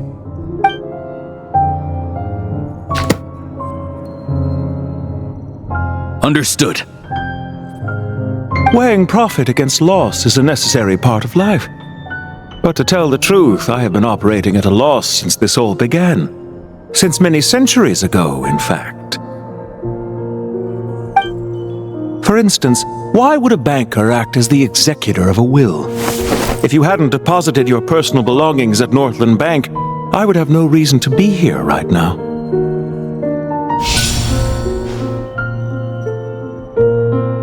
Dottore, I've placed your final data backup into the ley lines as per our contract.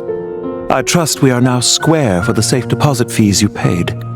Is it not a little petty to split hairs like this, given our amicable relationship? I consider sound bookkeeping a matter of principle. Do not forget that you only live to see this day thanks to me. In fact, every day of your life since you met me, you've been living on borrowed time. Why, that's hardly a fair assessment. I will concede that my survival was perhaps at your whim, but I became a harbinger on my own merits. Managing money is not like other professions. Mine is not a role I could have acquired based on your recommendation alone, and certainly not one I could have lasted so long in without genuine ability. The information stored in the ley lines is quite comprehensive. Rest assured, I have not forgotten how strong your pride is. Well, I presume you have no sense of fragmentation while talking with me. How could anything possibly go wrong with such strict measures in place? The remainder of your soul was split in two, with one half sent to Nodcry and the other stored in the most secure vault of the Northland Bank. Though I must say, your disdain for the other segments is quite amusing. Zandik is you, and you are Zandik. Zandik created the segments, yet you, a segment yourself, reject him.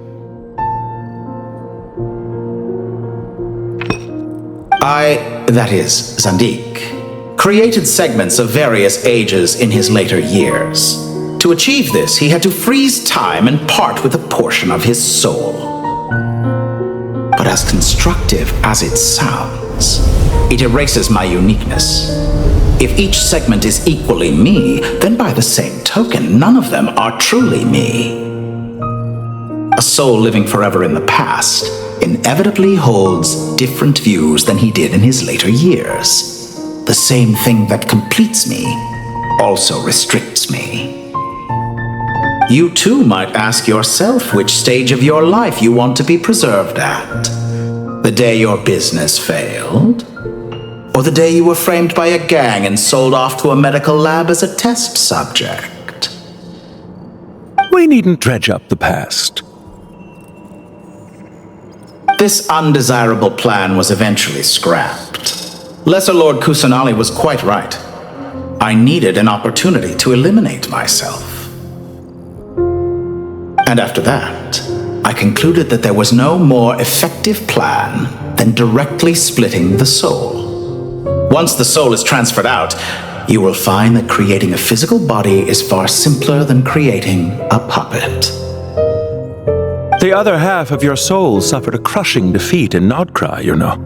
And yet in the process, I obtained the information I always wanted, did I not?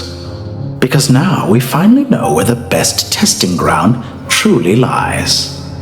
I once thought your ultimate goal was to ascend to godhood. But as it turns out, that was merely one of your experiments. Experiments take many forms. Most people are too eager for success, too fixated on the end goal. They forget that the experimental process itself is just as important. A suspiciously vacant seat, a new face. I trust you can put two and two together. The reason it doesn't exist is because someone tampered with the record. What can I say?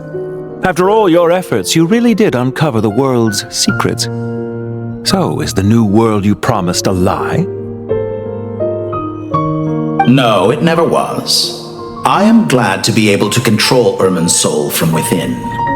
Now I shall attempt to create a new world inside the existing one. Almost everyone faces the prospect of death, but not a single person has ever been able to experiment unrestrained in the afterlife through sheer force of will. I am the only one to have overcome this enormous challenge. Would I not be letting the world down if I didn't make the most of the opportunity to experiment? Clearly, the dividing of your soul did not affect the magnitude of your ego. Out of all the versions of you that have ever existed, this you is the most insane and the most radical. Is that why you chose to work with me? Which was it then? My insanity? Or my radicalism? Could I call myself a venture capitalist without a suitably ambitious plan to invest in? Yours happened to fit the bill quite perfectly. Well then, I must say, while I am surprised enough that you showed up at all, what surprises me more is that you chose to present yourself as my former subordinate, and not as the banker Pantalone. Why make things harder than they need to be? Exposing my true identity in a situation like this would only serve to destroy diplomatic relations between Snezhnaya and Sumeru. I daren't imagine the consequences. Showing up in the name of the original antagonist gives you the recognition you rightly deserve, while also being sensitive to Snezhnaya's predicament.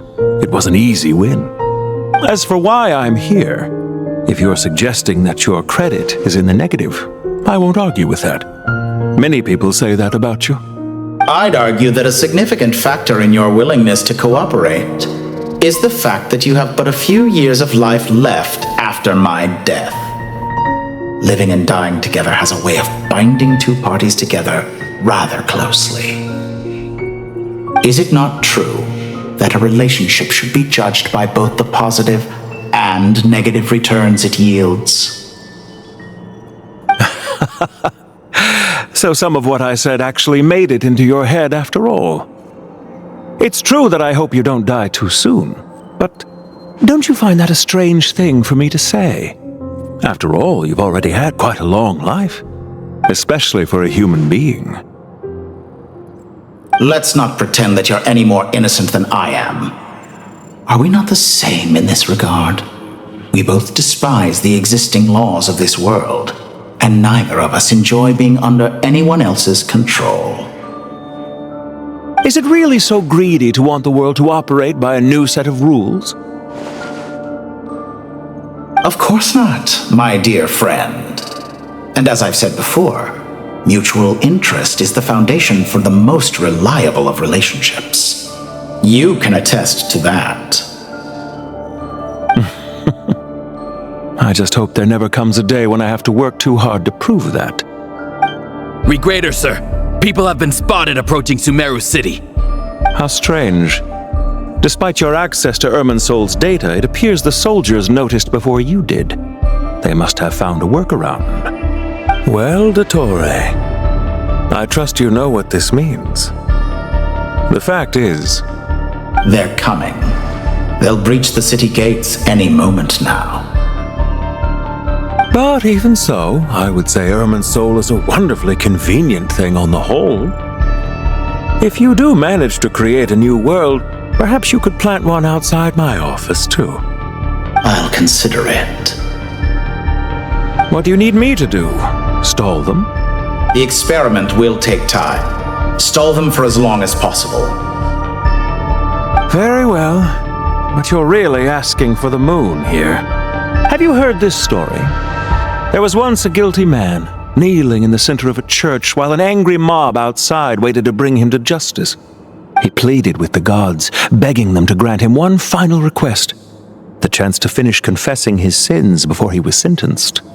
Many suns and moons passed, seasons changed, and still his confession continued, as if he intended to speak until the end of time.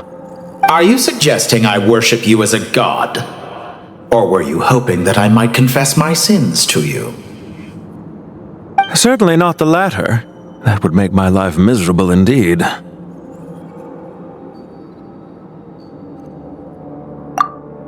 Isn't it a little too early to be saying goodbye? Not that I wish to keep you from your business, of course. Very well. Let's leave the conversation there for now.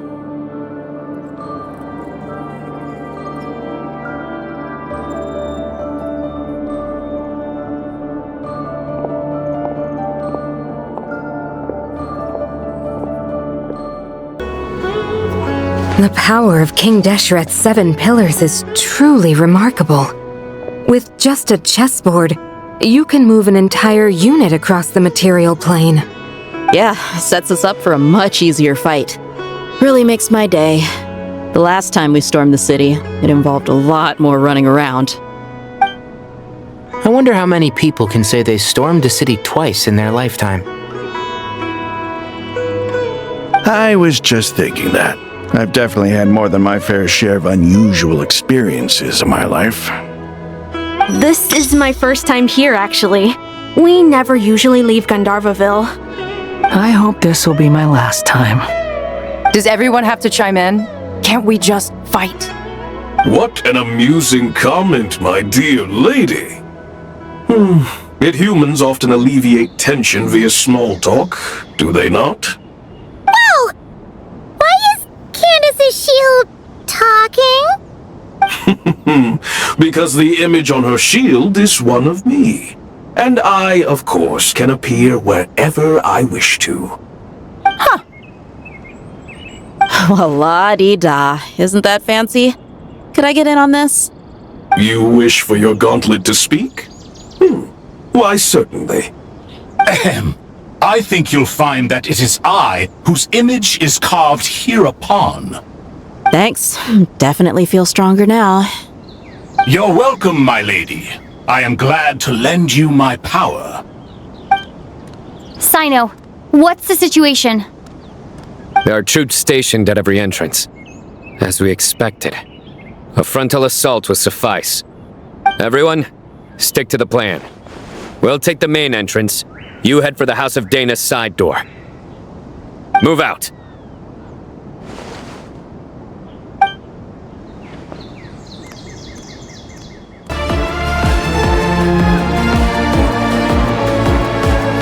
Waterway secured.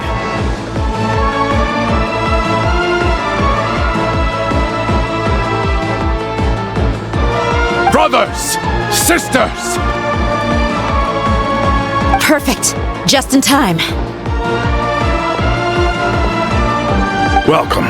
Once we've linked up, we'll continue the advance. The team has arrived at the north entrance, as planned. Good. Press on.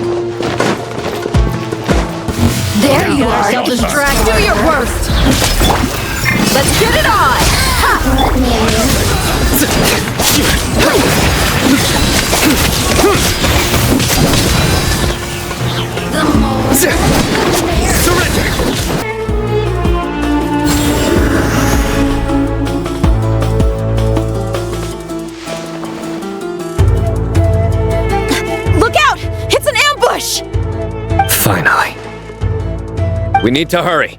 Take the middle road now. Mahamatra Sino, area clear. Don't relax just yet. More Fatui approaching from the right.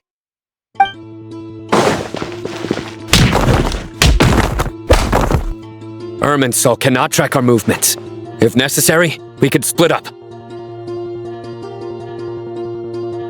Don't worry. We'll wipe them all out. As you can see, our people came raring to go. Good, good. How are things with the Traveler? Can Tainari keep her safe? Don't underestimate Tainari just because he's a forest watcher. He can handle it. All right. You know that's not what I meant.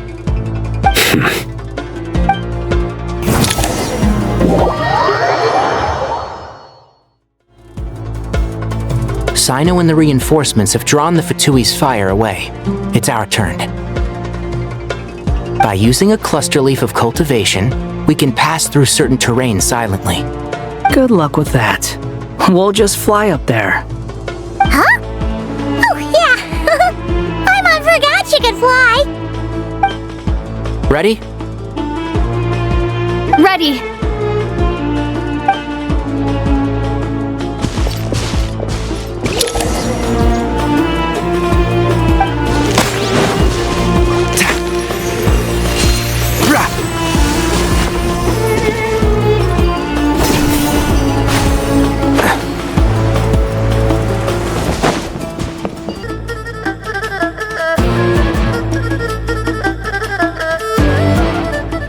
Fatui soldiers up ahead.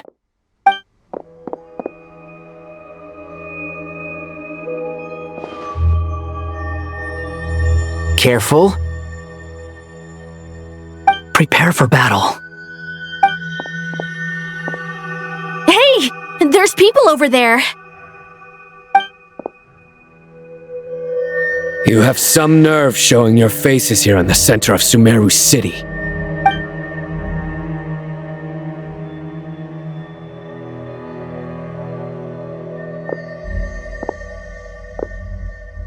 You're right on schedule.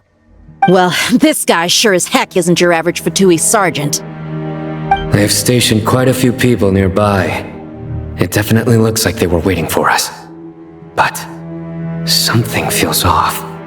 Everything about this guy feels too deliberate.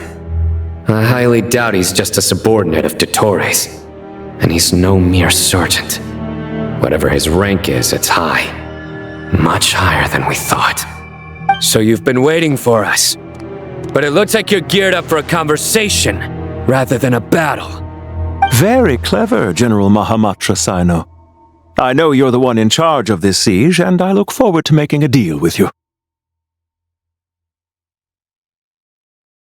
A siege? Sumeru City belongs to us! Historically, yes. But things can always change. We have quite a sizable force with us, you know. For instance... There's a Fatui ambush at the north gate. Can you handle him? We can for now. Yes, I'm quite sure both sides can hold their ground for the time being. The battle has not yet reached its climax. But what happens next? Do you enjoy watching bloodshed? Surely some of those here are people you count as friends. Once a war begins, some people must die. I doubt you wish that fate upon anyone you know. Wait a second.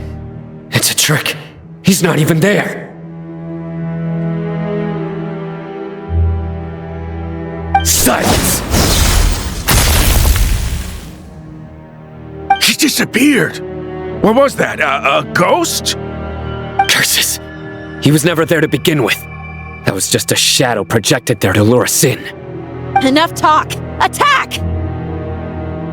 I apologize for being unable to accompany you at this crucial moment, but I am compelled to leave for reasons beyond my control. Please excuse me. Sumeru's General Mahamatra is quite ruthless. It's a good thing I wasn't there in person. Your illusion held them up for a time just fine. But now that they have seen through it, they will realize you were just a decoy. Decoy or not, what matters now is that they will be heading your way imminently. Not imminently. They are already here. We made it! This is far enough. Tighnari, you go help Cyno. Don't worry about us. We'll manage from here. Are you sure you don't need me to stand guard? No need. Once the connection is established, we'll disappear from the sanctuary of Surasthana. Go help the others. All right. Goodbye for now, then. Please tread carefully.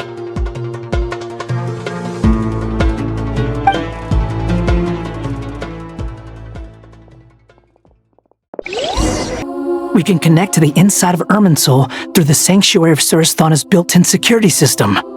You should be pretty familiar with the process. Is it the same route as last time? For the most part, we don't need to adjust any of the parameters. Then I should be fine. And Paimon? Once you're both ready, we'll set off. Wait! The stakes are way higher this time, right? Maybe Paimon should stay outside and help the others. Then, you can focus on the fight without having to worry about Paimon! Huh? Why are you staring at me like that? It's nothing. I just suddenly realized how much you've grown. Hey, you've grown quite a lot yourself. Don't you two start getting into it again. Well, anyway, Paimon thinks she's pretty knowledgeable. Who's the best guide in Vatican? And don't forget, Paimon's a college student now. If we say Alhatham's not a weirdo, it's hard to explain how he came up with the idea of you applying to the academia. But for all that he counts, you're doing surprisingly well in your studies. Just goes to show how important it is to have someone supporting you. And Paimon's not the only one. Let's not forget that you only became a student because of Nahida's personal recommendation. That's fair.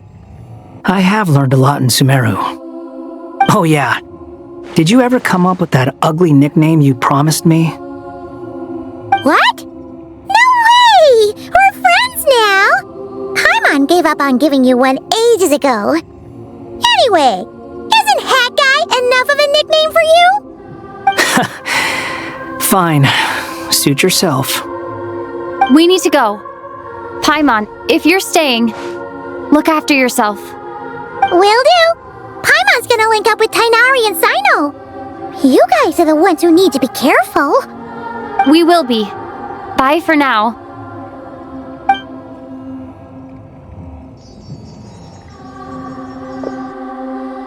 Initiating connection.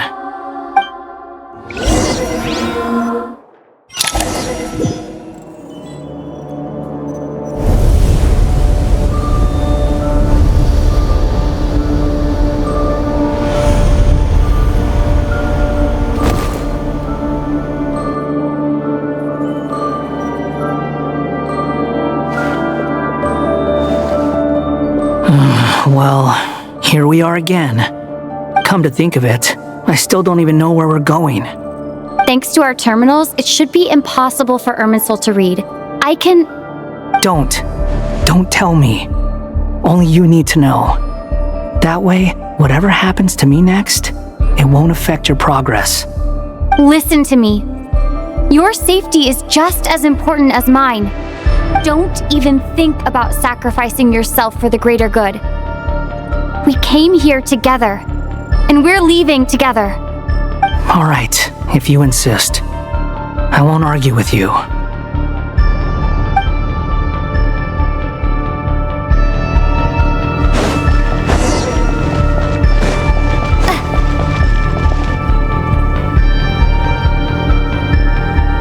This place looks so different from how I remember.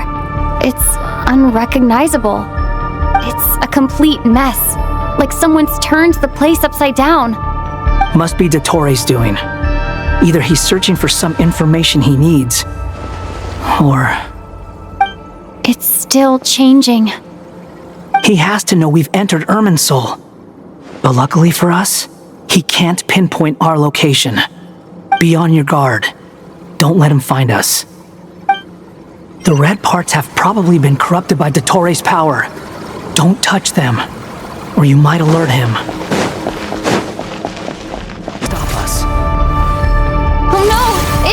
trap! Is that why he was using the same trick over and over again? To get us to lower our guard?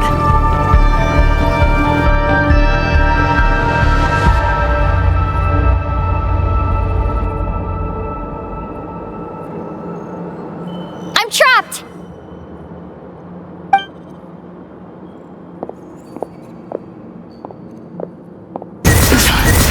Why won't this thing budge?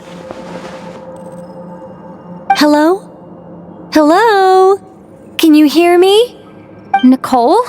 Is that you? Yes, it's me. I'm monitoring your progress from inside the Eternal Oasis, and I have to say, this terminal is simply marvelous. It makes tracking you so much easier. I couldn't see anything at first, but now that you two are inside, I can use your location with support from the terminals to get a partial view of the situation inside Irminsul.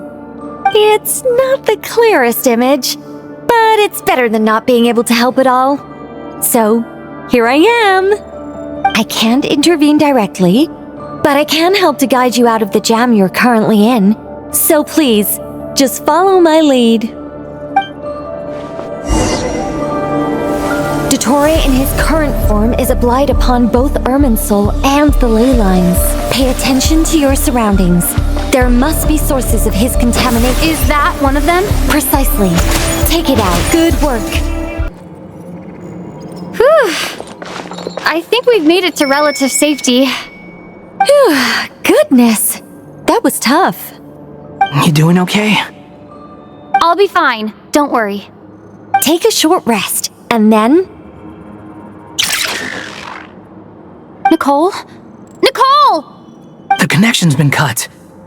But that means... Look at you supporting one another. How very touching.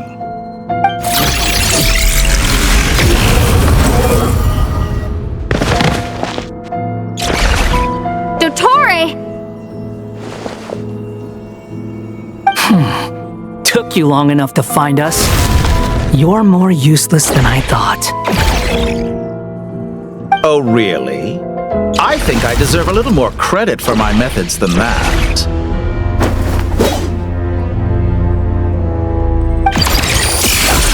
Rather than hunting you down, I chose to let you roam free. I indulged your presumption that I was unable to track your movements, played along with your clever little plan. Fleeing is for animals, but I rather enjoy watching you flee. Some things lose the will to run altogether as soon as you put them in a cage. If that's true, then why did you come looking for us? Because I wanted to observe you up close, of course. Don't misunderstand me, I'm not here for a fight. Is it so unusual that I wish to greet my old acquaintances in person? After all, it's been a while. Scaramouche.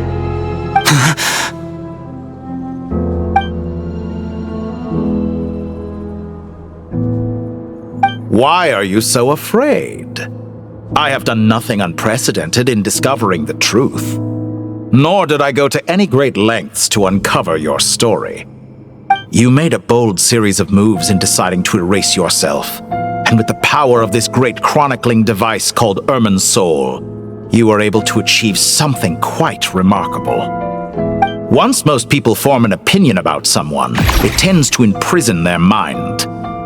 Yet you managed to erase every trace of your existence. A novel take on death indeed. However, this meant that you stood out to me all the more when I saw you in Nodcry. I didn't even have to go looking for you. Just the sight of you was enough for me to intuit the truth. For someone in my position, connecting the dots was a trivial affair. It would have been more surprising if I hadn't managed to piece it together. You seem very pleased with yourself for figuring it out. I'm sure you'd even be more delighted to learn the full extent of your crimes. That would hardly be necessary. Besides, isn't there something that concerns you more right now? Something that fills you with dread? Let me put your mind at ease.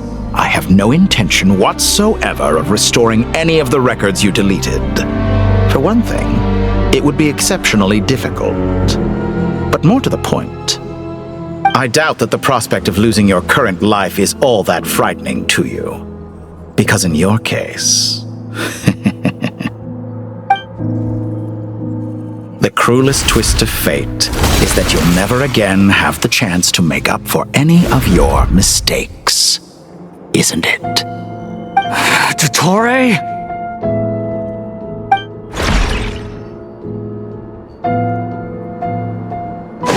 All here shall win my will. That's far enough!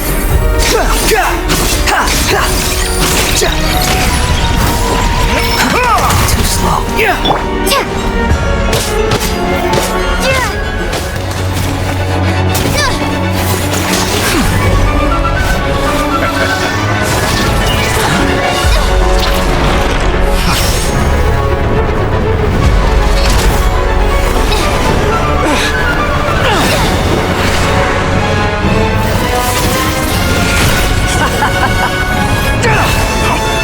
Does the prospect of death amuse you?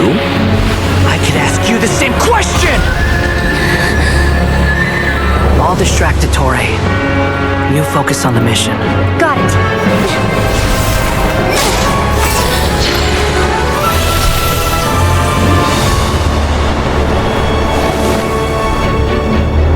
For the hopes and dreams of the masses. Open the secret door on this enchanting night. May wisdom's light eradicate ignorance and darkness, and hereby fulfill our ancient vow. Commence data extraction.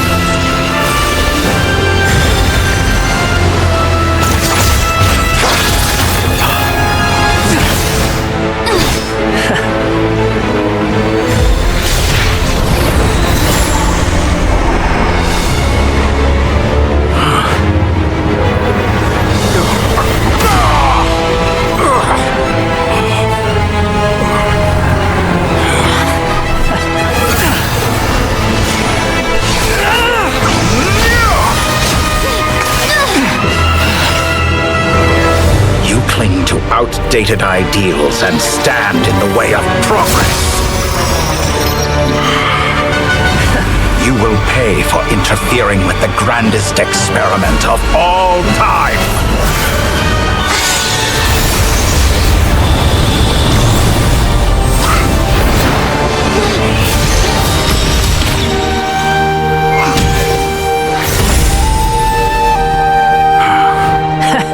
Good timing. Dottore, as clever as you are, you fail to understand wisdom. Wisdom takes many forms, but the path you have chosen eschews them all.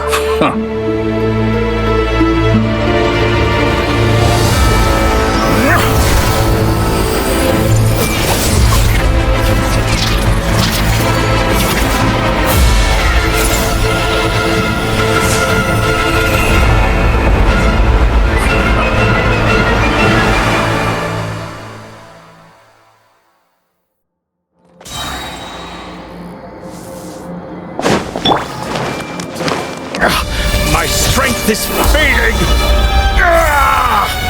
Since you are within Irminsul, it stands... That's enough!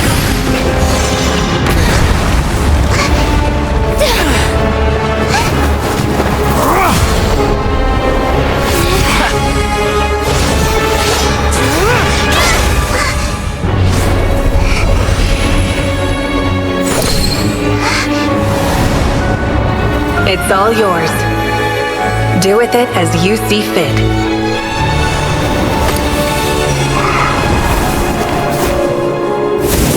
Just as you say, this world is home to some archaic things.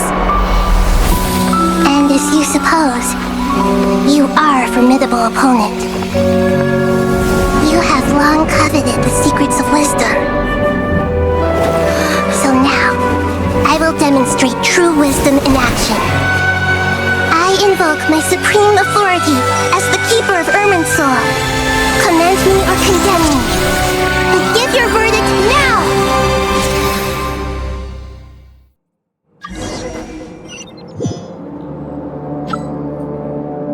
One of Wisdom, Mahakusaladhama. Are you certain that you wish to exercise your authority to destroy Irminsul? It represents both your roots and your finest accomplishments. You truly intend to abandon the very thing you have always fought for? This is my decision. Irminsul has been corrupted beyond redemption. Irminsul is the original tree of Teyvat. It is the means by which the heavenly principles maintains fate itself. The 7 Archons should honor and revere it, for their authority was bestowed upon them by the heavenly principles. It is precisely because I honor and revere it that I fight for the humanity it exists to protect. Wisdom is knowing how to weigh the options and make the right decision. If you truly care about the fortunes of this world, then it is me you should seek to preserve. Planting a seed begins the chain of cause and effect. Since you have become a great tree yourself, why should the loss of another tree be anything to fear? Till we meet again, Lord of Dendro.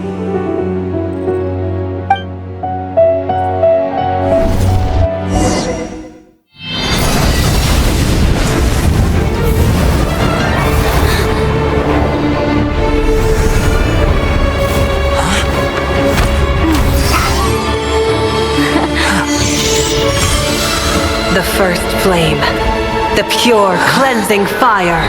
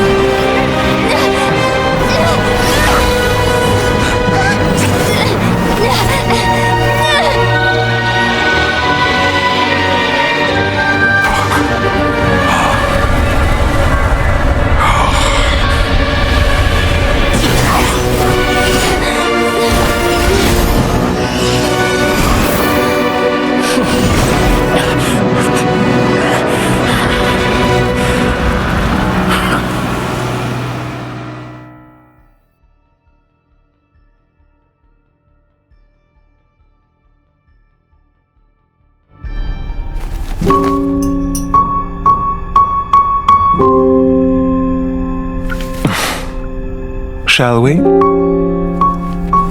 Where were we? I was suggesting that you needn't perform when signing a contract. You're only sitting here because your bank demanded an evaluation of the trustee. So you told a story about a young scholar from a merchant family in Sumeru? I told a compelling tale, didn't I? The post-expulsion story is far more captivating. The human experiments or the elixir of immortality? The part where you die. Ah, yes. My favorite part.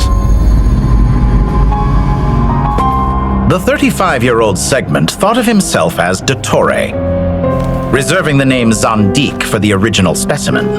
Of all the Segments, he was the most selfish. After his expulsion, Dottore searched for a new direction. He joined the Fatui, studied Elazar in great depth, secured resources. He was rather fortunate in his career. Zandik turned to Conrian technology and successfully created his segments. But this was not immortality. Even with backup segments, his body would still age. Still, thanks to Snezhnaya, Zandik found the ideal base for his experiments. Then a perfect partnership materialized at a crucial moment. The year that both parties realized they needed more time. Fortunately, Zandik succeeded. In a miraculous turn of events, he gained the extra time he needed. I seem to recall it differently. All right, it's true. No matter how much elixir he took, Zandik remained human and continued to age. Then, on the morning he turned 85... me up! Call for help! Surely he would be rescued, Zandik thought. But to his surprise, no one helped him. Zandik was too selfish for that. Don't forget, you're one of us. Yes, and we're all waiting. Waiting for me to die. Pantalone arrived for a meeting and happened to witness what followed. He found it unsettling. I never said that. But the Zandiks were unfazed. It was a rare opportunity for self-dissection.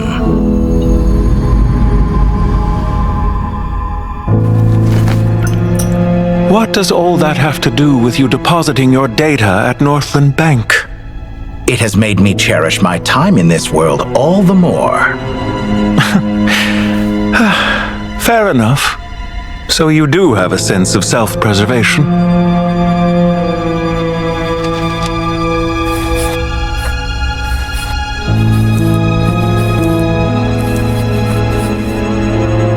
What do you mean? You're hardly normal, and you don't cherish life. You just don't want to admit defeat in the limited time you have. Even so, don't I deserve an interesting ending? I'm counting on it.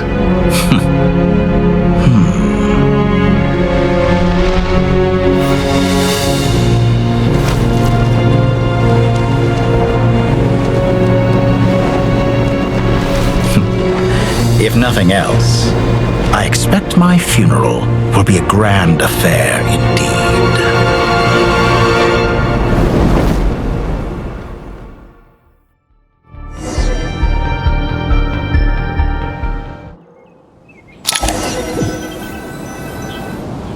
What a magnificent fire. In Snezhnaya, we light fires to ward off the cold. Fire, it seems, is antithetical to ideas such as cold, frozen, and unchanging. Perhaps it has always been that way. From the beginning, fire has been used to drive away wild beasts and warm the body and mind. You could say it's a form of treatment. One that cures the human heart of mortal fear. Mortal fear? Something you haven't been acquainted with in a long time, by the sounds of it. Whereas you, I'm sure, must know the feeling quite well indeed. I remember when we first discussed the elixir of immortality, you claimed that extending your lifespan was about buying more time. But was that really the truth? You fear the prospect of dying a wretched end in this world, don't you? Of course I do. I'm only human, after all. And while you may have forgotten it, you cannot deny that you too were once human, Dottore. I do not believe that there is no such fear in your heart. Perhaps you are right. But I abandoned it long ago and devoted myself to my experiments. I have felt no fear since. From the very beginning, I never thought you could win this game. But still you came, contract in hand, to honor our agreement. Because I am a reputable partner. And as we have discussed, experiments are about more than results alone. The process is equally important. I have come here and completed my creation, and I do not regret my decision. I'm afraid your journey ends here. After I die, there will be no one to make the elixir of immortality, and your remaining stock will only last a few more years. How then will you prove that you didn't perish in this incident alongside everyone else? When I feel optimistic about market environments, I never forcibly adjust them. They have their own direction. And I myself am one such environment. I have been quite particular about many things in my life. But where the manner of my death is concerned, I choose not to be. You make yourself sound so magnanimous. Oh, but I am. And I hope you will be too. It may have been a long time since anyone told you this, Dottore, but I recognize that you are a truly rare talent. Ha! I can see it. The experiment in blasphemy that I've been performing all this time. It has been a long process, and I do not care about the results as much as people might imagine. If the very goal of your experiment was to explore infinite possibilities, then there was never any reason for it to end. Indeed. Yet now, the experiment has officially drawn to a close. What should I call you? Zandik? Or do you prefer Dottore? Suit yourself. Goodbye, Feofan. This time, that's what it truly is. And don't I know it? Goodbye, Zandik.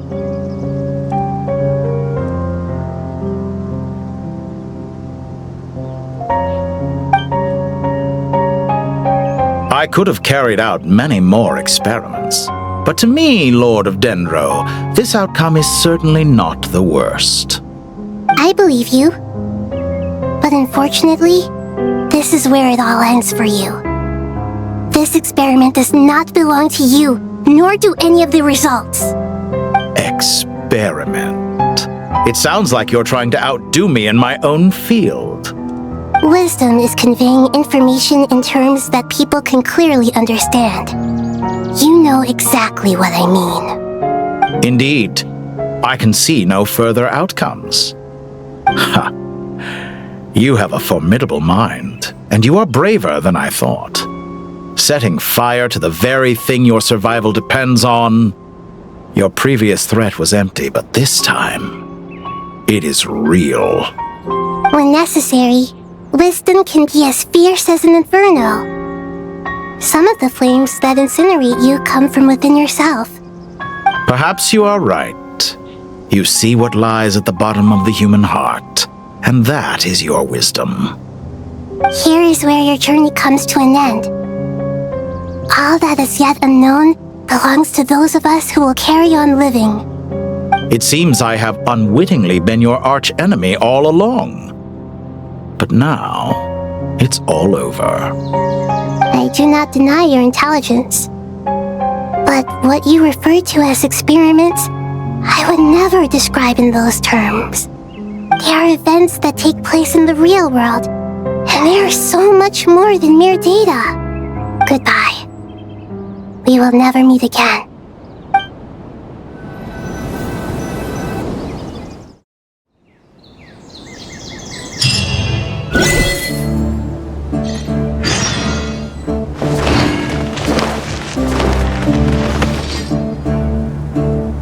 Well, that's the last of them.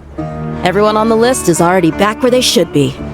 It was a long, hard road, but we finally finished escorting everyone back. I just pray that we'll never need to leave again. I hope we can stay here forever in this peaceful paradise of our own choosing. Paradise. In the annals of the Temple of Silence, that word carries great significance. It represents the hopes and desires of the gods. Their longing for a place to rest. I wouldn't think gods need such a place. People always think they're the only ones who can lose their homes. They forget that gods too need a place to reside. As the Goat King once said, "A god without his people shall cease to exist." Gods need their believers every bit as much as their believers need them. Only we can truly understand how much the desert faith has faded over the centuries. But we still talk about the gods as though they're part of our lives. Given the myriad ways in which gods and humans interact, I'd say they really are. How else could Dunyarzad consider the Dendro Archon a friend? Well, that sounds about right to me. Describing them as friends sure makes us feel a whole lot closer. If you told me a few years back that I'd have this many friends, I'd have called you a liar.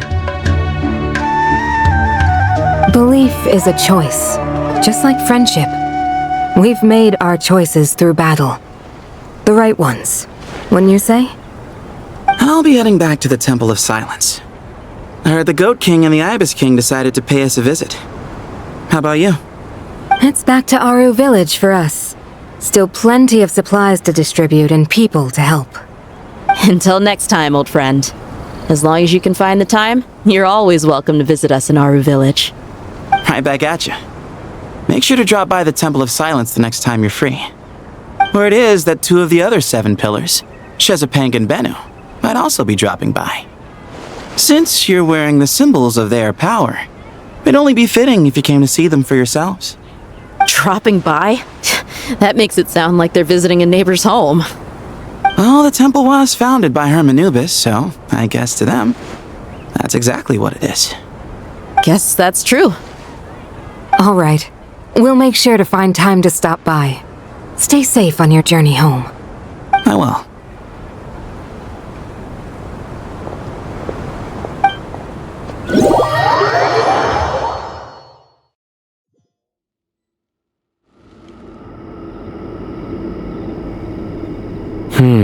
You do have a point. See? Retirement has always been a problem, especially for old-timers like us who've been locked away all these years.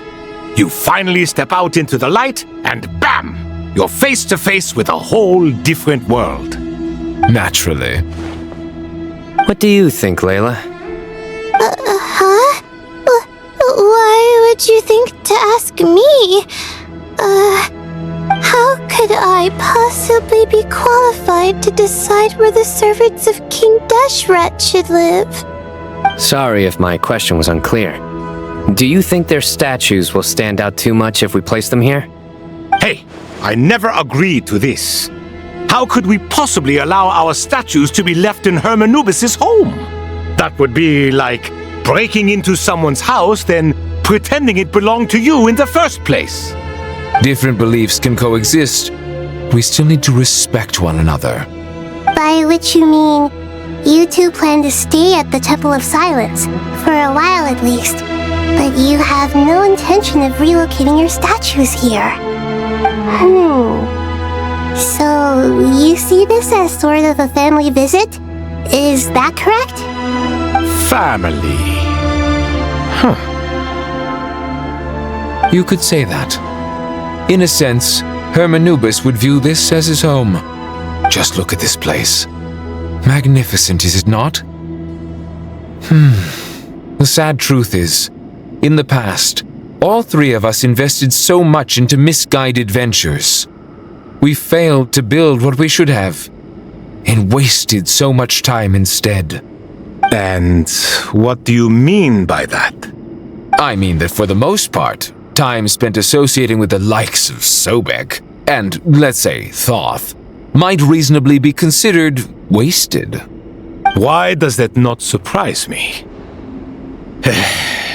Go on. Anyway, given how much time we'll all be spending together, I'd say that the bonds we built will end up proving to have been a sound investment. Once Sethos, the current leader of the Temple of Silence, returns, you can discuss the matter of staying here with him. But judging by the expressions of everyone here, I imagine you'll receive a very warm welcome. This sacred ground houses untold knowledge, after all. What better place for the servants of King Deshret to appear in the mortal world? How about we share a meal together first? I imagine it's been many years since you last tasted fresh food. Oh, that sounds wonderful! After so many hundreds of years, I can only surmise that desert cuisine has become a lot more varied. Are we having a get-together? If you'd like, I can help prepare some food. After all, Lord Thoth, you helped me so much in the desert, and I still haven't properly thanked you. Oh, my, that would be wonderful. I'm touched that you still remember. How the times have changed! To the people of today, it seems the Ibis King has become a kind and passionate god. And you, Mr. Herreshoff? What kind of god do you wish to be? To be honest, I haven't given it much thought. How about you, Dendro Archon? Do you have any hopes for your future? Me? I'm very happy with my current life. Forgive my bluntness, but You do not seem to derive your authority from majesty and might, like Lord Al-Ahmar. Clearly your approach has its advantages, but also its dangers, don't you think? I do, but projecting a majestic front doesn't really suit me. Besides, my relationship with others isn't simply one of a god and her people. Not putting on airs might earn you more adoration. Exactly. Besides, I really like parties where everyone brings their own food and we all come together to share. You should join us. I'm sure you'll find it fun. Last time when we got together for a picnic near the Avidia Forest, it was quite the occasion. Seeing as you're already here, how about we hold the next one in the desert? Can we do that? Wouldn't Tainari have to transport a ton of drinking water? Don't worry, I can help out. Layla, would you like to join us next time? Me? Sure. The more the merrier. That way we... Don't take this the wrong way. I just think you should know. When it comes to passing the time, chess is more our thing. In that case, Dendro Archon, what do you say? If I were to compete against you, I can't say with certainty I'd win, but I certainly wouldn't mind giving it a shot. Where's Sobek? I'm sure he'd be good for a few rounds. Cards, cards, cards! I'll always prefer chess. I wonder what variant of chess we're talking here. Mr. Thoth, is there some sort of astrological significance to this game? Oh, I'm glad you brought that up. As long as the leader of the Temple of Silence agrees, we can search Hermanubis' place for books to teach you how to play.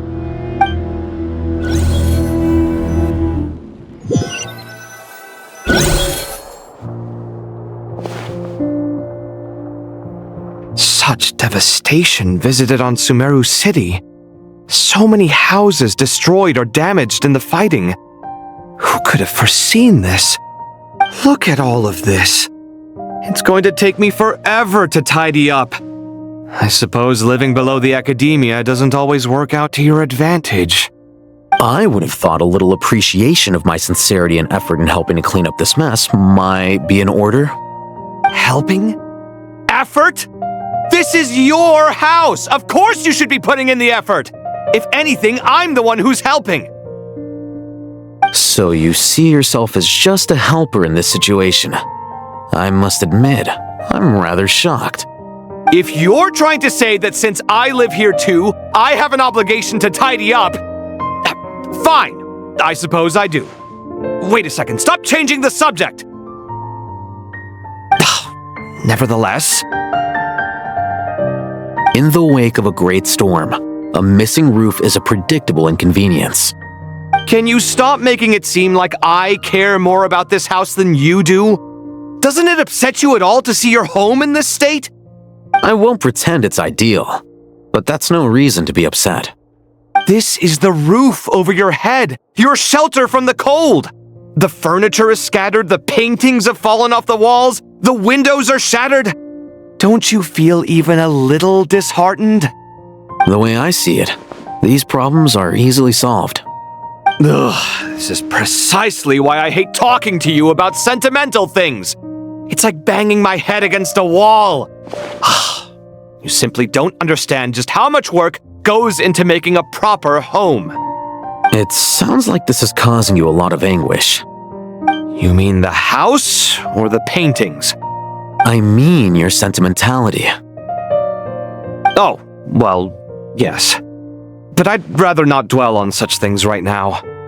Generally speaking, when anguish becomes the norm, people usually make an attempt to improve their situation. But there are so many people and things in life that are difficult to change. It's not like you can force them. Besides, anguish can be a source of inspiration. And I'm not sure I could break my reliance on it. I'm glad you're able to make yourself think like that. What kind of a response is that? I was stating a profound truth about the very nature of art. Suffering is the cradle of all creation. Even you can't deny that. And I wasn't trying to. I'm just happy for you. Pure and simple. Can't you tell? Happy about what? Happy that you can always find an answer that backs up your views. You... More often than not, life is a process of running into problems and then searching for answers. Yours more than most. Not everyone's so good at justifying things to themselves. It's something that you've been steadily mastering. Huh. What about you, then? What skills have you been mastering lately? Pass me that box. Huh? Okay. You may consider this my progress on the path to mastery. What? Wait a second. Isn't that box mine? Hey, it is! It must have fallen off that shelf! I'll hate them! Those are my paints and inks! Would you like me to put it in your bedroom for you? Huh? I mean, sure, if you don't mind. What kind of progress is this? Does he think he can bribe me? Not that giving me back my own things is much of a bribe. These books on the floor, they're a complete mess. And this one, didn't he say it was an out-of-print collectible? It's completely covered in dust, and some of its pages have even fallen out. Ugh, guess I should help him repair it. This one too. And this one. Local sumter beasts, imported goods, such a bright future ahead. I can picture the Mora just rolling in.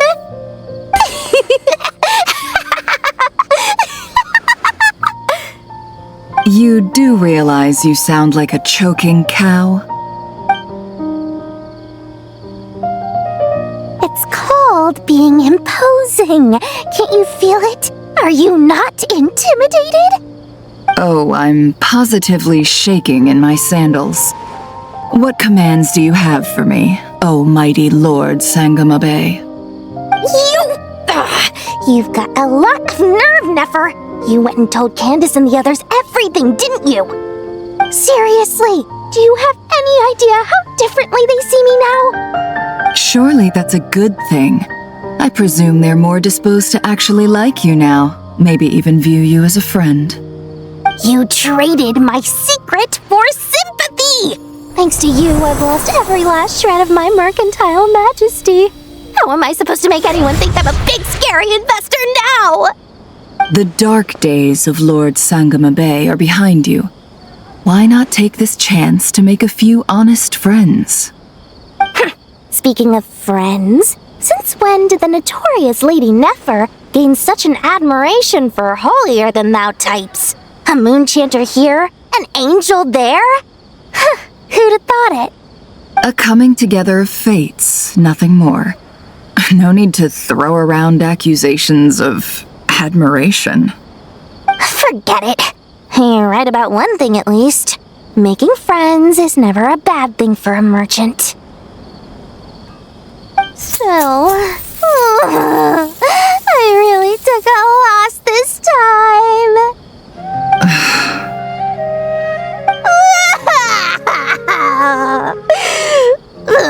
What are you looking at? I'm trying to see if you're really crying or if those are just crocodile tears. A little birdie told me that when Lord Sangamabe makes money, the tears flow from the center of her eyes, but when she loses it, they flow from the corners. Which is it this time? Ugh, you are so annoying. I'm not talking to you anymore. Nefer! Thank goodness you're here. I've been looking everywhere for you. Huh? Well. If it isn't the House of Dana's very own librarian. What can I offer you today, Miss Katayun? Oh, no. I'm not here to buy. I'm here to bring Lady Nefer a book, and a fascinating one at that. We agreed to meet at the entrance to the mausoleum of King Deshret. One more thing. I bought this copy with my own money.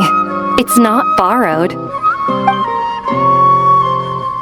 Reasoning knows not time of day, but suspense always follows a blizzard. That's quite the mouthful. Huh? Isn't that the one that... It was all the rage for a while. People throughout the city were clamoring to get their hands on a copy. The names inside were all circled. Everyone thought it was a riddle. Don't bring up that book in my presence. I don't even want to hear its name. That thing was nothing but a scam. Surprisingly enough, I've actually heard of this book, though it doesn't seem of much consequence. So, what truth lies behind it? You're from the Vahumana and you're asking me what the truth is? I'd say the actual truth was about the least important part of the whole episode. I brought you this book because it probably has the most interesting backstory of any in the House of Dana's collection, at least in recent years. As for its quality, well, you can judge that for yourself. Don't tell me it's actually any good. You may not know this, Lord Sangamabe, but Lady Nefer has a fondness for books with... how should I put this? Mixed reviews? No eye for good literature, huh? Perhaps she feels that bad books hide interesting secrets? But I shouldn't put words in her mouth. It's probably fair to say she prefers the conversations that books can spark over the substance of the books themselves. Suits my style as an intel broker, wouldn't you say? Very interesting, thank you. I'll return it to you once I'm done reading. And as it happens, I have something for you, too. Incense? I imagine you've already used up the incense I gave you last time. Here's some more. This batch is from Nodcry, so the scent won't be quite the same. Well, actually, I've been saving the incense you gave me. I couldn't bring myself to waste it without a special occasion. But I'll gladly accept this, too. And I promise I'll use it this time. Katayun, you haven't changed a bit.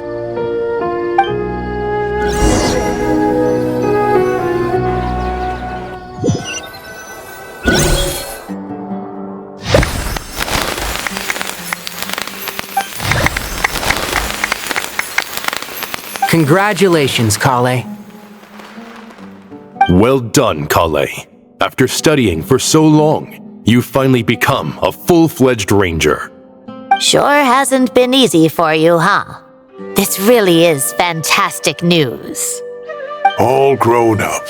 No longer a trainee, but an official forest ranger. Oh, the next step is to secure tenure in the academia. Thanks, everyone. It's true. I'm an official forest ranger now. Master Tainari, thank you for your guidance and support. I wish Mr. Sino were here so I could thank him too. Sino had a matter to attend to at the Temple of Silence. I don't imagine he'll be back for some time. But don't worry, we can celebrate together once he's finished. I'm afraid the party will have to wait. Kale still has some matters to attend to first. Kale? Is everything all right? No, it's not what you think. There's nothing wrong with my health. I just have a few things I need to deal with. I've made plans with the Traveler and Paimon to visit Mondstadt. Master Tainari and Mr. Sino will be accompanying us too. Well, that's a relief. Let's get together when everyone's back. I'm sure you'll be doing even better by then. Of course. I have a feeling you're right.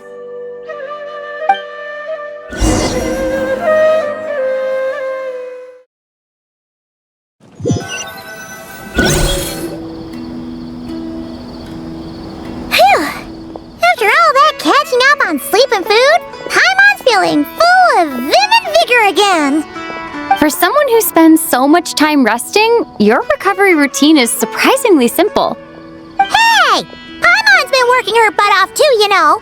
She flew all over the city helping everyone out. Don't worry. I saw how hard you worked. Alright, we all know you're the most hardworking person in Tevad. As long as you're rested and full, that's what really matters. Paimon's been looking around the place, and it seems like the city's already on the mend. But Paimon's been wondering how Nahita's doing. We should check in on her.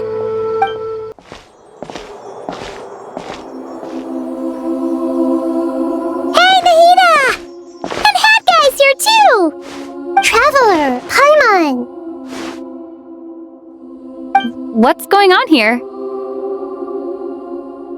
Nothing much.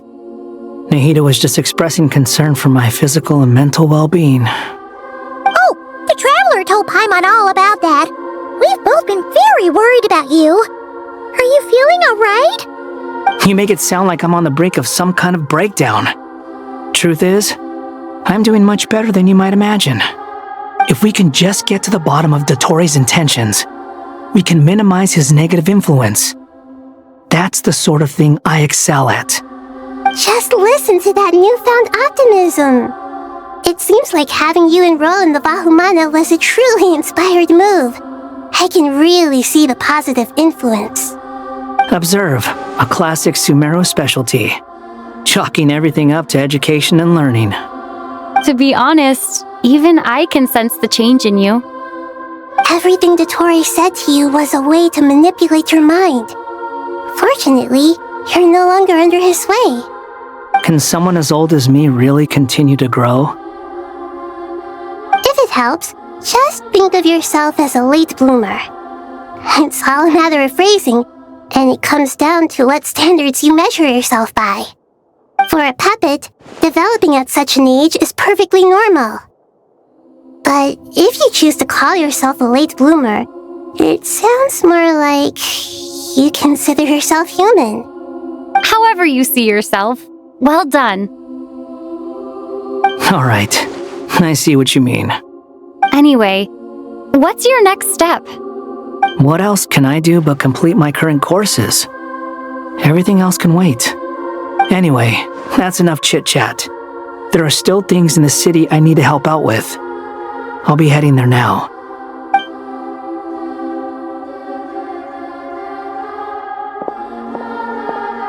I'm so happy that Hat Guy is doing better than we thought.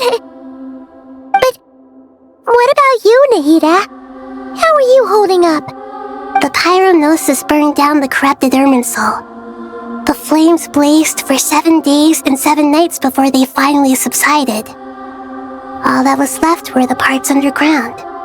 Now, Aru shoulders the responsibilities that once belonged to Irminsul.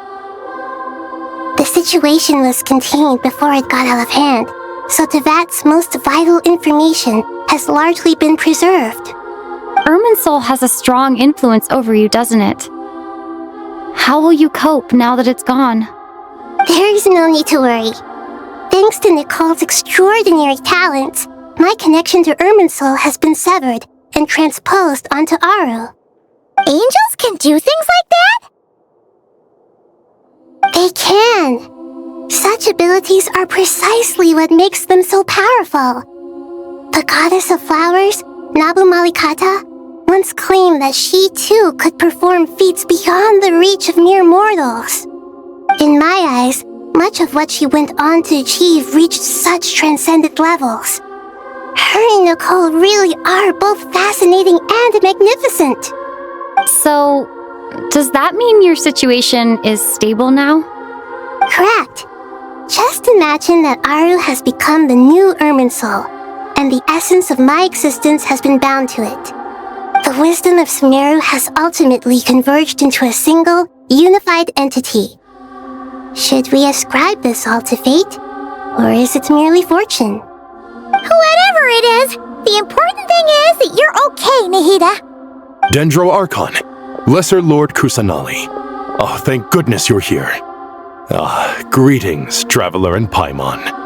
Sir Nevis, do you have something urgent to say? Yes, there's something I need to report. We've received a message from Snezhnaya.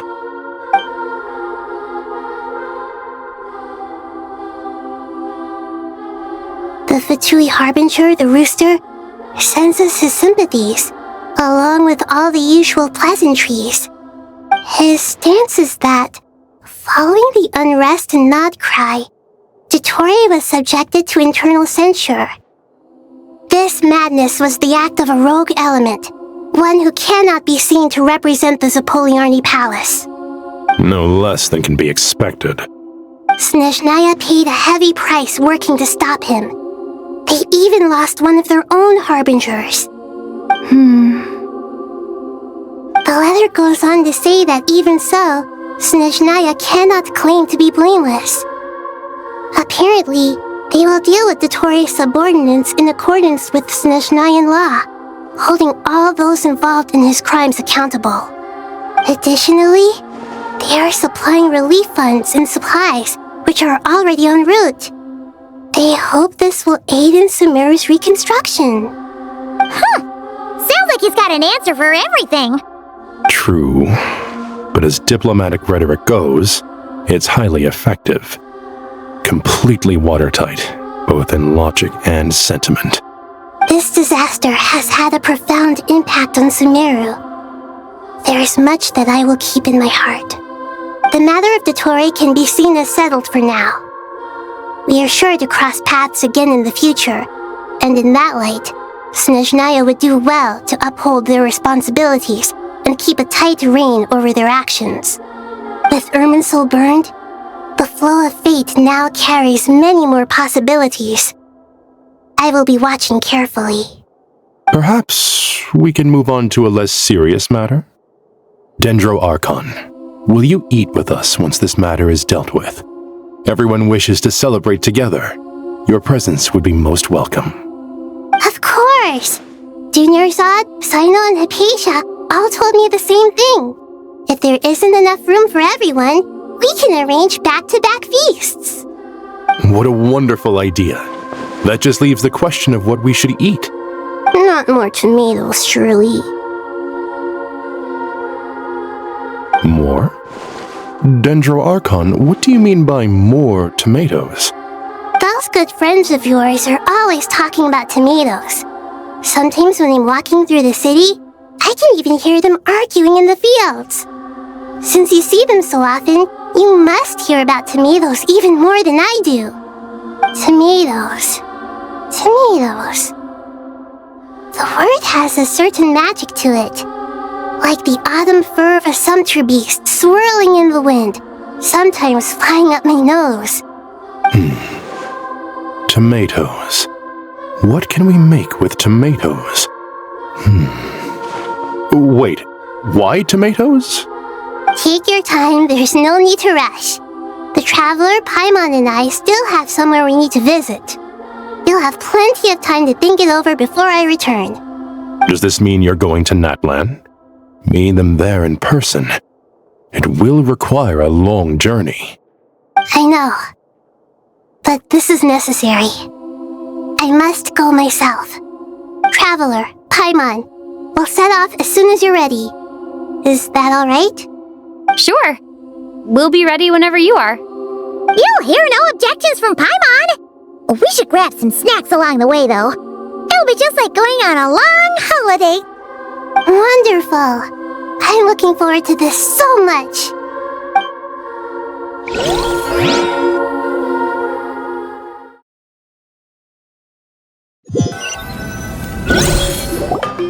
Natlan is such a lively place. It's super cheerful and positive, too. I can see that. There are people outside exercising at all hours. Such a healthy way of life. You came. Welcome, welcome. You must be hungry from your journey. Would you like something to eat? Oh, thanks, but no thanks. We've been eating the whole way here. We had a mushroom platter, Sab's meat stew, butter braised chicken, Hadasara pudding. Paimon's positively stuffed.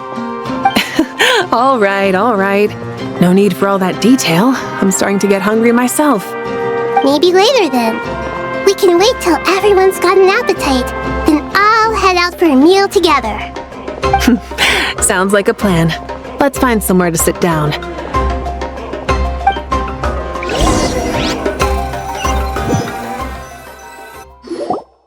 I should tell you, I already have some sense of why you've come. Why's that, Malika? To say thank you. Your senses are spot on. But on top of that, we also feel guilty. Because the pyronosis has vanished? I sensed its loss. Despite scouring through the remnants of Irminsul, we couldn't find any sign of the pyronosis. Not even any trace of it burning to ash. That's certainly unusual. Still, the potential fallout from Irminsul's loss is significant, to say the least. Perhaps the pyronosis's disappearance is simply a knock-on effect of the impact it's had on a certain strand of fate. There's no need to feel guilty. We were clear that this time there was to be no returning, only giving. Pure and simple.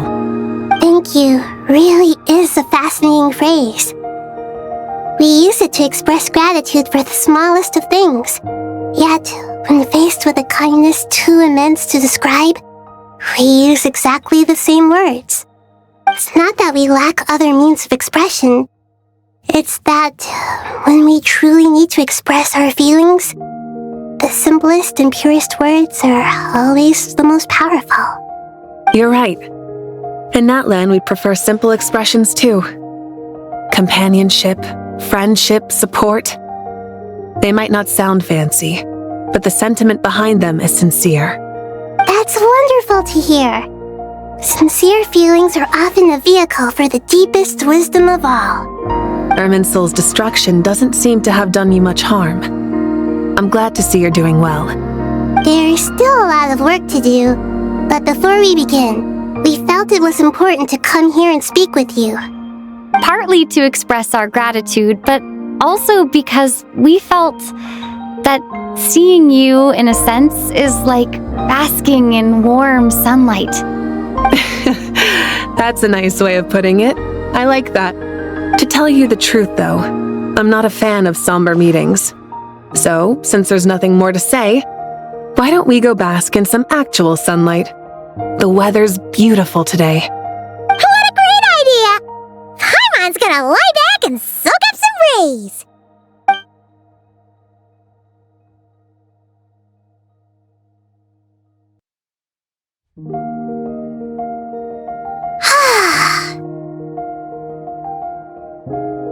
In that case, I think I'll lie down for a bit too before we head to our next stop. And where might that be?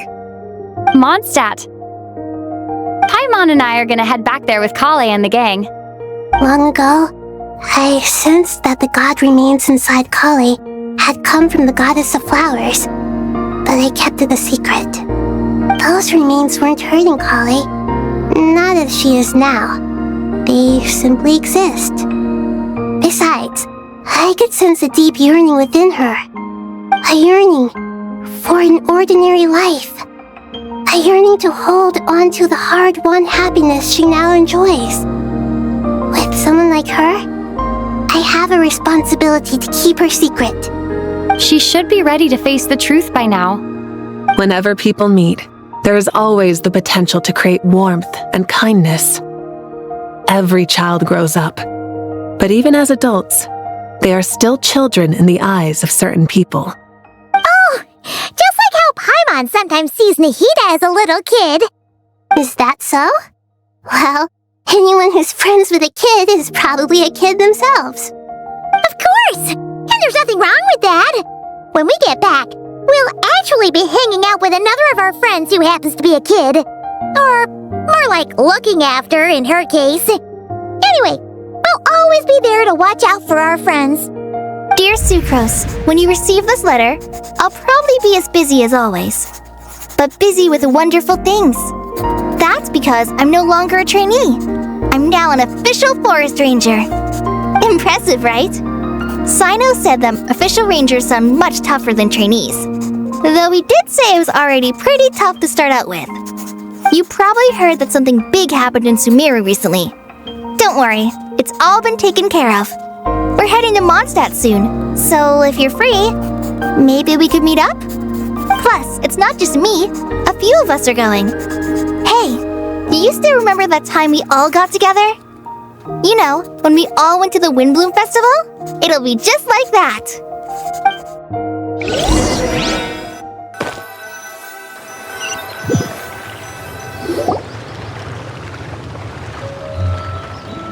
Dainari, is that... Don't you say it! Is that the great Vayuvyastra? Behold, the great Vayuvyastra, General Mahamatra. How times have changed. I wasn't expecting you to beat me to the punchline. You've changed.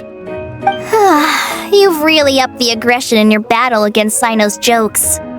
Kale, how did you know what I was going to say? For the love of...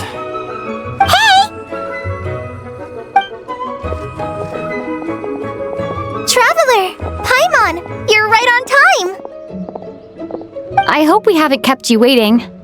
Kalei!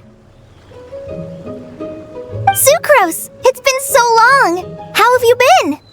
I've been well.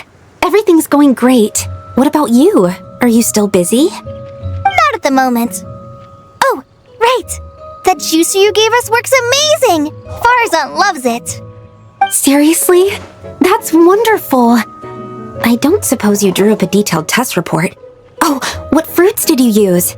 How's the texture of the final product? Sucrose, you might want to try asking your questions one at a time. Albedo! Paimon didn't see you there! It's been a while since all of us were together like this. How about we follow the same plan as last time? Good idea, my friend. You never disappoint. So, what are your identities this time? Don't remind him. First things first. Allow me to introduce our very own official Forest Ranger Kale. The rest of us are simply her humble travel companions. This sounds like one of those mushy stories that gets people hooked on some corny, heartwarming premise. Oh, is our story not heartwarming? If I recall correctly, there was even a scene like this in King of Invocations. Besides being heartwarming, our story's also about tough, impressive-sounding job titles. At least that's what I think.